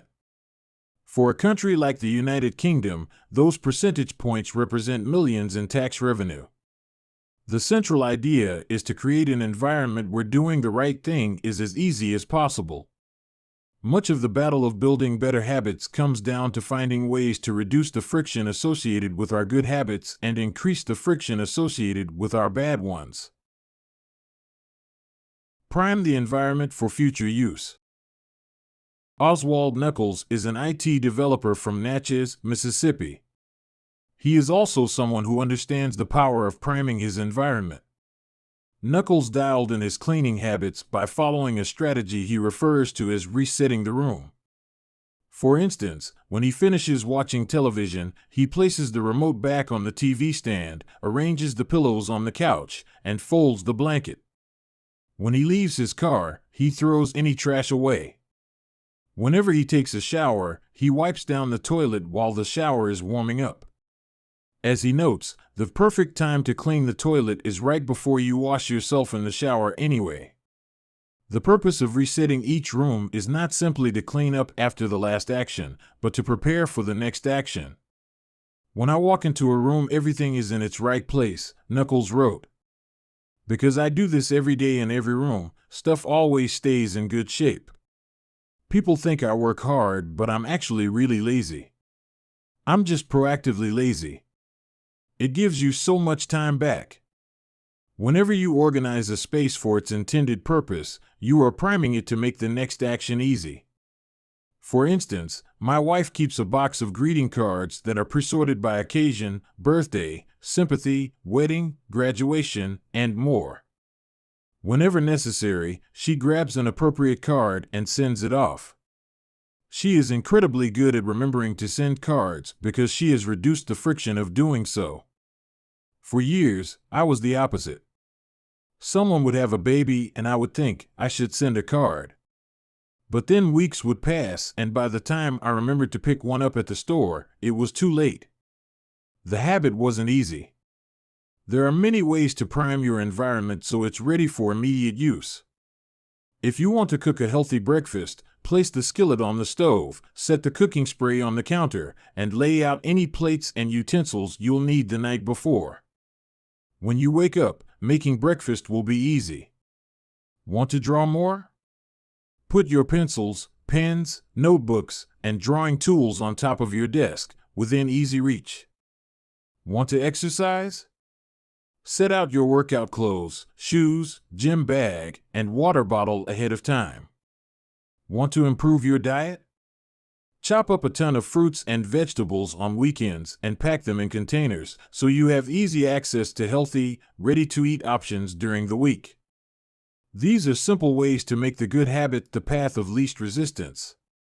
You can also invert this principle and prime the environment to make bad behaviors difficult. If you find yourself watching too much television, for example, then unplug it after each use. Only plug it back in if you can say out loud the name of the show you want to watch. This setup creates just enough friction to prevent mindless viewing. If that doesn't do it, you can take it a step further. Unplug the television and take the batteries out of the remote after each use, so it takes an extra 10 seconds to turn it back on.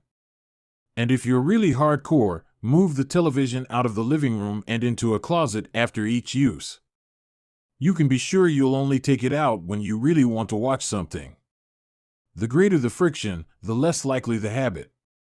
Whenever possible, I leave my phone in a different room until lunch. When it's right next to me, I'll check it all morning for no reason at all. But when it is in another room, I rarely think about it. And the friction is high enough that I won't go get it without a reason. As a result, I get 3 to 4 hours each morning when I can work without interruption. If sticking your phone in another room doesn't seem like enough, tell a friend or family member to hide it from you for a few hours. Ask a coworker to keep it at their desk in the morning and give it back to you at lunch. It is remarkable how little friction is required to prevent unwanted behavior. When I hide beer in the back of the fridge where I can't see it, I drink less. When I delete social media apps from my phone, it can be weeks before I download them again and log in. These tricks are unlikely to curb a true addiction, but for many of us, a little bit of friction can be the difference between sticking with a good habit or sliding into a bad one. Imagine the cumulative impact of making dozens of these changes and living in an environment designed to make the good behaviors easier and the bad behaviors harder. Whether we are approaching behavior change as an individual, a parent, a coach, or a leader, we should ask ourselves the same question: how can we design a world where it's easy to do what's right? Redesign your life so the actions that matter most are also the actions that are easiest to do. Chapter Summary. Human behavior follows the law of least effort. We will naturally gravitate toward the option that requires the least amount of work. Create an environment where doing the right thing is as easy as possible. Reduce the friction associated with good behaviors. When friction is low, habits are easy. Increase the friction associated with bad behaviors. When friction is high, habits are difficult. Prime your environment to make future actions easier. Chapter 13. How to stop procrastinating by using the 2-minute rule. Twyla Tharp is widely regarded as one of the greatest dancers and choreographers of the modern era. In 1992, she was awarded a MacArthur Fellowship, often referred to as the Genius Grant, and she has spent the bulk of her career touring the globe to perform her original works. She also credits much of her success to simple daily habits. I begin each day of my life with a ritual, she writes. I wake up at 5:30 a.m., put on my workout clothes, my leg warmers, my sweatshirt, and my hat. I walk outside my Manhattan home, hail a taxi, and tell the driver to take me to the Pumping Iron Gym at 91st Street and 1st Avenue, where I work out for 2 hours. The ritual is not the stretching and weight training I put my body through each morning at the gym. The ritual is the cab. The moment I tell the driver where to go, I have completed the ritual. It's a simple act, but doing it the same way each morning habitualizes it, makes it repeatable, easy to do. It reduces the chance that I would skip it or do it differently. It is one more item in my arsenal of routines, and one less thing to think about. Hailing a cab each morning may be a tiny action, but it is a splendid example of the third law of behavior change. Researchers estimate that 40 to 50% of our actions on any given day are done out of habit. This is already a substantial percentage, but the true influence of your habits is even greater than these numbers suggest. Habits are automatic choices that influence the conscious decisions that follow. Yes, a habit can be completed in just a few seconds, but it can also shape the actions that you take for minutes or hours afterward. Habits are like the entrance ramp to a highway. They lead you down a path and, before you know it, you're speeding toward the next behavior. It seems to be easier to continue what you are already doing than to start doing something different. You sit through a bad movie for 2 hours. You keep snacking even when you're already full. You check your phone for just a second and soon you have spent 20 minutes staring at the screen. In this way, the habits you follow without thinking often determine the choices you make when you are thinking. Each evening, there is a tiny moment, usually around 5:15 p.m., that shapes the rest of my night. My wife walks in the door from work and either we change into our workout clothes and head to the gym or we crash onto the couch, order Indian food, and watch the Vice, similar to Twyla Tharp hailing the cab. The ritual is changing into my workout clothes. If I change clothes, I know the workout will happen. Everything that follows, driving to the gym, deciding which exercises to do, stepping under the bar, is easy once I've taken the first step. Every day, there are a handful of moments that deliver an outsized impact. I refer to these little choices as decisive moments. The moment you decide between ordering takeout or cooking dinner. The moment you choose between driving your car or riding your bike. The moment you decide between starting your homework or grabbing the video game controller. These choices are a fork in the road. Decisive moments. Decisive moments set the options available to your future self. For instance, walking into a restaurant is a decisive moment because it determines what you'll be eating for lunch. Technically, you are in control of what you order, but in a larger sense, you can only order an item if it is on the menu. If you walk into a steakhouse, you can get a sirloin or a ribeye, but not sushi. Your options are constrained by what's available. They are shaped by the first choice. We are limited by where our habits lead us. This is why mastering the decisive moments throughout your day is so important. Each day is made up of many moments, but it is really a few habitual choices that determine the path you take. These little choices stack up, each one setting the trajectory for how you spend the next chunk of time. Habits are the entry point, not the end point. They are the cab, not the gym. The 2-minute rule. Even when you know you should start small, it's easy to start too big. When you dream about making a change, excitement inevitably takes over and you end up trying to do too much too soon. The most effective way I know to counteract this tendency is to use the 2-minute rule, which states, when you start a new habit, it should take less than 2 minutes to do.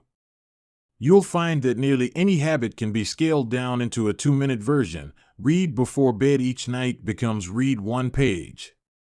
Do 30 minutes of yoga becomes take out my yoga mat. Study for class becomes open my notes. Fold the laundry becomes fold 1 pair of socks. Run 3 miles becomes tie my running shoes. The idea is to make your habits as easy as possible to start. Anyone can meditate for 1 minute, read 1 page, or put 1 item of clothing away. And, as we have just discussed, this is a powerful strategy because once you've started doing the right thing, it is much easier to continue doing it. A new habit should not feel like a challenge. The actions that follow can be challenging, but the first 2 minutes should be easy. What you want is a gateway habit that naturally leads you down a more productive path. You can usually figure out the gateway habits that will lead to your desired outcome by mapping out your goals on a scale from very easy to very hard. For instance, running a marathon is very hard. Running a 5K is hard. Walking 10,000 steps is moderately difficult. Walking 10 minutes is easy. And putting on your running shoes is very easy. Your goal might be to run a marathon, but your gateway habit is to put on your running shoes. That's how you follow the 2-minute rule. People often think it's weird to get hyped about reading one page or meditating for 1 minute or making one sales call. But the point is not to do one thing. The point is to master the habit of showing up. The truth is, a habit must be established before it can be improved. If you can't learn the basic skill of showing up, then you have little hope of mastering the finer details. Instead of trying to engineer a perfect habit from the start, do the easy thing on a more consistent basis. You have to standardize before you can optimize. As you master the art of showing up, the first 2 minutes simply become a ritual at the beginning of a larger routine. This is not merely a hack to make habits easier, but actually the ideal way to master a difficult skill.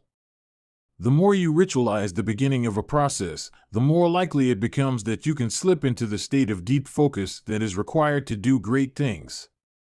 By doing the same warm-up before every workout, you make it easier to get into a state of peak performance.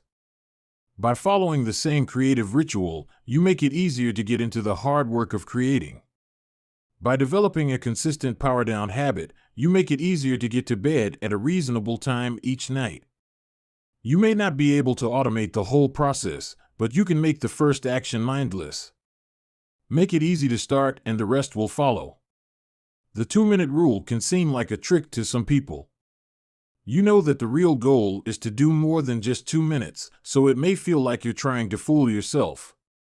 Nobody is actually aspiring to read 1 page or do 1 push-up or open their notes. And if you know it's a mental trick, why would you fall for it? If the 2-minute rule feels forced, try this: do it for 2 minutes and then stop. Go for a run, but you must stop after 2 minutes. Start meditating, but you must stop after 2 minutes. Study Arabic, but you must stop after 2 minutes. It's not a strategy for starting, it's the whole thing. Your habit can only last 120 seconds. One of my readers used this strategy to lose over 100 pounds. In the beginning, he went to the gym each day, but he told himself he wasn't allowed to stay for more than 5 minutes. He would go to the gym, exercise for 5 minutes, and leave as soon as his time was up. After a few weeks, he looked around and thought, well, I'm always coming here anyway. I might as well start staying a little longer. A few years later, the weight was gone. Journaling provides another example. Nearly everyone can benefit from getting their thoughts out of their head and onto paper, but most people give up after a few days or avoid it entirely because journaling feels like a chore. The secret is to always stay below the point where it feels like work. Greg McEwen, a leadership consultant from the United Kingdom, built a daily journaling habit by specifically writing less than he felt like. He always stopped journaling before it seemed like a hassle. Ernest Hemingway believed in similar advice for any kind of writing. The best way is to always stop when you are going good, he said. Strategies like this work for another reason, too. They reinforce the identity you want to build. If you show up at the gym 5 days in a row, even if it's just for 2 minutes, you are casting votes for your new identity. You're not worried about getting in shape. You're focused on becoming the type of person who doesn't miss workouts. You're taking the smallest action that confirms the type of person you want to be. We rarely think about change this way because everyone is consumed by the end goal. But 1 push-up is better than not exercising. 1 minute of guitar practice is better than none at all. 1 minute of reading is better than never picking up a book. It's better to do less than you hope than to do nothing at all. At some point, once you've established the habit and you're showing up each day, you can combine the 2-minute rule with a technique we call habit shaping to scale your habit back up toward your ultimate goal. Start by mastering the first 2 minutes of the smallest version of the behavior. Then, advance to an intermediate step and repeat the process, focusing on just the first 2 minutes and mastering that stage before moving on to the next level. Eventually, you'll end up with the habit you had originally hoped to build while still keeping your focus where it should be, on the first 2 minutes of the behavior. Examples of habit shaping. Becoming an early riser. Phase 1. Be home by 10 p.m. every night. Phase 2. Have all devices, TV, phone, etc., turned off by 10 p.m. every night. Phase 3. Be in bed by 10 p.m. every night, reading a book, talking with your partner. Phase 4. Lights off by 10 p.m. every night. Phase 5. Wake up at 6 a.m. every day. Becoming vegan. Phase 1. Start eating vegetables at each meal. Phase 2. Stop eating animals with 4 legs, cow, pig, lamb, etc. Phase 3. Stop eating animals with 2 legs, chicken, turkey, etc. Phase 4. Stop eating animals with no legs, fish, clams, scallops, etc. Phase 5. Stop eating all animal products, eggs, milk, cheese. Starting to exercise. Phase 1. Change into workout clothes. Phase 2. Step out the door, try taking a walk. Phase 3. Drive to the gym, exercise for 5 minutes, and leave. Phase 4. Exercise for 15 minutes at least once per week. Phase 5. Exercise 3 times per week. Nearly any larger life goal can be transformed into a 2-minute behavior. I want to live a healthy and long life greater than I need to stay in shape, greater than I need to exercise, greater than I need to change into my workout clothes. I want to have a happy marriage, greater than I need to be a good partner, greater than I should do something each day to make my partner's life easier, greater than I should meal plan for next week. Whenever you are struggling to stick with a habit, you can employ the 2-minute rule. It's a simple way to make your habits easy. Chapter Summary. Habits can be completed in a few seconds, but continue to impact your behavior for minutes or hours afterward. Many habits occur at decisive moments, choices that are like a fork in the road, and either send you in the direction of a productive day or an unproductive one. The 2-minute rule states, when you start a new habit, it should take less than 2 minutes to do. The more you ritualize the beginning of a process, the more likely it becomes that you can slip into the state of deep focus that is required to do great things. Standardize before you optimize. You can't improve a habit that doesn't exist. Chapter 14. How to make good habits inevitable and bad habits impossible. In the summer of 1830, Victor Hugo was facing an impossible deadline. 12 months earlier, the French author had promised his publisher a new book. But instead of writing, he spent that year pursuing other projects, entertaining guests, and delaying his work. Frustrated, Hugo's publisher responded by setting a deadline less than 6 months away. The book had to be finished by February 1831. Hugo concocted a strange plan to beat his procrastination. He collected all of his clothes and asked an assistant to lock them away in a large chest. He was left with nothing to wear except a large shawl. Lacking any suitable clothing to go outdoors, he remained in his study and wrote furiously during the fall and winter of 1830.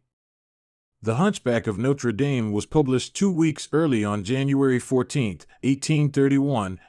Sometimes success is less about making good habits easy and more about making bad habits hard. This is an inversion of the third law of behavior change: make it difficult. If you find yourself continually struggling to follow through on your plans, then you can take a page from Victor Hugo and make your bad habits more difficult by creating what psychologists call a commitment device. A commitment device is a choice you make in the present that controls your actions in the future. It is a way to lock in future behavior, bind you to good habits, and restrict you from bad ones. When Victor Hugo shut his clothes away so he could focus on writing, he was creating a commitment device. There are many ways to create a commitment device. You can reduce overeating by purchasing food in individual packages rather than in bulk size. You can voluntarily ask to be added to the banned list at casinos and online poker sites to prevent future gambling sprees. I've even heard of athletes who have to make weight for a competition choosing to leave their wallets at home during the week before weigh-in so they won't be tempted to buy fast food. As another example, my friend and fellow habits expert ngaio purchased an outlet timer, which is an adapter that he plugged in between his internet router and the power outlet. At 10 p.m. each night, the outlet timer cuts off the power to the router. When the internet goes off, everyone knows it is time to go to bed. Commitment devices are useful because they enable you to take advantage of good intentions before you can fall victim to temptation. Whenever I'm looking to cut calories, for example, I will ask the waiter to split my meal and box half of it to go before the meal is served. If I waited until the meal came out and told myself I'll just eat half, it would never work. The key is to change the task such that it requires more work to get out of the good habit than to get started on it. If you're feeling motivated to get in shape, schedule a yoga session and pay ahead of time. If you're excited about the business you want to start, email an entrepreneur you respect and set up a consulting call. When the time comes to act, the only way to bail is to cancel the meeting, which requires effort and may cost money. Commitment devices increase the odds that you'll do the right thing in the future by making bad habits difficult in the present. However, we can do even better.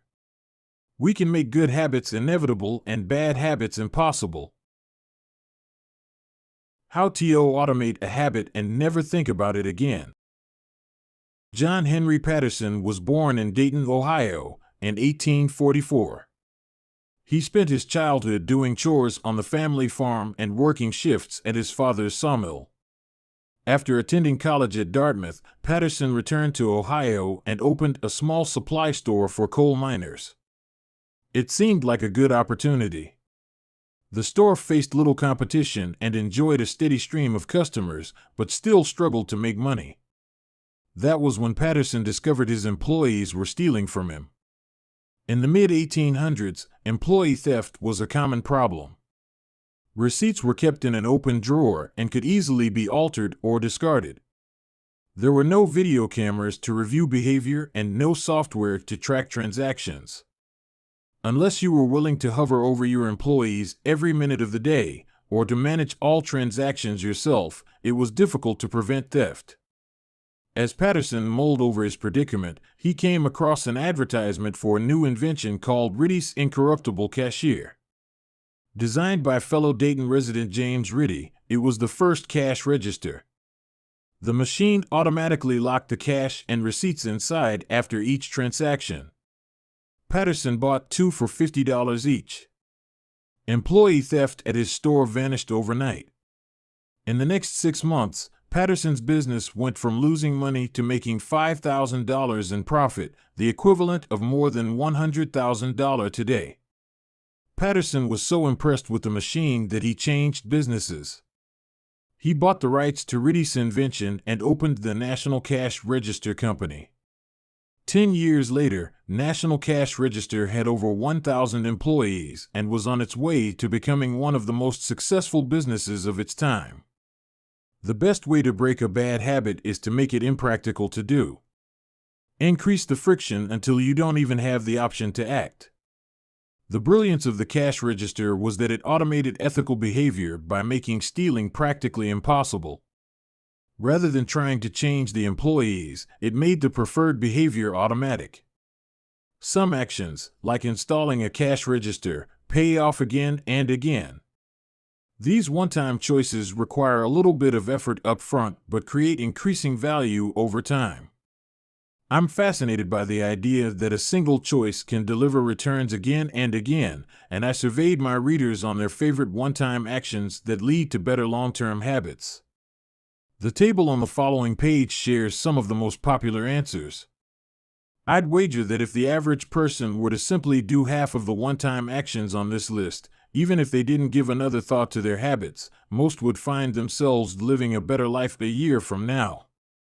These one-time actions are a straightforward way to employ the third law of behavior change. They make it easier to sleep well, eat healthy, be productive, save money, and generally live better. One-time actions that lock in good habits. Nutrition. Buy a water filter to clean your drinking water. Use smaller plates to reduce caloric intake. Sleep. Buy a good mattress. Get blackout curtains. Remove your television from your bedroom. Productivity. Unsubscribe from emails. Turn off notifications and mute group chats. Set your phone to silent. Use email filters to clear up your inbox. Delete games and social media apps on your phone. Happiness.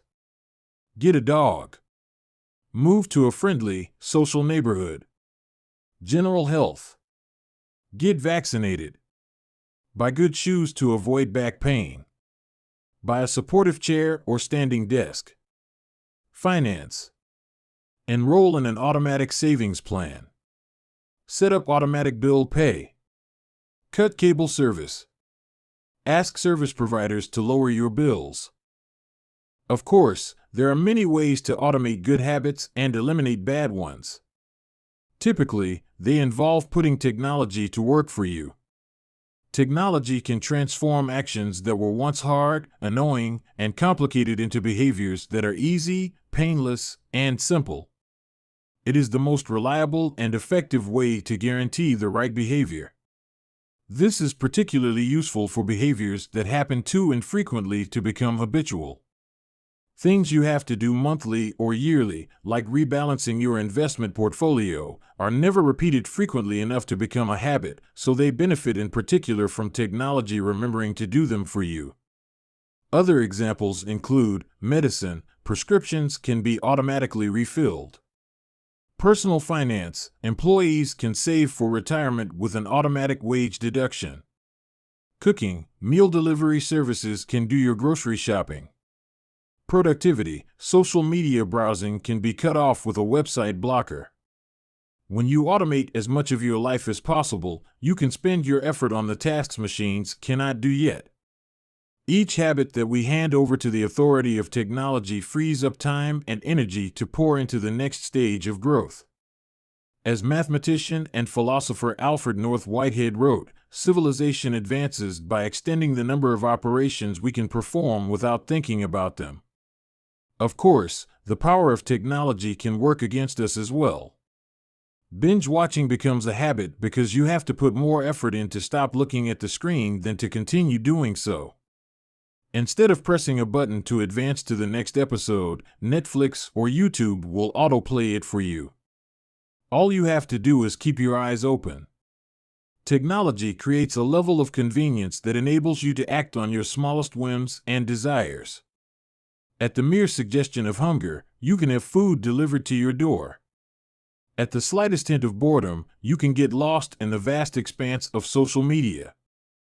When the effort required to act on your desires becomes effectively zero, you can find yourself slipping into whatever impulse arises at the moment.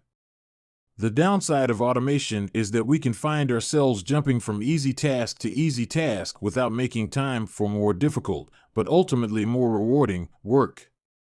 I often find myself gravitating toward social media during any downtime. If I feel bored for just a fraction of a second, I reach for my phone. It's easy to write off these minor distractions as just taking a break, but over time they can accumulate into a serious issue. The constant tug of just one more minute can prevent me from doing anything of consequence. I'm not the only one. The average person spends over 2 hours per day on social media. What could you do with an extra 600 hours per year? During the year I was writing this book, I experimented with a new time management strategy. Every Monday, my assistant would reset the passwords on all my social media accounts, which logged me out on each device. All week I worked without distraction. On Friday, she would send me the new passwords. I had the entire weekend to enjoy what social media had to offer until Monday morning when she would do it again. If you don't have an assistant, team up with a friend or family member and reset each other's passwords each week. One of the biggest surprises was how quickly I adapted. Within the first week of locking myself out of social media, I realized that I didn't need to check it nearly as often as I had been, and I certainly didn't need it each day. It had simply been so easy that it had become the default. Once my bad habit became impossible, I discovered that I did actually have the motivation to work on more meaningful tasks. After I removed the mental candy from my environment, it became much easier to eat the healthy stuff. When working in your favor, automation can make your good habits inevitable and your bad habits impossible. It is the ultimate way to lock in future behavior rather than relying on willpower in the moment. By utilizing commitment devices, strategic one-time decisions, and technology, you can create an environment of inevitability, a space where good habits are not just an outcome you hope for but an outcome that is virtually guaranteed. Chapter Summary. The inversion of the third law of behavior change is make it difficult. A commitment device is a choice you make in the present that locks in better behavior in the future. The ultimate way to lock in future behavior is to automate your habits. One-time choices, like buying a better mattress or enrolling in an automatic savings plan, are single actions that automate your future habits and deliver increasing returns over time. Using technology to automate your habits is the most reliable and effective way to guarantee the right behavior. The fourth law, make it satisfying. Chapter 15, The Cardinal Rule of Behavior Change. In the late 1990s, a public health worker named Stephen Luby left his hometown of Omaha, Nebraska, and bought a one-way ticket to Karachi, Pakistan. Karachi was one of the most populous cities in the world. By 1998, over 9 million people called it home. It was the economic center of Pakistan and a transportation hub, with some of the most active airports and seaports in the region. In the commercial parts of town, you could find all of the standard urban amenities and bustling downtown streets. But Karachi was also one of the least livable cities in the world. Over 60% of Karachi's residents lived in squatter settlements and slums. These densely packed neighborhoods were filled with makeshift houses cobbled together from old boards, cinder blocks, and other discarded materials. There was no waste removal system, no electricity grid, no clean water supply. When dry, the streets were a combination of dust and trash. When wet, they became a muddy pit of sewage. Mosquito colonies thrived in pools of stagnant water, and children played among the garbage. The unsanitary conditions lead to widespread illness and disease. Contaminated water sources caused epidemics of diarrhea, vomiting, and abdominal pain. Nearly 1/3 of the children living there were malnourished. With so many people crammed into such a small space, viruses and bacterial infections spread rapidly. It was this public health crisis that had brought Stephen Luby to Pakistan. Luby and his team realized that in an environment with poor sanitation, the simple habit of washing your hands could make a real difference in the health of the residents. But they soon discovered that many people were already aware that hand washing was important. And yet, despite this knowledge, many residents were washing their hands in a haphazard fashion. Some people would just run their hands under the water quickly. Others would only wash one hand. Many would simply forget to wash their hands before preparing food. Everyone said hand washing was important, but few people made a habit out of it. The problem wasn't knowledge. The problem was consistency. That was when Luby and his team partnered with Procter & Gamble to supply the neighborhood with Safeguard soap. Compared to your standard bar of soap, using Safeguard was a more enjoyable experience. In Pakistan, Safeguard was a premium soap, Luby told me. The study participants commonly mentioned how much they liked it. The soap foamed easily, and people were able to lather their hands with suds. It smelled great. Instantly, hand washing became slightly more pleasurable. I see the goal of hand washing promotion not as behavior change, but as habit adoption, Luby said. It is a lot easier for people to adopt a product that provides a strong positive sensory signal, for example the mint taste of toothpaste, than it is to adopt a habit that does not provide pleasurable sensory feedback, like flossing one's teeth. The marketing team at Procter & Gamble talked about trying to create a positive hand-washing experience. Within months, the researchers saw a rapid shift in the health of children in the neighborhood. The rate of diarrhea fell by 52%, pneumonia by 48%, and impetigo, a bacterial skin infection, by 35%. The long-term effects were even better. We went back to some of the households in Karachi 6 years after, Luby told me. Over 95% of households who had been given the soap for free and encouraged to wash their hands had a hand-washing station with soap and water available when our study team visited. We had not given any soap to the intervention group for over 5 years, but during the trial they had become so habituated to wash their hands that they had maintained the practice. It was a powerful example of the fourth and final law of behavior change: make it satisfying. We are more likely to repeat a behavior when the experience is satisfying. This is entirely logical. Feelings of pleasure, even minor ones like washing your hands with soap that smells nice and lathers well, are signals that tell the brain, this feels good. Do this again, next time. Pleasure teaches your brain that a behavior is worth remembering and repeating. Take the story of chewing gum.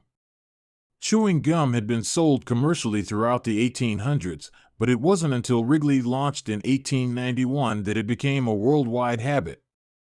Early versions were made from relatively bland resins, chewy, but not tasty. Wrigley revolutionized the industry by adding flavors like spearmint and juicy fruit, which made the product flavorful and fun to use. Then they went a step further and began pushing chewing gum as a pathway to a clean mouth. Advertisements told readers to refresh your taste. Tasty flavors and the feeling of a fresh mouth provided little bits of immediate reinforcement and made the product satisfying to use. Consumption skyrocketed, and Wrigley became the largest chewing gum company in the world. Toothpaste had a similar trajectory. Manufacturers enjoyed great success when they added flavors like spearmint, peppermint, and cinnamon to their products. These flavors don't improve the effectiveness of toothpaste. They simply create a clean mouth feel and make the experience of brushing your teeth more pleasurable. My wife actually stopped using Sensodyne because she didn't like the aftertaste. She switched to a brand with a stronger mint flavor, which proved to be more satisfying. Conversely, if an experience is not satisfying, we have little reason to repeat it. In my research, I came across the story of a woman who had a narcissistic relative who drove her nuts. In an attempt to spend less time with this egomaniac, she acted as dull and as boring as possible whenever he was around. Within a few encounters, he started avoiding her because he found her so uninteresting. Stories like these are evidence of the cardinal rule of behavior change: what is rewarded is repeated. What is punished is avoided. You learn what to do in the future based on what you were rewarded for doing or punished for doing in the past. Positive emotions cultivate habits. Negative emotions destroy them. The first 3 laws of behavior change: make it obvious, make it attractive, and make it easy, increase the odds that a behavior will be performed this time. The 4th law of behavior change, make it satisfying, increases the odds that a behavior will be repeated next time. It completes the habit loop. But there is a trick. We are not looking for just any type of satisfaction. We are looking for immediate satisfaction. The mismatch between immediate and delayed rewards. Imagine you're an animal roaming the plains of Africa, a giraffe or an elephant or a lion. On any given day, most of your decisions have an immediate impact. You are always thinking about what to eat or where to sleep or how to avoid a predator. You are constantly focused on the present or the very near future. You live in what scientists call an immediate return environment because your actions instantly deliver clear and immediate outcomes. Now switch back to your human self.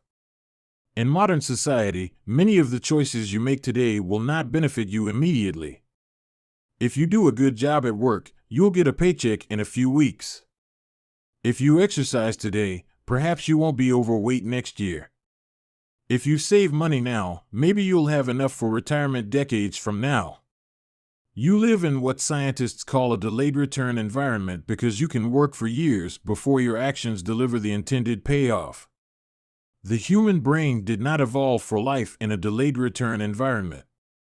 The earliest remains of modern humans, known as Homo sapiens sapiens, are approximately 200,000 years old. These were the first humans to have a brain relatively similar to ours. In particular, the neocortex, the newest part of the brain and the region responsible for higher functions like language, was roughly the same size 200,000 years ago as today. You are walking around with the same hardware as your Paleolithic ancestors. It is only recently, during the last 500 years or so, that society has shifted to a predominantly delayed return environment. Compared to the age of the brain, modern society is brand new. In the last 100 years, we have seen the rise of the car, the airplane, the television, the personal computer, the internet, the smartphone, and Beyoncé. The world has changed much in recent years, but human nature has changed little. Similar to other animals on the African savanna, our ancestors spent their days responding to grave threats, securing the next meal, and taking shelter from a storm. It made sense to place a high value on instant gratification.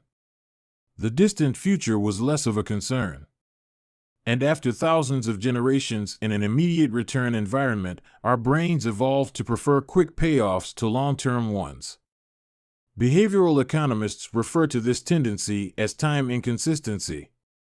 That is, the way your brain evaluates rewards is inconsistent across time. You value the present more than the future.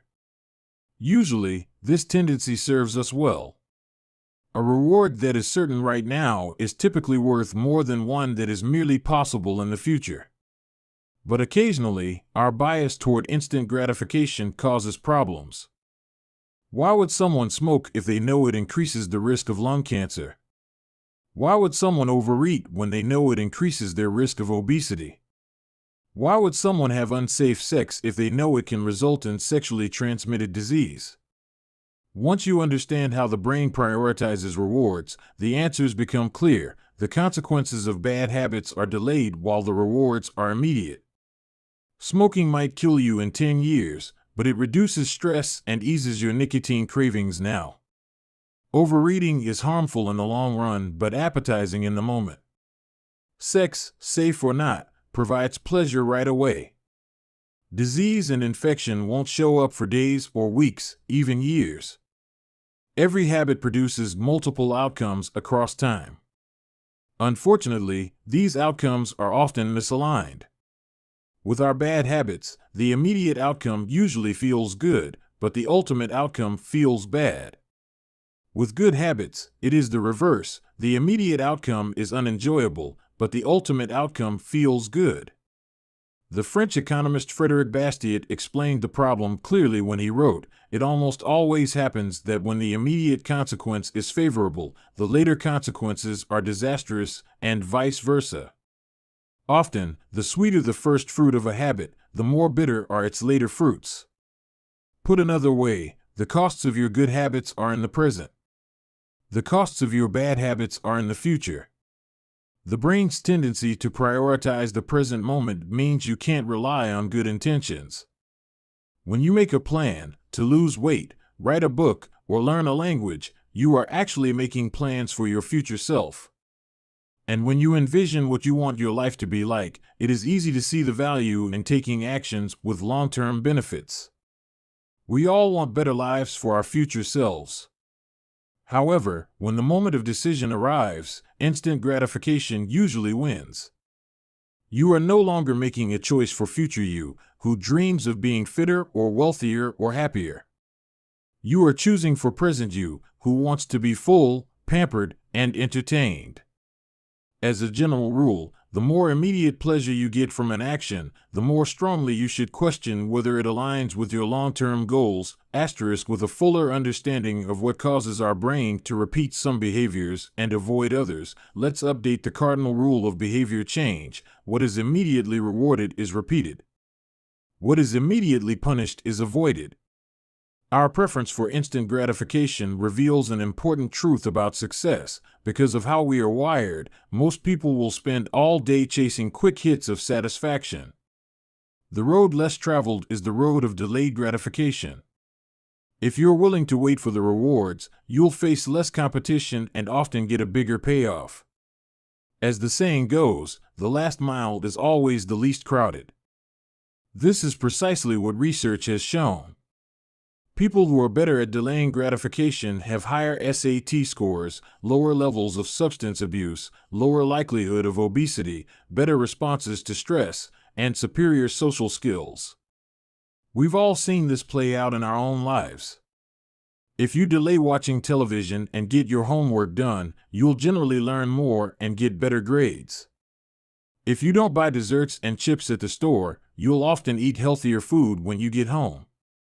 At some point, success in nearly every field requires you to ignore an immediate reward in favor of a delayed reward. Here's the problem: most people know that delaying gratification is the wise approach. They want the benefits of good habits, to be healthy, productive, at peace. But these outcomes are seldom top of mind at the decisive moment.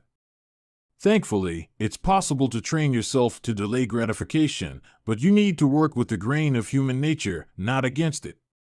The best way to do this is to add a little bit of immediate pleasure to the habits that pay off in the long run and a little bit of immediate pain to ones that don't.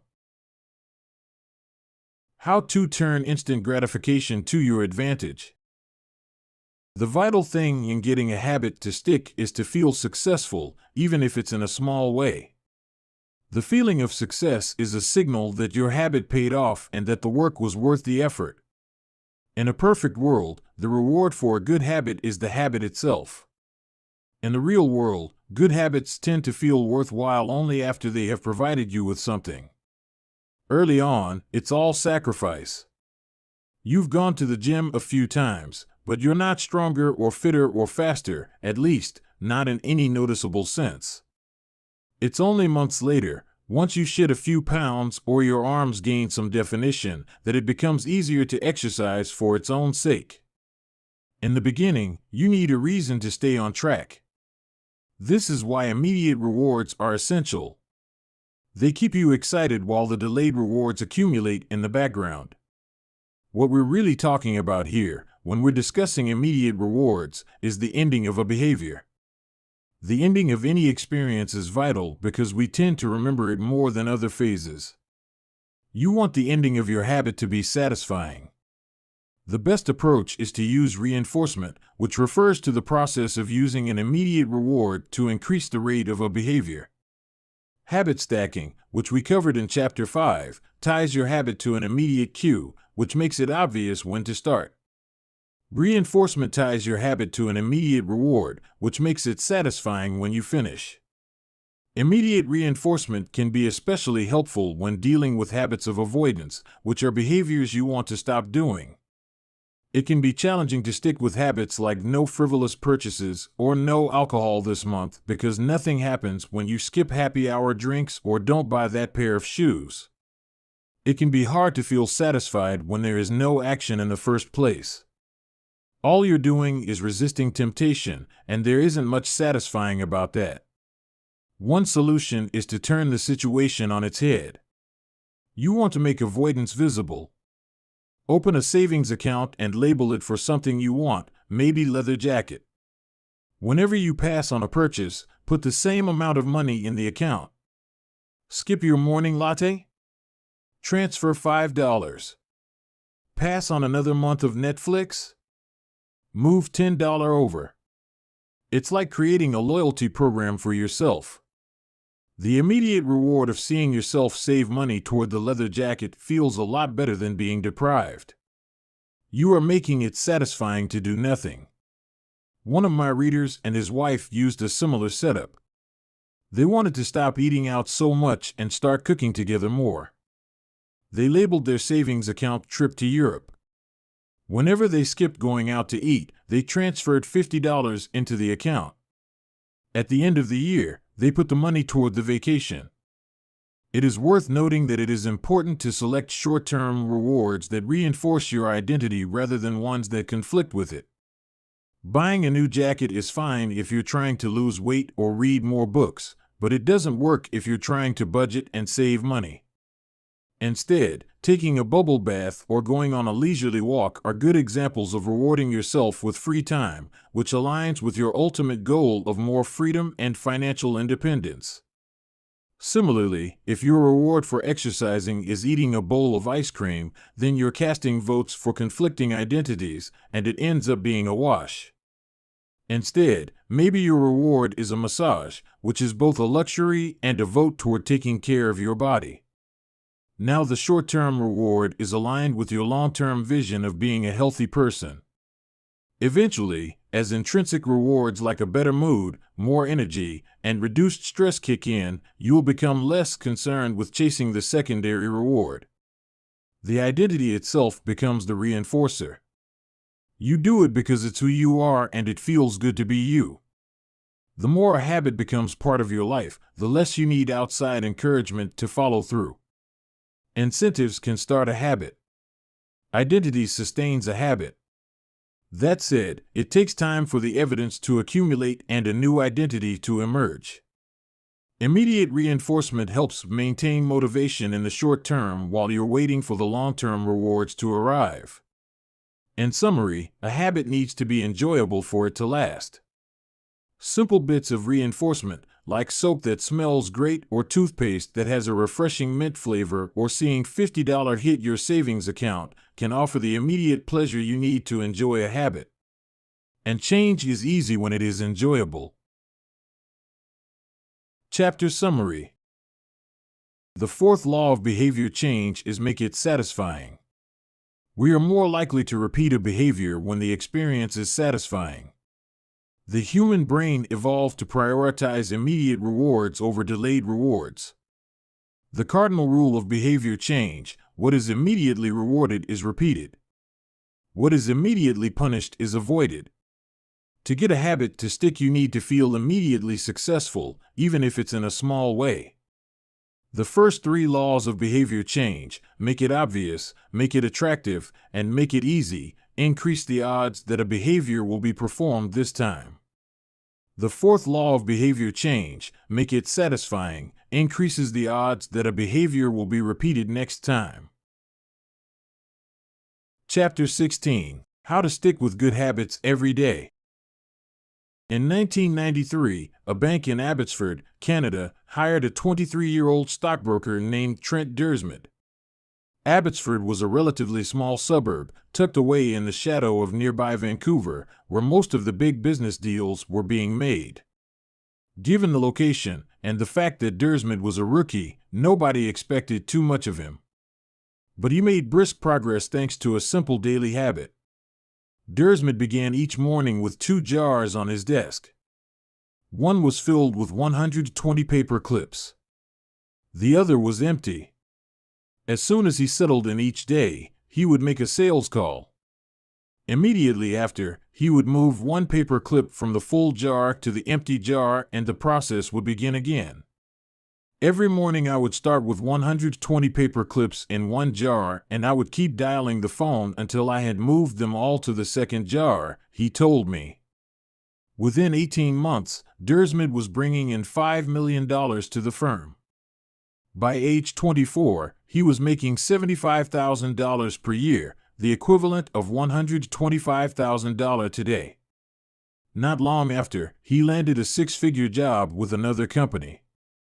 I like to refer to this technique as the paperclip strategy, and, over the years, I've heard from readers who have employed it in a variety of ways. One woman shifted a hairpin from one container to another whenever she wrote a page of her book. Another man moved a marble from one bin to the next after each set of push-ups. Making progress is satisfying, and visual measures, like moving paper clips or hairpins or marbles, provide clear evidence of your progress. As a result, they reinforce your behavior and add a little bit of immediate satisfaction to any activity. Visual measurement comes in many forms: food journals, workout logs, loyalty punch cards, the progress bar on a software download, even the page numbers in a book. But perhaps the best way to measure your progress is with a habit tracker. How to keep your habits on track. A habit tracker is a simple way to measure whether you did a habit. The most basic format is to get a calendar and cross off each day you stick with your routine. For example, if you meditate on Monday, Wednesday, and Friday, each of those dates gets an X. As time rolls by, the calendar becomes a record of your habit streak. Countless people have tracked their habits, but perhaps the most famous was Benjamin Franklin. Beginning at age 20, Franklin carried a small booklet everywhere he went and used it to track 13 personal virtues. This list included goals like lose no time, be always employed in something useful, and avoid trifling conversation. At the end of each day, Franklin would open his booklet and record his progress. Jerry Seinfeld reportedly uses a habit tracker to stick with his streak of writing jokes. In the documentary Comedian, he explains that his goal is simply to never break the chain of writing jokes every day. In other words, he is not focused on how good or bad a particular joke is or how inspired he feels. He is simply focused on showing up and adding to his streak.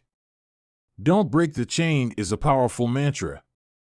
Don't break the chain of sales calls and you'll build a successful book of business. Don't break the chain of workouts and you'll get fit faster than you'd expect. Don't break the chain of creating every day and you will end up with an impressive portfolio. Habit tracking is powerful because it leverages multiple laws of behavior change. It simultaneously makes a behavior obvious, attractive, and satisfying. Let's break down each one. Benefit number 1, habit tracking is obvious. Recording your last action creates a trigger that can initiate your next one. Habit tracking naturally builds a series of visual cues like the streak of X's on your calendar or the list of meals in your food log. When you look at the calendar and see your streak, you'll be reminded to act again. Research has shown that people who track their progress on goals like losing weight, quitting smoking, and lowering blood pressure are all more likely to improve than those who don't. One study of more than 1,600 people found that those who kept a daily food log lost twice as much weight as those who did not. The mere act of tracking a behavior can spark the urge to change it. Habit tracking also keeps you honest. Most of us have a distorted view of our own behavior. We think we act better than we do. Measurement offers one way to overcome our blindness to our own behavior and notice what's really going on each day. One glance at the paper clips in the container and you immediately know how much work you have, or haven't, been putting in. When the evidence is right in front of you, you are less likely to lie to yourself. Benefit number 2, habit tracking is attractive. The most effective form of motivation is progress. When we get a signal that we are moving forward, we become more motivated to continue down that path. In this way, habit tracking can have an addictive effect on motivation. Each small win feeds your desire.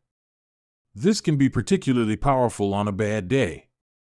When you're feeling down, it's easy to forget about all the progress you have already made. Habit tracking provides visual proof of your hard work, a subtle reminder of how far you've come. Plus, the empty square you see each morning can motivate you to get started because you don't want to lose your progress by breaking the streak. Benefit number 3, habit tracking is satisfying. This is the most crucial benefit of all. Tracking can become its own form of reward. It is satisfying to cross an item off your to-do list, to complete an entry in your workout log, or to mark an X on the calendar. It feels good to watch your results grow, the size of your investment portfolio, the length of your book manuscript, and if it feels good, then you're more likely to endure. Habit tracking also helps keep your eye on the ball. You're focused on the process rather than the result. You're not fixated on getting six-pack abs. You're just trying to keep the streak alive and become the type of person who doesn't miss workouts. In summary, habit tracking, 1. Creates a visual cue that can remind you to act. 2. Is inherently motivating because you see the progress you are making and don't want to lose it. And 3. Feels satisfying whenever you record another successful instance of your habit. Furthermore, habit tracking provides visual proof that you are casting votes for the type of person you wish to become, which is a delightful form of immediate and intrinsic gratification. You may be wondering, if habit tracking is so useful, why have I waited so long to talk about it? Despite all the benefits, I've left this discussion until now for a simple reason: many people resist the idea of tracking and measuring. It can feel like a burden because it forces you into two habits: the habit you're trying to build and the habit of tracking it. Counting calories sounds like a hassle when you're already struggling to follow a diet. Writing down every sales call seems tedious when you've got work to do.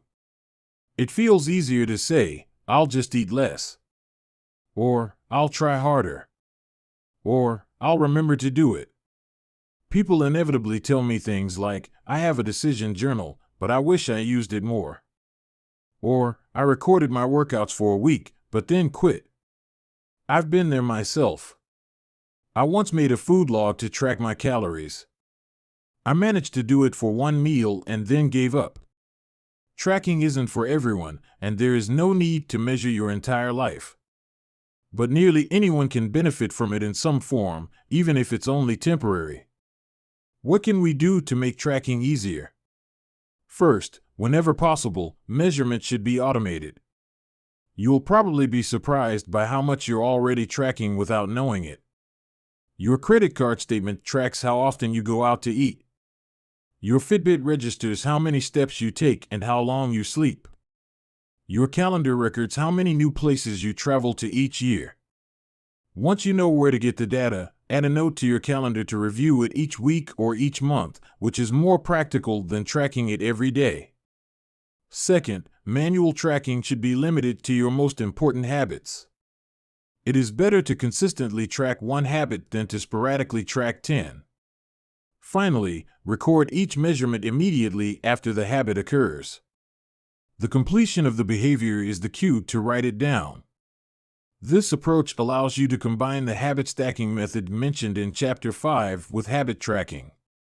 The habit stacking plus habit tracking formula is: after current habit, I will track my habit. After I hang up the phone from a sales call, I will move one paper clip over. After I finish each set at the gym, I will record it in my workout journal. After I put my plate in the dishwasher, I will write down what I ate.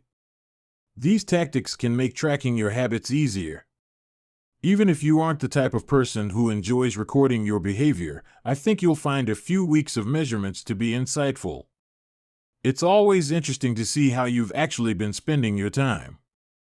That said, every habit streak ends at some point.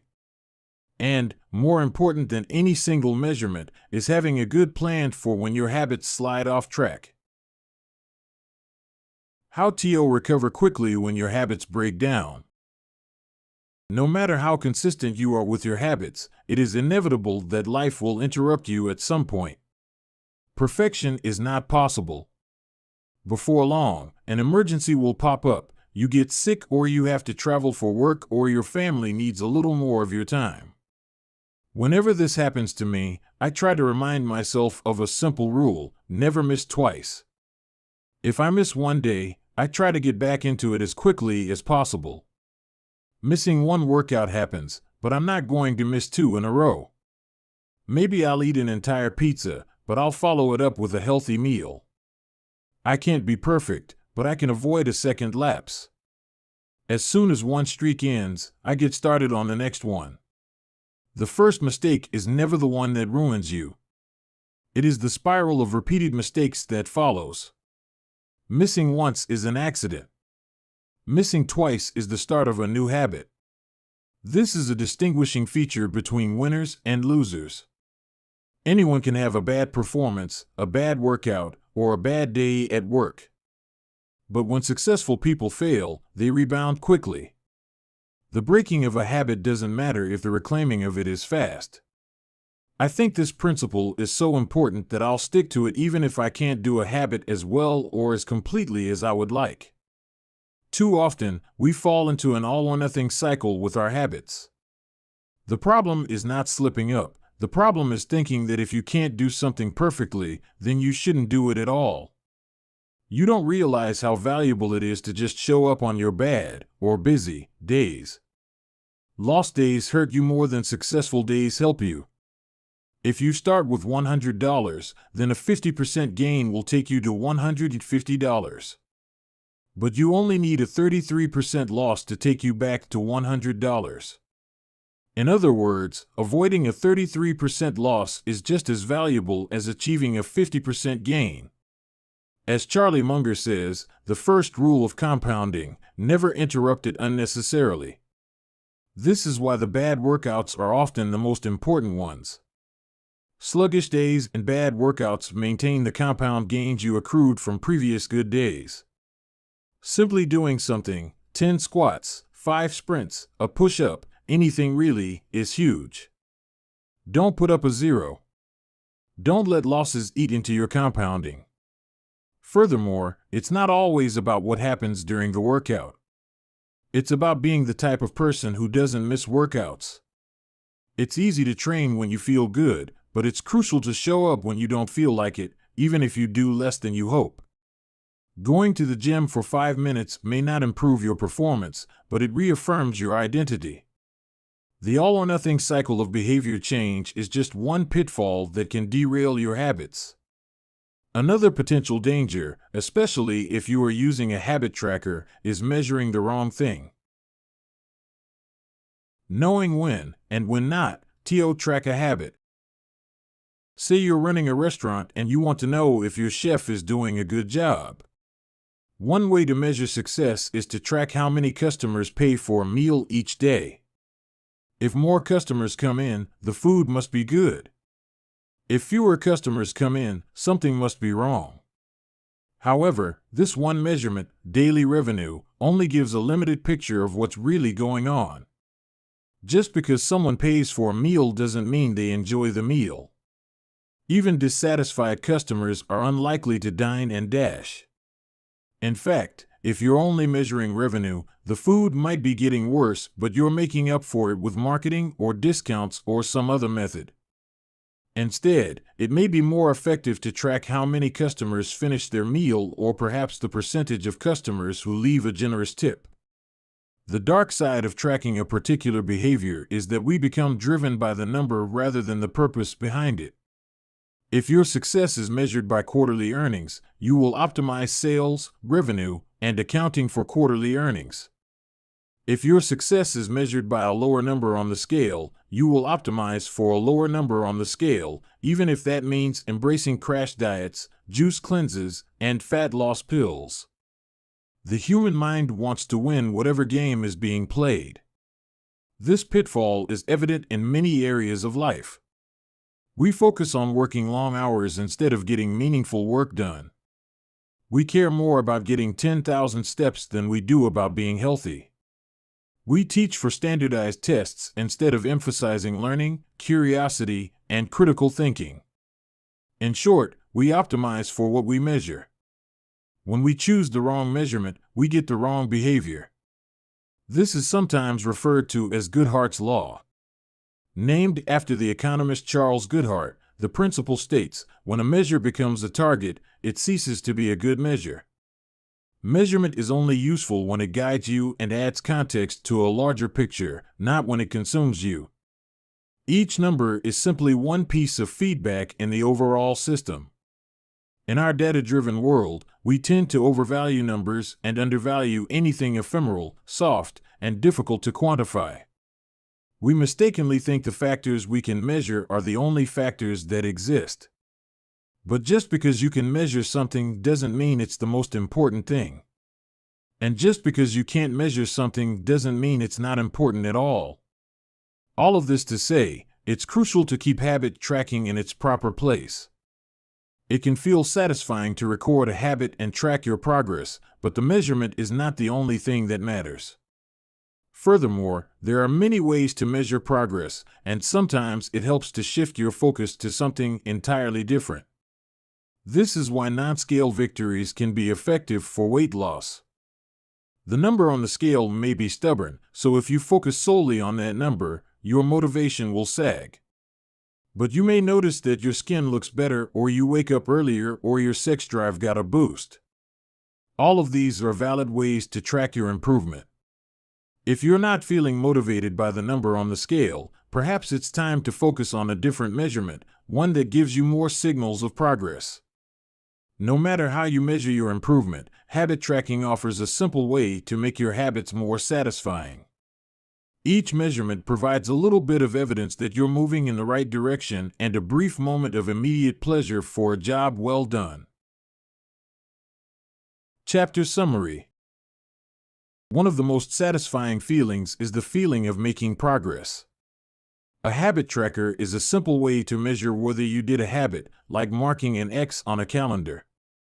Habit trackers and other visual forms of measurement can make your habits satisfying by providing clear evidence of your progress. Don't break the chain. Try to keep your habit streak alive. Never miss twice. If you miss one day, try to get back on track as quickly as possible. Just because you can measure something doesn't mean it's the most important thing. Chapter 17. How an accountability partner can change everything. After serving as a pilot in World War II, Roger Fisher attended Harvard Law School and spent 34 years specializing in negotiation and conflict management. He founded the Harvard Negotiation Project and worked with numerous countries and world leaders on peace resolutions, hostage crises, and diplomatic compromises. But it was in the 1970s and 1980s, as the threat of nuclear war escalated, that Fisher developed perhaps his most interesting idea. At the time, Fisher was focused on designing strategies that could prevent nuclear war, and he had noticed a troubling fact. Any sitting president would have access to launch codes that could kill millions of people but would never actually see anyone die because he would always be thousands of miles away. My suggestion was quite simple, he wrote in 1981. Put that nuclear code number in a little capsule and then implant that capsule right next to the heart of a volunteer. The volunteer would carry with him a big, heavy butcher knife as he accompanied the president. If ever the president wanted to fire nuclear weapons, the only way he could do so would be for him first, with his own hands, to kill one human being. The president says, "George, I'm sorry, but tens of millions must die." He has to look at someone and realize what death is, what an innocent death is. Blood on the White House carpet. It's reality brought home. When I suggested this to friends in the Pentagon, they said, "My God, that's terrible. Having to kill someone would distort the president's judgment. He might never push the button." Throughout our discussion of the fourth law of behavior change, we have covered the importance of making good habits immediately satisfying. Fisher's proposal is an inversion of the fourth law, make it immediately unsatisfying. Just as we are more likely to repeat an experience when the ending is satisfying, we are also more likely to avoid an experience when the ending is painful. Pain is an effective teacher. If a failure is painful, it gets fixed. If a failure is relatively painless, it gets ignored. The more immediate and more costly a mistake is, the faster you will learn from it. The threat of a bad review forces a plumber to be good at his job. The possibility of a customer never returning makes restaurants create good food. The cost of cutting the wrong blood vessel makes a surgeon master human anatomy and cut carefully. When the consequences are severe, people learn quickly. The more immediate the pain, the less likely the behavior. If you want to prevent bad habits and eliminate unhealthy behaviors, then adding an instant cost to the action is a great way to reduce their odds. We repeat bad habits because they serve us in some way, and that makes them hard to abandon. The best way I know to overcome this predicament is to increase the speed of the punishment associated with the behavior. There can't be a gap between the action and the consequences. As soon as actions incur an immediate consequence, behavior begins to change. Customers pay their bills on time when they are charged a late fee. Students show up to class when their grade is linked to attendance. We'll jump through a lot of hoops to avoid a little bit of immediate pain. There is, of course, a limit to this. If you're going to rely on punishment to change behavior, then the strength of the punishment must match the relative strength of the behavior it is trying to correct. To be productive, the cost of procrastination must be greater than the cost of action. To be healthy, the cost of laziness must be greater than the cost of exercise. Getting fined for smoking in a restaurant or failing to recycle adds consequence to an action. Behavior only shifts if the punishment is painful enough and reliably enforced. In general, the more local, tangible, concrete, and immediate the consequence, the more likely it is to influence individual behavior. The more global, intangible, vague, and delayed the consequence, the less likely it is to influence individual behavior. Thankfully, there is a straightforward way to add an immediate cost to any bad habit: create a habit contract. The habit contract. The first seatbelt law was passed in New York on December 1, 1984. At the time, just 14% of people in the United States regularly wore a seatbelt, but that was all about to change. Within 5 years, over half of the nation had seatbelt laws. Today, wearing a seatbelt is enforceable by law in 49 of the 50 states. And it's not just the legislation, the number of people wearing seatbelts has changed dramatically as well. In 2016, over 88% of Americans buckled up each time they got in a car. In just over 30 years, there was a complete reversal in the habits of millions of people. Laws and regulations are an example of how government can change our habits by creating a social contract. As a society, we collectively agree to abide by certain rules and then enforce them as a group. Whenever a new piece of legislation impacts behavior, seatbelt laws, banning smoking inside restaurants, mandatory recycling, it is an example of a social contract shaping our habits. The group agrees to act in a certain way, and if you don't follow along, you'll be punished. Just as governments use laws to hold citizens accountable, you can create a habit contract to hold yourself accountable. A habit contract is a verbal or written agreement in which you state your commitment to a particular habit and the punishment that will occur if you don't follow through. Then you find 1 or 2 people to act as your accountability partners and sign off on the contract with you. Brian Harris, an entrepreneur from Nashville, Tennessee, was the first person I saw put this strategy into action. Shortly after the birth of his son, Harris realized he wanted to shed a few pounds. He wrote up a habit contract between himself, his wife, and his personal trainer. The first version read, "Brian's number 1 objective for Q1 of 2017 is to start eating correctly again so he feels better, looks better, and is able to hit his long-term goal of 200 pounds at 10% body fat." Below that statement, Harris laid out a roadmap for achieving his ideal outcome. Phase number 1, get back to a strict slow-carb diet in Q1. Phase number 2, start a strict macronutrient tracking program in Q2. Phase number 3, refine and maintain the details of his diet and workout program in Q3.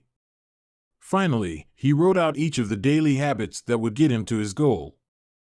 For example, write down all food that he consumes each day and weigh himself each day. And then he listed the punishment if he failed. If Brian doesn't do these 2 items, then the following consequence will be enforced. He will have to dress up each workday and each Sunday morning for the rest of the quarter.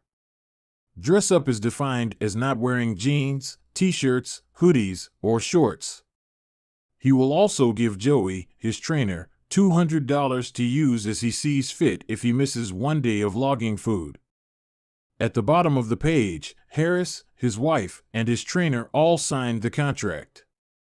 My initial reaction was that a contract like this seemed overly formal and unnecessary, especially the signatures. But Harris convinced me that signing the contract was an indication of seriousness. Anytime I skip this part, he said, I start slacking almost immediately. 3 months later, after hitting his targets for Q1, Harris upgraded his goals. The consequences escalated, too. If he missed his carbohydrate and protein targets, he had to pay his trainer $100. And if he failed to weigh himself, he had to give his wife $500 to use as she saw fit. Perhaps most painfully, if he forgot to run sprints, he had to dress up for work every day and wear an Alabama hat the rest of the quarter, the bitter rival of his beloved Auburn team. The strategy worked. With his wife and trainer acting as accountability partners and with the habit contract clarifying exactly what to do each day, Harris lost the weight. To make bad habits unsatisfying, your best option is to make them painful in the moment. Creating a habit contract is a straightforward way to do exactly that. Even if you don't want to create a full-blown habit contract, simply having an accountability partner is useful. The comedian Margaret Cho writes a joke or song every day. She does the Song a Day challenge with a friend, which helps them both stay accountable. Knowing that someone is watching can be a powerful motivator. You are less likely to procrastinate or give up because there is an immediate cost. If you don't follow through, perhaps they'll see you as untrustworthy or lazy. Suddenly, you are not only failing to uphold your promises to yourself, but also failing to uphold your promises to others. You can even automate this process. Thomas Frank, an entrepreneur in Boulder, Colorado, wakes up at 5:55 each morning. And if he doesn't, he has a tweet automatically scheduled that says, "It's 6:10 and I'm not up because I'm lazy." Reply to this for $5 via PayPal, limit 5, assuming my alarm didn't malfunction. We are always trying to present our best selves to the world. We comb our hair and brush our teeth and dress ourselves carefully because we know these habits are likely to get a positive reaction. We want to get good grades and graduate from top schools to impress potential employers and mates and our friends and family. We care about the opinions of those around us because it helps if others like us. This is precisely why getting an accountability partner or signing a habit contract can work so well. Chapter Summary. The inversion of the fourth law of behavior change is make it unsatisfying. We are less likely to repeat a bad habit if it is painful or unsatisfying. An accountability partner can create an immediate cost to inaction. We care deeply about what others think of us, and we do not want others to have a lesser opinion of us. A habit contract can be used to add a social cost to any behavior. It makes the costs of violating your promises public and painful. Knowing that someone else is watching you can be a powerful motivator. Advanced tactics: how to go from being merely good to being truly great. Chapter 18. The truth about talent, when genes matter and when they don't. Many people are familiar with Michael Phelps, who is widely considered to be one of the greatest athletes in history. Phelps has won more Olympic medals not only than any swimmer but also more than any Olympian in any sport. Fewer people know the name Hisham El Carew, but he was a fantastic athlete in his own right. El Carew is a Moroccan runner who holds 2 Olympic gold medals and is one of the greatest middle-distance runners of all time. For many years, he held the world record in the mile, 1,500-meter, and 2,000-meter races. At the Olympic Games in Athens, Greece, in 2004, he won gold in the 1,500-meter and 5,000-meter races. These two athletes are wildly different in many ways. For starters, one competed on land and the other in water. But most notably, they differ significantly in height.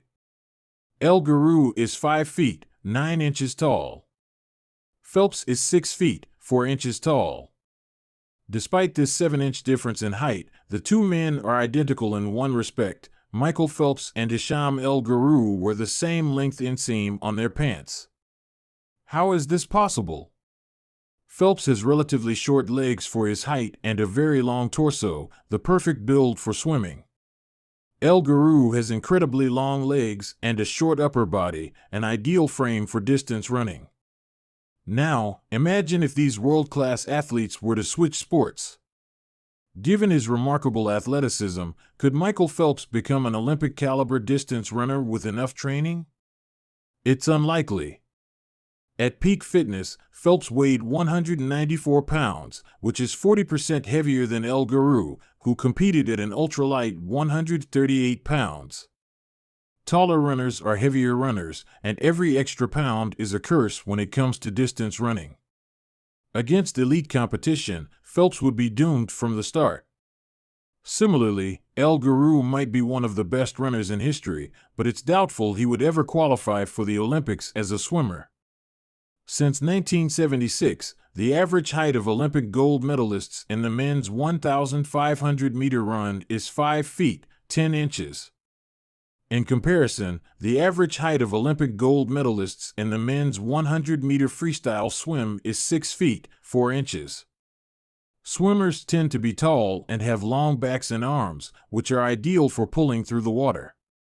El Carew would be at a severe disadvantage before he ever touched the pool. The secret to maximizing your odds of success is to choose the right field of competition. This is just as true with habit change as it is with sports and business. Habits are easier to perform and more satisfying to stick with when they align with your natural inclinations and abilities. Like Michael Phelps in the pool or Hisham El Carew on the track, you want to play a game where the odds are in your favor. Embracing this strategy requires the acceptance of the simple truth that people are born with different abilities. Some people don't like to discuss this fact. On the surface, your genes seem to be fixed, and it's no fun to talk about things you cannot control. Plus, phrases like biological determinism makes it sound like certain individuals are destined for success and others doomed to failure. But this is a short-sighted view of the influence of genes on behavior. The strength of genetics is also their weakness. Genes cannot be easily changed, which means they provide a powerful advantage in favorable circumstances and a serious disadvantage in unfavorable circumstances. If you want to dunk a basketball, being 7 feet tall is very useful. If you want to perform a gymnastics routine, being 7 feet tall is a great hindrance. Our environment determines the suitability of our genes and the utility of our natural talents. When our environment changes, so do the qualities that determine success. This is true not just for physical characteristics, but for mental ones as well. I'm smart if you ask me about habits and human behavior, not so much when it comes to knitting, rocket propulsion, or guitar chords. Competence is highly dependent on context. The people at the top of any competitive field are not only well-trained, they are also well-suited to the task. And this is why, if you want to be truly great, selecting the right place to focus is crucial. In short, genes do not determine your destiny. They determine your areas of opportunity.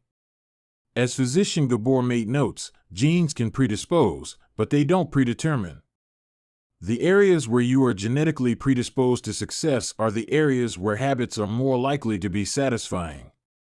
The key is to direct your effort toward areas that both excite you and match your natural skills, to align your ambition with your ability. The obvious question is, how do I figure out where the odds are in my favor? How do I identify the opportunities and habits that are right for me?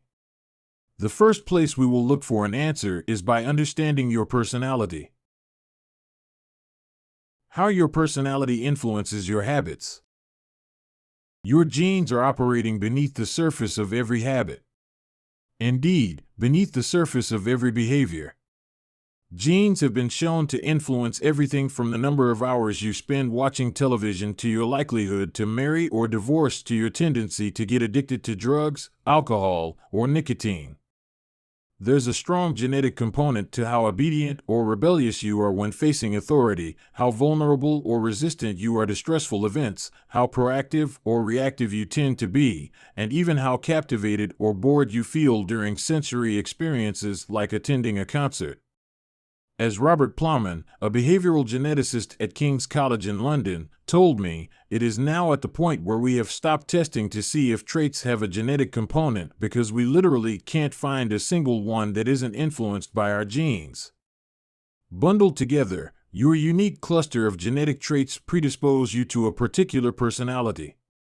Your personality is the set of characteristics that is consistent from situation to situation. The most proven scientific analysis of personality traits is known as the Big Five, which breaks them down into 5 spectrums of behavior. 1. Openness to experience, from curious and inventive on one end to cautious and consistent on the other.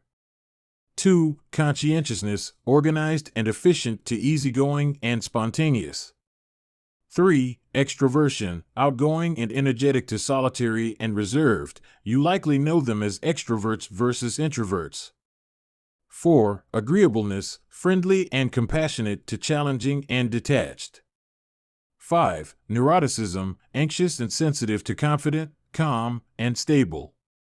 All 5 characteristics have biological underpinnings. Extroversion, for instance, can be tracked from birth. If scientists play a loud noise in the nursing ward, some babies turn toward it while others turn away. When the researchers tracked these children through life, they found that the babies who turned toward the noise were more likely to grow up to be extroverts. Those who turned away were more likely to become introverts. People who are high in agreeableness are kind, considerate, and warm. They also tend to have higher natural oxytocin levels, a hormone that plays an important role in social bonding, increases feelings of trust, and can act as a natural antidepressant. You can easily imagine how someone with more oxytocin might be inclined to build habits like writing thank you notes or organizing social events. As a third example, consider neuroticism, which is a personality trait all people possess to various degrees. People who are high in neuroticism tend to be anxious and worry more than others. This trait has been linked to hypersensitivity of the amygdala, the portion of the brain responsible for noticing threats. In other words, people who are more sensitive to negative cues in their environment are more likely to score high in neuroticism. Our habits are not solely determined by our personalities, but there is no doubt that our genes nudge us in a certain direction. Our deeply rooted preferences make certain behaviors easier for some people than for others. You don't have to apologize for these differences or feel guilty about them, but you do have to work with them.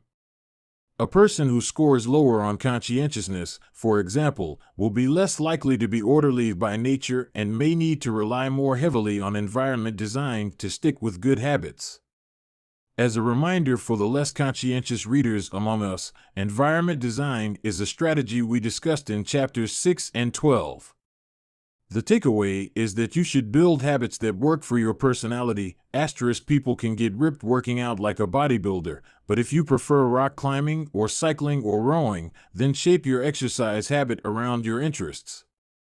If your friend follows a low-carb diet, but you find that low-fat works for you, then more power to you. If you want to read more, don't be embarrassed if you prefer steamy romance novels over nonfiction.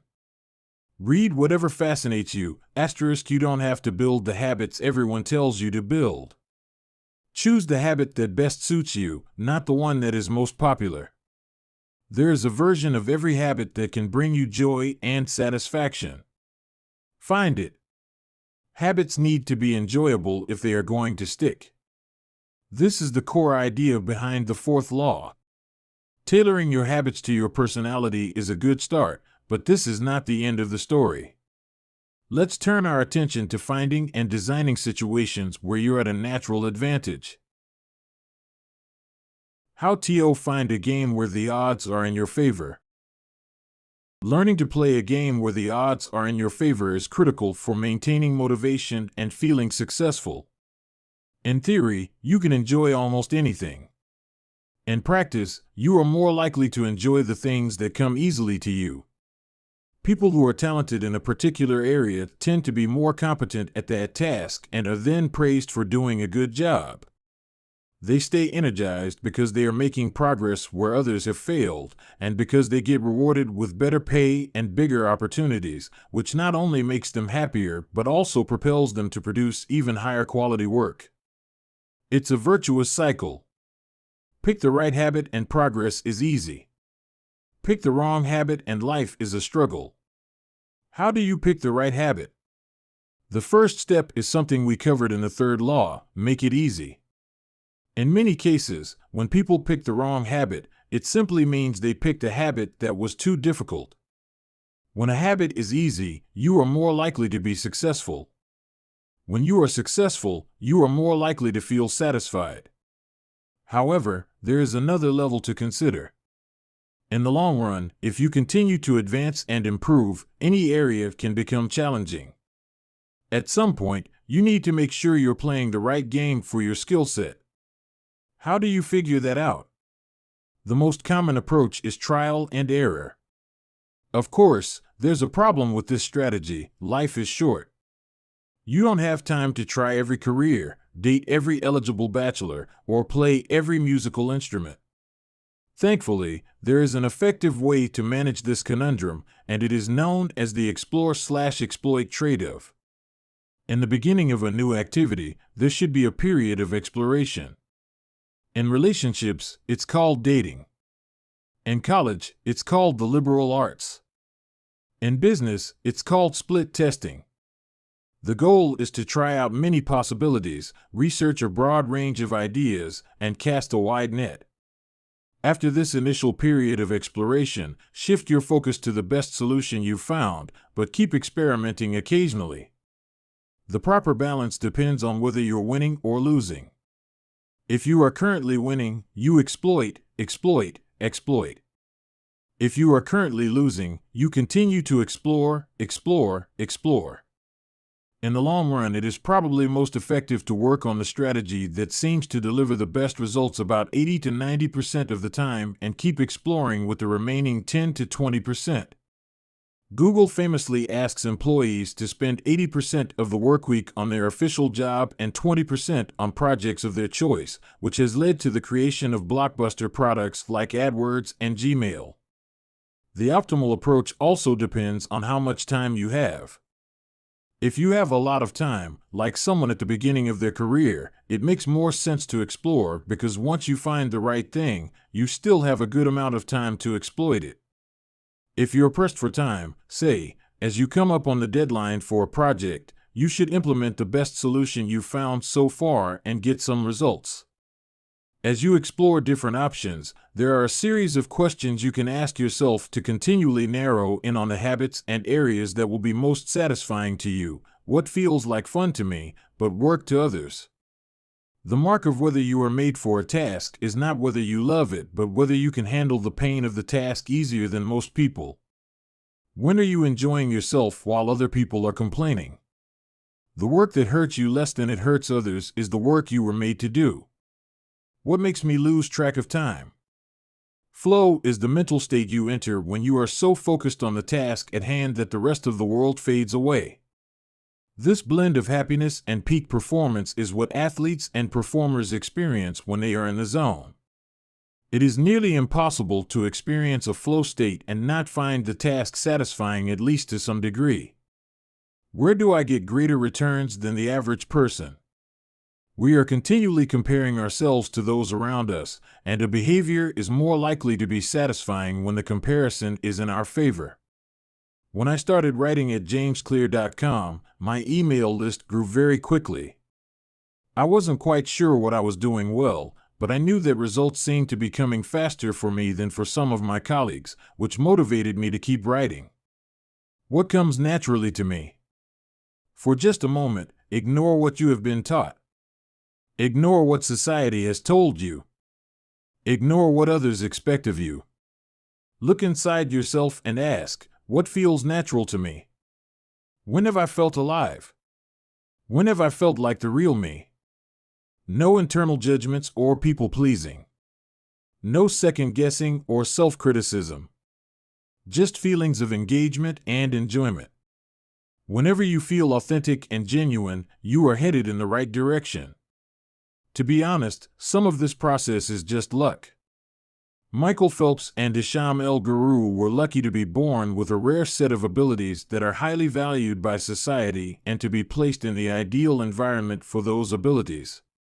We all have limited time on this planet, and the truly great among us are the ones who not only work hard but also have the good fortune to be exposed to opportunities that favor us. But what if you don't want to leave it up to luck? If you can't find a game where the odds are stacked in your favor, create one.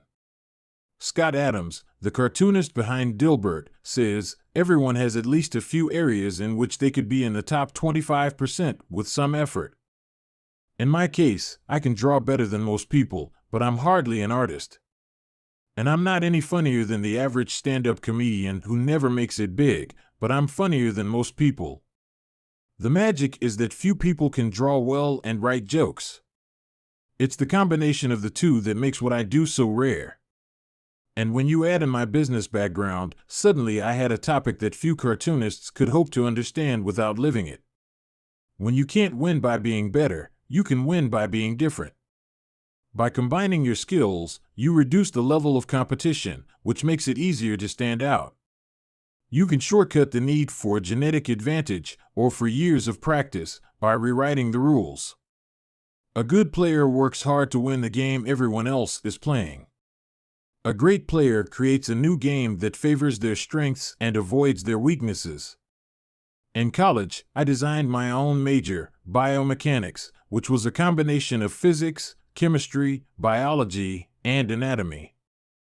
I wasn't smart enough to stand out among the top physics or biology majors, so I created my own game. And because it suited me, I was only taking the courses I was interested in. Studying felt like less of a chore. It was also easier to avoid the trap of comparing myself to everyone else. After all, nobody else was taking the same combination of classes, so who could say if they were better or worse? Specialization is a powerful way to overcome the accident of bad genetics. The more you master a specific skill, the harder it becomes for others to compete with you. Many bodybuilders are stronger than the average arm wrestler, but even a massive bodybuilder may lose at arm wrestling because the arm wrestling champ has very specific strength. Even if you're not the most naturally gifted, you can often win by being the best in a very narrow category. Boiling water will soften a potato but harden an egg. You can't control whether you're a potato or an egg, but you can decide to play a game where it's better to be hard or soft. If you can find a more favorable environment, you can transform the situation from one where the odds are against you to one where they are in your favor. How to get the most out of your genes. Our genes do not eliminate the need for hard work. They clarify it. They tell us what to work hard on. Once we realize our strengths, we know where to spend our time and energy. We know which types of opportunities to look for and which types of challenges to avoid. The better we understand our nature, the better our strategy can be. Biological differences matter. Even so, it's more productive to focus on whether you are fulfilling your own potential than comparing yourself to someone else. The fact that you have a natural limit to any specific ability has nothing to do with whether you are reaching the ceiling of your capabilities. People get so caught up in the fact that they have limits that they rarely exert the effort required to get close to them. Furthermore, genes can't make you successful if you're not doing the work. Yes, it's possible that the ripped trainer at the gym has better genes, but if you haven't put in the same reps, it's impossible to say if you have been dealt a better or worse genetic hand. Until you work as hard as those you admire, don't explain away their success as luck. In summary, one of the best ways to ensure your habits remain satisfying over the long run is to pick behaviors that align with your personality and skills. Work hard on the things that come easy. Chapter Summary. The secret to maximizing your odds of success is to choose the right field of competition. Pick the right habit and progress is easy. Pick the wrong habit and life is a struggle. Genes cannot be easily changed, which means they provide a powerful advantage in favorable circumstances and a serious disadvantage in unfavorable circumstances. Habits are easier when they align with your natural abilities. Choose the habits that best suit you. Play a game that favors your strengths. If you can't find a game that favors you, create one. Genes do not eliminate the need for hard work. They clarify it. They tell us what to work hard on. Chapter 19: The Goldilocks Rule: How to Stay Motivated in Life and Work. In 1955, Disneyland had just opened in Anaheim, California, when a 10-year-old boy walked in and asked for a job. Labor laws were loose back then, and the boy managed to land a position selling guidebooks for 50 cents apiece. Within a year, he had transitioned to Disney's magic shop, where he learned tricks from the older employees. He experimented with jokes and tried out simple routines on visitors. Soon he discovered that what he loved was not performing magic, but performing in general. He set his sights on becoming a comedian. Beginning in his teenage years, he started performing in little clubs around Los Angeles. The crowds were small and his act was short. He was rarely on stage for more than 5 minutes. Most of the people in the crowd were too busy drinking or talking with friends to pay attention. One night, he literally delivered his stand-up routine to an empty club. It wasn't glamorous work, but there was no doubt he was getting better. His first routines would only last 1 or 2 minutes. By high school, his material had expanded to include a 5-minute act and, a few years later, a 10-minute show. At 19, he was performing weekly for 20 minutes at a time. He had to read 3 poems during the show just to make the routine long enough, but his skills continued to progress. He spent another decade experimenting, adjusting, and practicing. He took a job as a television writer and, gradually, he was able to land his own appearances on talk shows. By the mid-1970s, he had worked his way into being a regular guest on The Tonight Show and Saturday Night Live. Finally, after nearly 15 years of work, the young man rose to fame. He toured 60 cities in 63 days. Then 72 cities in 80 days. Then 85 cities in 90 days. He had 18,695 people attend one show in Ohio. Another 45,000 tickets were sold for his 3-day show in New York. He catapulted to the top of his genre and became one of the most successful comedians of his time. His name is Steve Martin. Martin's story offers a fascinating perspective on what it takes to stick with habits for the long run. Comedy is not for the timid. It is hard to imagine a situation that would strike fear into the hearts of more people than performing alone on stage and failing to get a single laugh. And yet Steve Martin faced this fear every week for 18 years. In his words, 10 years spent learning, 4 years spent refining, and 4 years as a wild success. Why is it that some people, like Martin, stick with their habits, whether practicing jokes or drawing cartoons or playing guitar, while most of us struggle to stay motivated? How do we design habits that pull us in rather than ones that fade away? Scientists have been studying this question for many years. While there is still much to learn, one of the most consistent findings is that the way to maintain motivation and achieve peak levels of desire is to work on tasks of just manageable difficulty. The human brain loves a challenge, but only if it is within an optimal zone of difficulty. If you love tennis and try to play a serious match against a 4-year-old, you will quickly become bored. It's too easy. You'll win every point. In contrast, if you play a professional tennis player like Roger Federer or Serena Williams, you will quickly lose motivation because the match is too difficult. Now consider playing tennis against someone who is your equal. As the game progresses, you win a few points and you lose a few. You have a good chance of winning, but only if you really try. Your focus narrows, distractions fade away, and you find yourself fully invested in the task at hand. This is a challenge of just manageable difficulty, and it is a prime example of the Goldilocks rule. The Goldilocks rule states that humans experience peak motivation when working on tasks that are right on the edge of their current abilities. Not too hard. Not too easy. Just right. The Goldilocks rule. Martin's comedy career is an excellent example of the Goldilocks rule in practice. Each year, he expanded his comedy routine, but only by a minute or two. He was always adding new material, but he also kept a few jokes that were guaranteed to get laughs. There were just enough victories to keep him motivated and just enough mistakes to keep him working hard. When you're starting a new habit, it's important to keep the behavior as easy as possible so you can stick with it even when conditions aren't perfect. This is an idea we covered in detail while discussing the third law of behavior change. Once a habit has been established, however, it's important to continue to advance in small ways. These little improvements and new challenges keep you engaged. And if you hit the Goldilocks zone just right, you can achieve a flow state. A flow state is the experience of being in the zone and fully immersed in an activity. Scientists have tried to quantify this feeling. They found that to achieve a state of flow, a task must be roughly 4% beyond your current ability.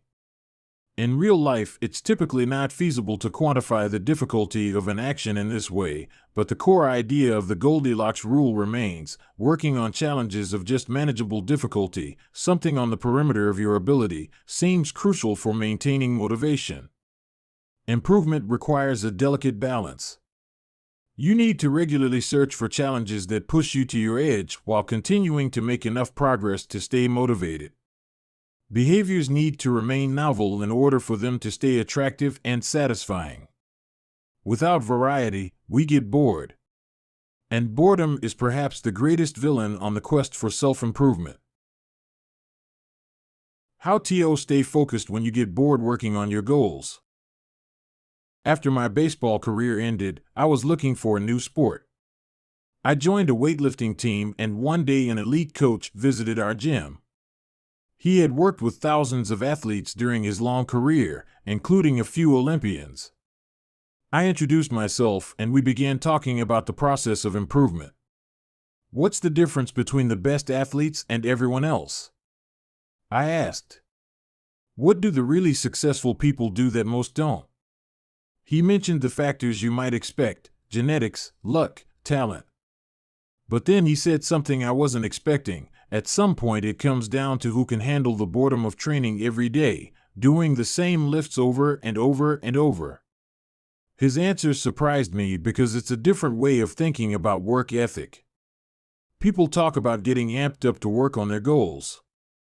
Whether it's business or sports or art, you hear people say things like, "It all comes down to passion," or "You have to really want it." As a result, many of us get depressed when we lose focus or motivation because we think that successful people have some bottomless reserve of passion. But this coach was saying that really successful people feel the same lack of motivation as everyone else. The difference is that they still find a way to show up despite the feelings of boredom. Mastery requires practice. But the more you practice something, the more boring and routine it becomes. Once the beginner gains have been made and we learn what to expect, our interest starts to fade. Sometimes it happens even faster than that. All you have to do is hit the gym a few days in a row or publish a couple of blog posts on time, and letting one day slip doesn't feel like much. Things are going well. It's easy to rationalize taking a day off because you're in a good place. The greatest threat to success is not failure but boredom. We get bored with habits because they stop delighting us. The outcome becomes expected. And as our habits become ordinary, we start derailing our progress to seek novelty. Perhaps this is why we get caught up in a never-ending cycle, jumping from one workout to the next, one diet to the next, one business idea to the next. As soon as we experience the slightest dip in motivation, we begin seeking a new strategy, even if the old one was still working. As Machiavelli noted, men desire novelty to such an extent that those who are doing well wish for a change as much as those who are doing badly. Perhaps this is why many of the most habit-forming products are those that provide continuous forms of novelty. Video games provide visual novelty. Porn provides sexual novelty. Junk foods provide culinary novelty. Each of these experiences offer continual elements of surprise. In psychology, this is known as a variable reward. Slot machines are the most common real-world example. A gambler hits the jackpot every now and then, but not at any predictable interval. The pace of rewards varies. This variance leads to the greatest spike of dopamine, enhances memory recall, and accelerates habit formation. Variable rewards won't create a craving. That is, you can't take a reward people are uninterested in, give it to them at a variable interval, and hope it will change their mind, but they are a powerful way to amplify the cravings we already experience because they reduce boredom. The sweet spot of desire occurs at a 50-50 split between success and failure. Half of the time you get what you want. Half of the time you don't. You need just enough winning to experience satisfaction and just enough wanting to experience desire. This is one of the benefits of following the Goldilocks rule. If you're already interested in a habit, working on challenges of just manageable difficulty is a good way to keep things interesting. Of course, not all habits have a variable reward component, and you wouldn't want them to. If Google only delivered a useful search result some of the time, I would switch to a competitor pretty quickly. If Uber only picked up half of my trips, I doubt I'd be using that service much longer. And if I flossed my teeth each night and only sometimes ended up with a clean mouth, I think I'd skip it. Variable rewards or not, no habit will stay interesting forever. At some point, everyone faces the same challenge on the journey of self-improvement. You have to fall in love with boredom. We all have goals that we would like to achieve and dreams that we would like to fulfill, but it doesn't matter what you are trying to become better at. If you only do the work when it's convenient or exciting, then you'll never be consistent enough to achieve remarkable results. I can guarantee that if you manage to start a habit and keep sticking to it, there will be days when you feel like quitting. When you start a business, there will be days when you don't feel like showing up. When you're at the gym, there will be sets that you don't feel like finishing. When it's time to write, there will be days that you don't feel like typing. But stepping up when it's annoying or painful or draining to do so, that's what makes the difference between a professional and an amateur. Professionals stick to the schedule, amateurs let life get in the way. Professionals know what is important to them and work toward it with purpose. Amateurs get pulled off course by the urgencies of life. David Kane, an author and meditation teacher, encourages his students to avoid being fair-weather meditators. Similarly, you don't want to be a fair-weather athlete or a fair-weather writer or a fair-weather anything. When a habit is truly important to you, you have to be willing to stick to it in any mood. Professionals take action even when the mood isn't right. They might not enjoy it, but they find a way to put the reps in. There have been a lot of sets that I haven't felt like finishing, but I've never regretted doing the workout. There have been a lot of articles I haven't felt like writing, but I've never regretted publishing on schedule. There have been a lot of days I've felt like relaxing, but I've never regretted showing up and working on something that was important to me. The only way to become excellent is to be endlessly fascinated by doing the same thing over and over.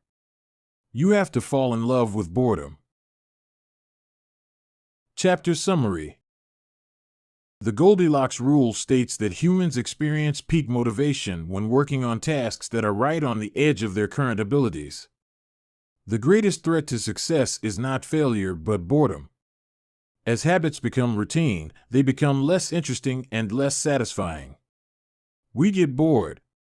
Anyone can work hard when they feel motivated. It's the ability to keep going when work isn't exciting that makes the difference. Professionals stick to the schedule, amateurs let life get in the way.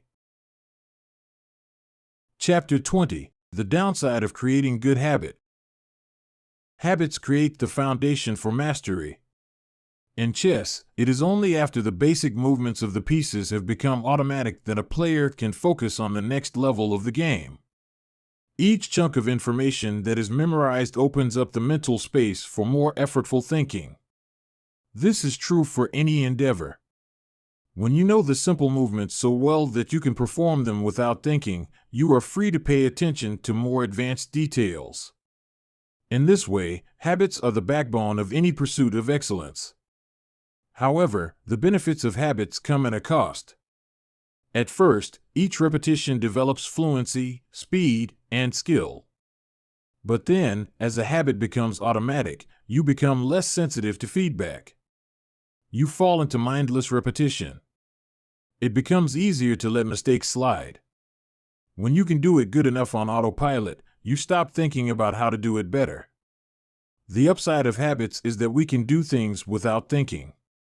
The downside of habits is that you get used to doing things a certain way and stop paying attention to little errors. You assume you're getting better because you're gaining experience. In reality, you are merely reinforcing your current habits, not improving them.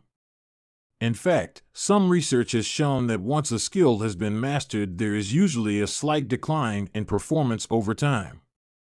Usually, this minor dip in performance is no cause for worry. You don't need a system to continuously improve how well you brush your teeth or tie your shoes or make your morning cup of tea. With habits like these, good enough is usually good enough. The less energy you spend on trivial choices, the more you can spend it on what really matters. However, when you want to maximize your potential and achieve elite levels of performance, you need a more nuanced approach. You can't repeat the same things blindly and expect to become exceptional. Habits are necessary, but not sufficient for mastery. What you need is a combination of automatic habits and deliberate practice. Habits plus deliberate practice equals mastery. To become great, certain skills do need to become automatic. Basketball players need to be able to dribble without thinking before they can move on to mastering layups with their non-dominant hand. Surgeons need to repeat the first incision so many times that they could do it with their eyes closed, so that they can focus on the hundreds of variables that arise during surgery. But after one habit has been mastered, you have to return to the effortful part of the work and begin building the next habit. Mastery is the process of narrowing your focus to a tiny element of success, repeating it until you have internalized the skill, and then using this new habit as the foundation to advance to the next frontier of your development. Old tasks become easier the second time around, but it doesn't get easier overall because now you're pouring your energy into the next challenge. Each habit unlocks the next level of performance. It's an endless cycle. Mastering one habit. Although habits are powerful, what you need is a way to remain conscious of your performance over time, so you can continue to refine and improve. It is precisely at the moment when you begin to feel like you have mastered a skill, right when things are starting to feel automatic and you are becoming comfortable, that you must avoid slipping into the trap of complacency. The solution? Establish a system for reflection and review. How to review your habits and make adjustments. In 1986, the Los Angeles Lakers had one of the most talented basketball teams ever assembled, but they are rarely remembered that way. The team started the 1985 to 1986 NBA season with an astounding 29-5 record. The pundits were saying that we might be the best team in the history of basketball, head coach Pat Riley said after the season. Surprisingly, the Lakers stumbled in the 1986 playoffs and suffered a season-ending defeat in the Western Conference Finals. The best team in the history of basketball didn't even play for the NBA championship. After that blow, Riley was tired of hearing about how much talent his players had and about how much promise his team held. He didn't want to see flashes of brilliance followed by a gradual fade in performance. He wanted the Lakers to play up to their potential, night after night. In the summer of 1986, he created a plan to do exactly that, a system that he called the Career Best Effort Program, or CBE. When players first joined the Lakers, Riley explained, we track their basketball statistics all the way back to high school. I call this taking their number. We look for an accurate gauge of what a player can do, then build him into our plan for the team, based on the notion that he will maintain and then improve upon his averages. After determining a player's baseline level of performance, Riley added a key step. He asked each player to improve their output by at least 1% over the course of the season. If they succeeded, it would be a CBE, or Career Best Effort. Similar to the British cycling team that we discussed in Chapter 1, the Lakers sought peak performance by getting slightly better each day. Riley was careful to point out that CBE was not merely about points or statistics, but about giving your best effort spiritually and mentally and physically. Players got credit for allowing an opponent to run into you when you know that a foul will be called against him, diving for loose balls, going after rebounds whether you are likely to get them or not, helping a teammate when the player he's guarding has surged past him, and other unsung hero deeds. As an example, let's say that Magic Johnson, the Lakers' star player at the time, had 11 points, 8 rebounds, 12 assists, 2 steals, and 5 turnovers in a game. Magic also got credit for an unsung hero deed by diving after a loose ball, +1. Finally, he played a total of 33 minutes in this imaginary game. The positive numbers, 11 plus 8 plus 12 plus 2 plus 1, add up to 34. Then, we subtract the 5 turnovers, 34 to 5, to get 29. Finally, we divide 29 by 33 minutes played. 29 divided by 33 is equal to 0.879. Magic's CBE number here would be 879. This number was calculated for all of a player's games, and it was the average CBE that a player was asked to improve by 1% over the season. Riley compared each player's current CBE to not only their past performances, but also those of other players in the league. As Riley put it, we rank team members alongside league opponents who play the same position and have similar role definitions. Sports writer Jackie McMullen noted, Riley trumpeted the top performers in the league in bold lettering on the blackboard each week and measured them against the corresponding players on his own roster. Solid, reliable players generally rated a score in the 600s, while elite players scored at least 800. Magic Johnson, who submitted 138 triple-doubles in his career, often scored over 1,000. The Lakers also emphasized year-over-year progress by making historical comparisons of CBE data. Riley said, we stacked the month of November 1986 next to November 1985 and showed the players whether they were doing better or worse than at the same point last season. Then we showed them how their performance figures for December 1986 stacked up against November's. The Lakers rolled out CBE in October 1986. 8 months later, they were NBA champions. The following year, Pat Riley led his team to another title as the Lakers became the first team in 20 years to win back-to-back NBA championships. Afterward, he said, sustaining an effort is the most important thing for any enterprise. The way to be successful is to learn how to do things right, then do them the same way every time. The CBE program is a prime example of the power of reflection and review. The Lakers were already talented. CBE helped them get the most out of what they had and made sure their habits improved rather than declined.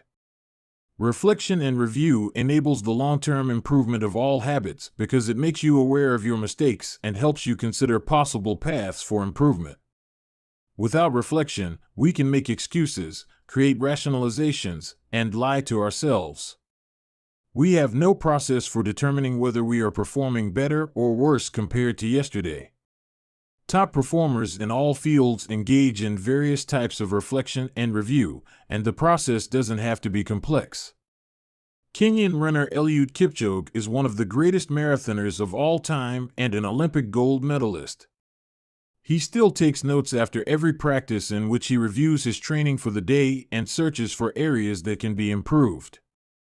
Similarly, gold medal swimmer Katie Ledecky records her wellness on a scale of 1 to 10 and includes notes on her nutrition and how well she slept. She also records the times posted by other swimmers. At the end of each week, her coach goes over her notes and adds his thoughts. It's not just athletes either. When comedian Chris Rock is preparing fresh material, he will first appear at small nightclubs dozens of times and test hundreds of jokes. He brings a notepad on stage and records which bits go over well and where he needs to make adjustments. The few killer lines that survive will form the backbone of his new show. I know of executives and investors who keep a decision journal in which they record the major decisions they make each week, why they made them, and what they expect the outcome to be.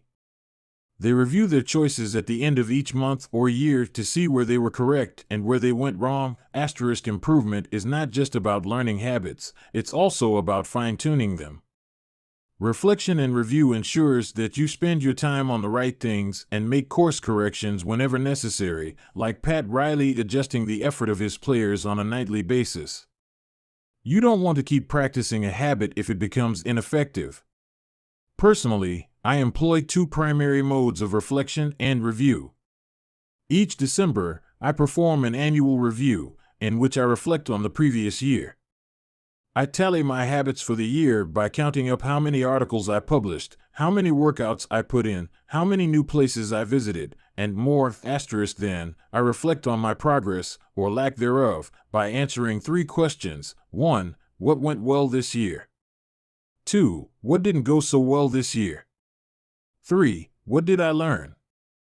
6 months later, when summer rolls around, I conduct an integrity report. Like everyone, I make a lot of mistakes.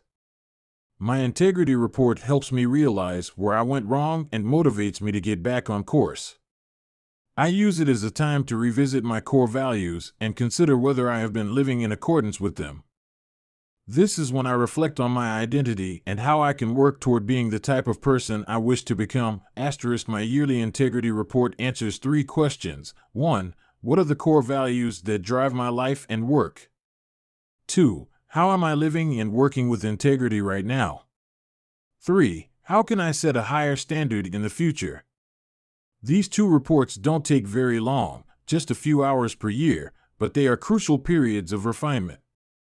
They prevent the gradual slide that happens when I don't pay close attention. They provide an annual reminder to revisit my desired identity and consider how my habits are helping me become the type of person I wish to be. They indicate when I should upgrade my habits and take on new challenges, and when I should dial my efforts back and focus on the fundamentals. Reflection can also bring a sense of perspective. Daily habits are powerful because of how they compound, but worrying too much about every daily choice is like looking at yourself in the mirror from an inch away. You can see every imperfection and lose sight of the bigger picture. There is too much feedback. Conversely, never reviewing your habits is like never looking in the mirror. You aren't aware of easily fixable flaws, a spot on your shirt, a bit of food in your teeth. There is too little feedback. Periodic reflection and review is like viewing yourself in the mirror from a conversational distance. You can see the important changes you should make without losing sight of the bigger picture. You want to view the entire mountain range, not obsess over each peak and valley. Finally, reflection and review offers an ideal time to revisit one of the most important aspects of behavior change, identity. How to break the beliefs that hold you back.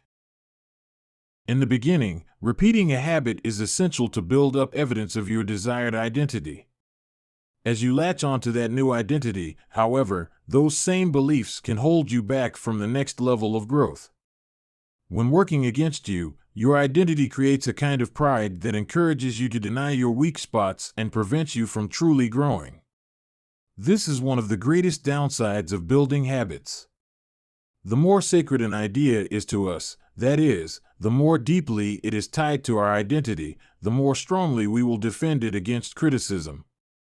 You see this in every industry.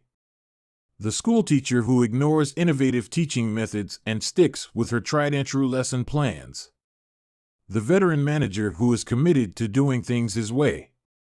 The surgeon who dismisses the ideas of her younger colleagues. The band who produces a mind-blowing first album and then gets stuck in a rut. The tighter we cling to an identity, the harder it becomes to grow beyond it. One solution is to avoid making any single aspect of your identity an overwhelming portion of who you are.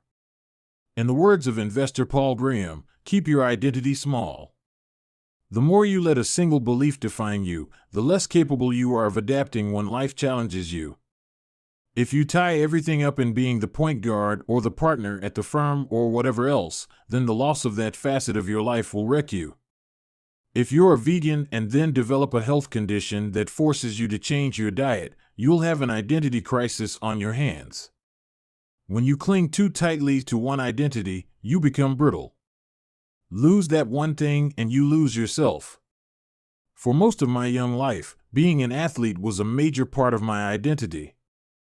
After my baseball career ended, I struggled to find myself. When you spend your whole life defining yourself in one way and that disappears, who are you now? Military veterans and former entrepreneurs report similar feelings. If your identity is wrapped up in a belief like "I'm a great soldier," what happens when your period of service ends? For many business owners, their identity is something along the lines of "I'm the CEO" or "I'm the founder." If you have spent every waking moment working on your business, how will you feel after you sell the company? The key to mitigating these losses of identity is to redefine yourself such that you get to keep important aspects of your identity even if your particular role changes. "I'm an athlete" becomes "I'm the type of person who is mentally tough and loves a physical challenge." "I'm a great soldier" transforms into "I'm the type of person who is disciplined, reliable, and great on a team." "I'm the CEO" translates to "I'm the type of person who builds and creates things." When chosen effectively, an identity can be flexible rather than brittle. Like water flowing around an obstacle, your identity works with the changing circumstances rather than against them. The following quote from the Tao Te Ching encapsulates the ideas perfectly: "Men are born soft and supple, dead, they are stiff and hard. Plants are born tender and pliant, dead, they are brittle and dry. Thus whoever is stiff and inflexible is a disciple of death. Whoever is soft and yielding is a disciple of life. The hard and stiff will be broken. The soft and supple will prevail." Lao Tzu. Habits deliver numerous benefits, but the downside is that they can lock us into our previous patterns of thinking and acting, even when the world is shifting around us. Everything is impermanent. Life is constantly changing, so you need to periodically check in to see if your old habits and beliefs are still serving you. A lack of self-awareness is poison. Reflection and review is the antidote. Chapter Summary. The upside of habits is that we can do things without thinking. The downside is that we stop paying attention to little errors. Habits plus deliberate practice equals mastery. Reflection and review is a process that allows you to remain conscious of your performance over time. The tighter we cling to an identity, the harder it becomes to grow beyond it. Conclusion. The secret to results that last here is an ancient Greek parable known as the Sorite's paradox, which talks about the effect one small action can have when repeated enough times. One formulation of the paradox goes as follows: can one coin make a person rich? If you give a person a pile of 10 coins, you wouldn't claim that he or she is rich. But what if you add another? And another? And another? At some point, you will have to admit that no one can be rich unless one coin can make him or her so. We can say the same about atomic habits. Can one tiny change transform your life? It's unlikely you would say so. But what if you made another? And another? And another? At some point, you will have to admit that your life was transformed by one small change. The holy grail of habit change is not a single 1% improvement, but 1,000 of them. It's a bunch of atomic habits stacking up, each one a fundamental unit of the overall system. In the beginning, small improvements can often seem meaningless because they get washed away by the weight of the system. Just as one coin won't make you rich, one positive change like meditating for 1 minute or reading one page each day is unlikely to deliver a noticeable difference. Gradually, though, as you continue to layer small changes on top of one another, the scales of life start to move. Each improvement is like adding a grain of sand to the positive side of the scale, slowly tilting things in your favor. Eventually, if you stick with it, you hit a tipping point. Suddenly, it feels easier to stick with good habits. The weight of the system is working for you rather than against you. Over the course of this book, we've looked at dozens of stories about top performers. We've heard about Olympic gold medalists, award-winning artists, business leaders, life-saving physicians, and star comedians who have all used the science of small habits to master their craft and vault to the top of their field. Each of the people, teams, and companies we have covered has faced different circumstances, but ultimately progressed in the same way, through a commitment to tiny, sustainable, unrelenting improvements. Success is not a goal to reach or a finish line to cross. It is a system to improve, an endless process to refine. In Chapter 1, I said, if you're having trouble changing your habits, the problem isn't you. The problem is your system. Bad habits repeat themselves again and again not because you don't want to change, but because you have the wrong system for change. As this book draws to a close, I hope the opposite is true. With the 4 laws of behavior change, you have a set of tools and strategies that you can use to build better systems and shape better habits. Sometimes a habit will be hard to remember and you'll need to make it obvious. Other times you won't feel like starting and you'll need to make it attractive. In many cases, you may find that a habit will be too difficult and you'll need to make it easy. And sometimes, you won't feel like sticking with it and you'll need to make it satisfying. You want to push your good habits toward the left side of the spectrum by making them obvious, attractive, easy, and satisfying. Meanwhile, you want to cluster your bad habits toward the right side by making them invisible, unattractive, hard, and unsatisfying. This is a continuous process. There is no finish line. There is no permanent solution. Whenever you're looking to improve, you can rotate through the 4 laws of behavior change until you find the next bottleneck. Make it obvious. Make it attractive. Make it easy. Make it satisfying. Round and round. Always looking for the next way to get 1% better. The secret to getting results that last is to never stop making improvements. It's remarkable what you can build if you just don't stop. It's remarkable the business you can build if you don't stop working. It's remarkable the body you can build if you don't stop training. It's remarkable the knowledge you can build if you don't stop learning. It's remarkable the fortune you can build if you don't stop saving. It's remarkable the friendships you can build if you don't stop caring. Small habits don't add up. They compound. That's the power of atomic habits. Tiny changes. Remarkable results. Appendix. What should you read next? Thank you so much for taking the time to read this book. It has been a pleasure sharing my work with you. If you are looking for something to read next, allow me to offer a suggestion. If you enjoyed Atomic Habits, then you may like my other writing as well. My latest articles are sent out in my free weekly newsletter. Subscribers are also the first to hear about my newest books and projects. Finally, in addition to my own work, each year I send out a reading list of my favorite books from other authors on a wide range of subjects. You can sign up at jamesclear.com/newsletter. Little lessons from the 4 laws. In this book, I have introduced a 4-step model for human behavior: cue, craving, response, reward. This framework not only teaches us how to create new habits, but also reveals some interesting insights about human behavior. In this section, I have compiled some lessons and a few bits of common sense that are confirmed by the model. The purpose of these examples is to clarify just how useful and wide-ranging this framework is when describing human behavior. Once you understand the model, you'll see examples of it everywhere. Awareness comes before desire. A craving is created when you assign meaning to a cue. Your brain constructs an emotion or feeling to describe your current situation, and that means a craving can only occur after you have noticed an opportunity. Happiness is simply the absence of desire. When you observe a cue, but do not desire to change your state, you are content with the current situation.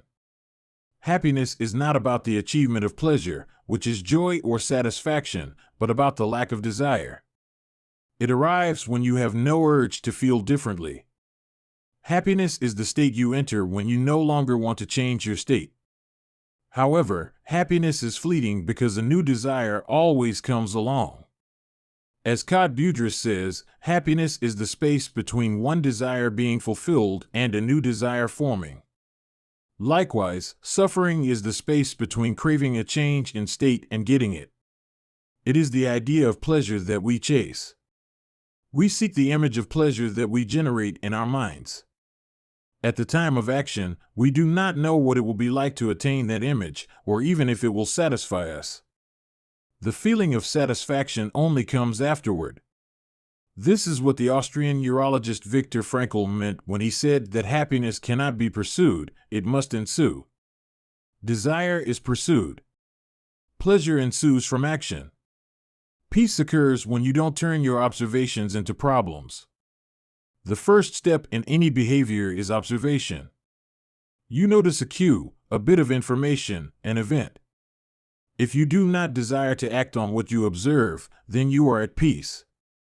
Craving is about wanting to fix everything. Observation without craving is the realization that you do not need to fix anything. Your desires are not running rampant. You do not crave a change in state. Your mind does not generate a problem for you to solve. You're simply observing and existing. With a big enough why you can overcome any how. Friedrich Nietzsche, the German philosopher and poet, famously wrote, "He who has a why to live for can bear almost any how." This phrase harbors an important truth about human behavior. If your motivation and desire are great enough, that is, why you are acting, you'll take action even when it is quite difficult.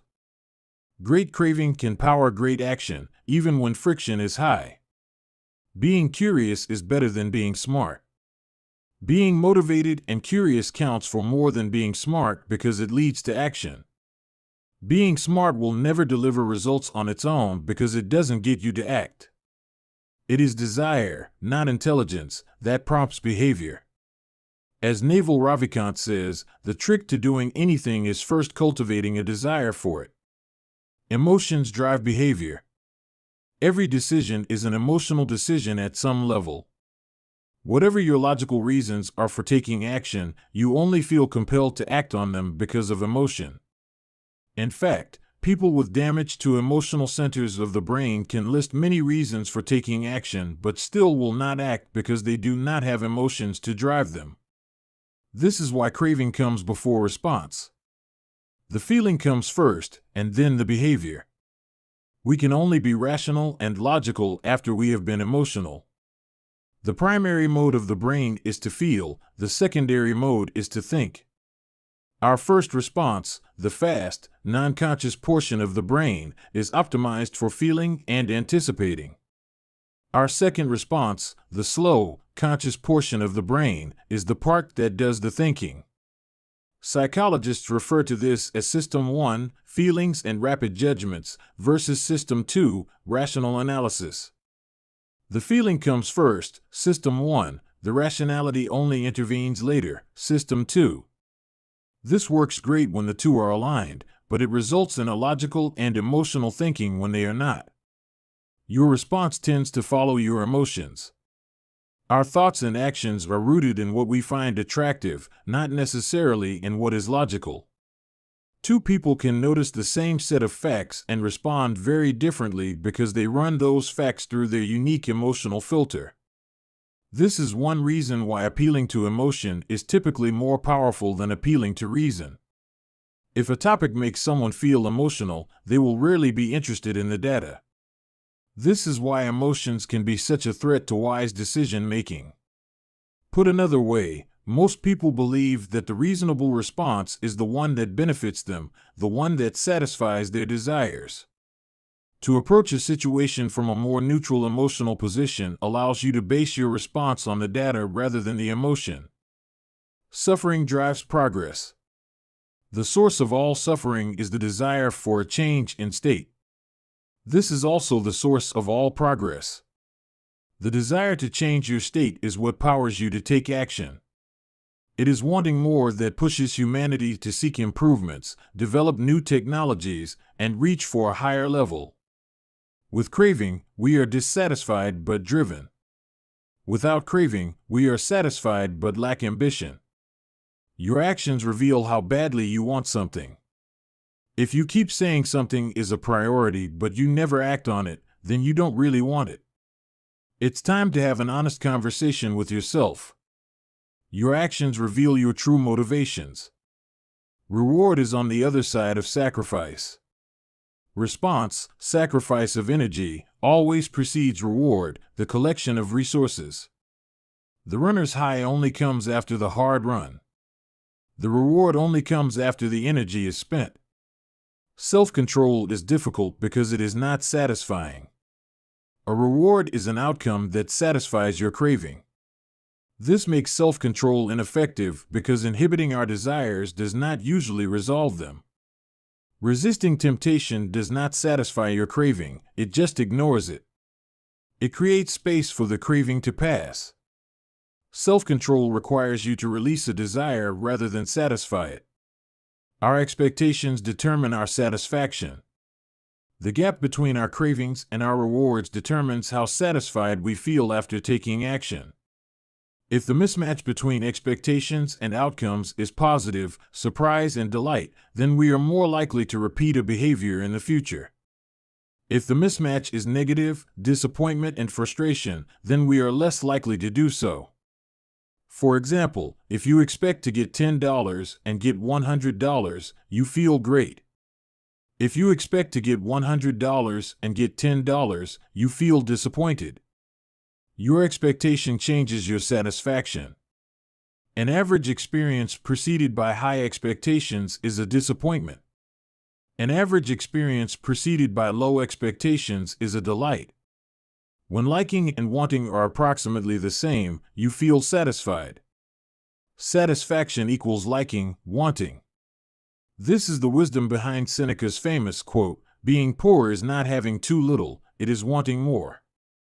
If your wants outpace your likes, you'll always be unsatisfied. You're perpetually putting more weight on the problem than the solution. Happiness is relative. When I first began sharing my writing publicly, it took me 3 months to get 1,000 subscribers. When I hit that milestone, I told my parents and my girlfriend. We celebrated. I felt excited and motivated. A few years later, I realized that 1,000 people were signing up each day. And yet I didn't even think to tell anyone. It felt normal. I was getting results 90 times faster than before, but experiencing little pleasure over it.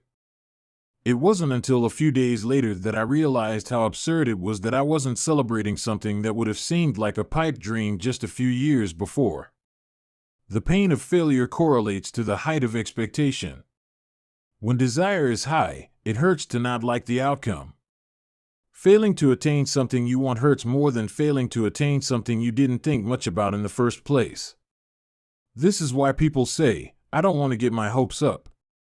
Feelings come both before and after the behavior. Before acting, there is a feeling that motivates you to act, the craving. After acting, there is a feeling that teaches you to repeat the action in the future, the reward. Cue greater than craving, feeling, greater than response, greater than reward, feeling. How we feel influences how we act, and how we act influences how we feel. Desire initiates. Pleasure sustains. Wanting and liking are the two drivers of behavior. If it's not desirable, you have no reason to do it. Desire and craving are what initiate a behavior. But if it's not enjoyable, you have no reason to repeat it. Pleasure and satisfaction are what sustain a behavior. Feeling motivated gets you to act. Feeling successful gets you to repeat. Hope declines with experience and is replaced by acceptance. The first time an opportunity arises, there is hope of what could be. Your expectation, cravings, is based solely on promise. The second time around, your expectation is grounded in reality. You begin to understand how the process works, and your hope is gradually traded for a more accurate prediction and acceptance of the likely outcome. This is one reason why we continually grasp for the latest get-rich-quick or weight loss scheme. New plans offer hope because we don't have any experiences to ground our expectations. New strategies seem more appealing than old ones because they can have unbounded hope. As Aristotle noted, youth is easily deceived because it is quick to hope. Perhaps this can be revised to youth is easily deceived because it only hopes. There is no experience to root the expectation in. In the beginning, hope is all you have. Acknowledgements. I have relied heavily on others during the creation of this book. Before anyone else, I must thank my wife, Christy, who has been indispensable throughout this process. She has played every role a person can play in the writing of a book: spouse, friend, fan, critic, editor, researcher, therapist. It is no exaggeration to say this book would not be the same without her. It might not exist at all. Like everything in our life, we did it together. Second, I am grateful to my family, not only for their support and encouragement on this book, but also for believing in me no matter what project I happen to be working on. I have benefited from many years of support from my parents, grandparents, and siblings. In particular, I want my mom and dad to know that I love them. It is a special feeling to know that your parents are your greatest fans. Third, to my assistant, Lindsay Knuckles. At this point, her job defies description as she has been asked to do nearly everything one could imagine for a small business. Thankfully, her skills and talents are more powerful than my questionable management style. Some sections of this book are as much hers as they are mine. I am deeply grateful for her help. As for the content and writing of the book, I have a long list of people to thank. To start, there are a few people from whom I have learned so much that it would be a crime to not mention them by name. Leo Babauta, Charles Duhigg, Nir Eyal, and B.J. Fogg have each influenced my thoughts on habits in meaningful ways. Their work and ideas can be found sprinkled throughout this text. If you enjoyed this book, I'd encourage you to read their writing as well. At various stages of writing, I benefited from the guidance of many fine editors. Thanks to Peter Guzzardi for walking me through the early stages of the writing process and for a kick in the pants when I really needed it. I am indebted to Blake Atwood and Robin Delabo for transforming my ugly and insanely long first drafts into a tight, readable manuscript. And I am thankful to Anne Barngrover for her ability to add a little class and poetic style to my writing. I'd like to thank the many people who read early versions of the manuscript, including Bruce Ammons, Darcy Ansell, Tim Ballard, Vishal Bardwaj, Charlotte Blank, Jerome Burt, Sim Campbell, Alabama Carlos, Nikki Case, Julie Chang, Jason Collins, Deborah Croy, Roger Dooley, Tiago Forte, Matt Gartland, Andrew Girer, Randy Jiffin, John Gigante, Adam Gilbert, Stephen Guyanet, Jeremy Hendon, Jane Horvath, Joachim Jansen, Josh Kaufman, and Kavanaugh, Chris Klaus, Zeke Lopez, Katie Macon, Sid Matson, Kira McGrath, Amy Mitchell, Anna Moise, Stacey Morris, Tara Nicole Nelson, Taylor Pearson, Max Shank, Trey Shelton, Jason Shen, Jacob Zangelitis, and Ari Zelmano. The book benefited greatly from your feedback. To the team at Avery and Penguin Random House who made this book a reality, thank you. I owe a debt of special thanks to my publisher, Megan Newman, for her endless patience as I continually pushed back deadlines. She gave me the space I needed to create a book I was proud of and championed my ideas at every step. To Nina, for her ability to transform my writing while still retaining my original message. To Lindsay, Farron, Casey, and the rest of the PRH team for spreading the message of this book to more people than I could ever reach on my own. To Pete Garceau, for designing a beautiful cover for this book. And to my agent, Lisa DeMona, for her guidance and insight at every step of the publishing process. To the many friends and family members who asked how's the book going and offered a word of encouragement when I inevitably replied slowly, thank you. Every author faces a few dark moments when writing a book, and one kind word can be enough to get you to show up again the next day. I am sure there are people I have forgotten, but I keep an updated list of anyone who has influenced my thinking in meaningful ways at jamesclear.com/thanks. And finally, to you. Life is short and you have shared some of your precious time with me by reading this book. Thank you.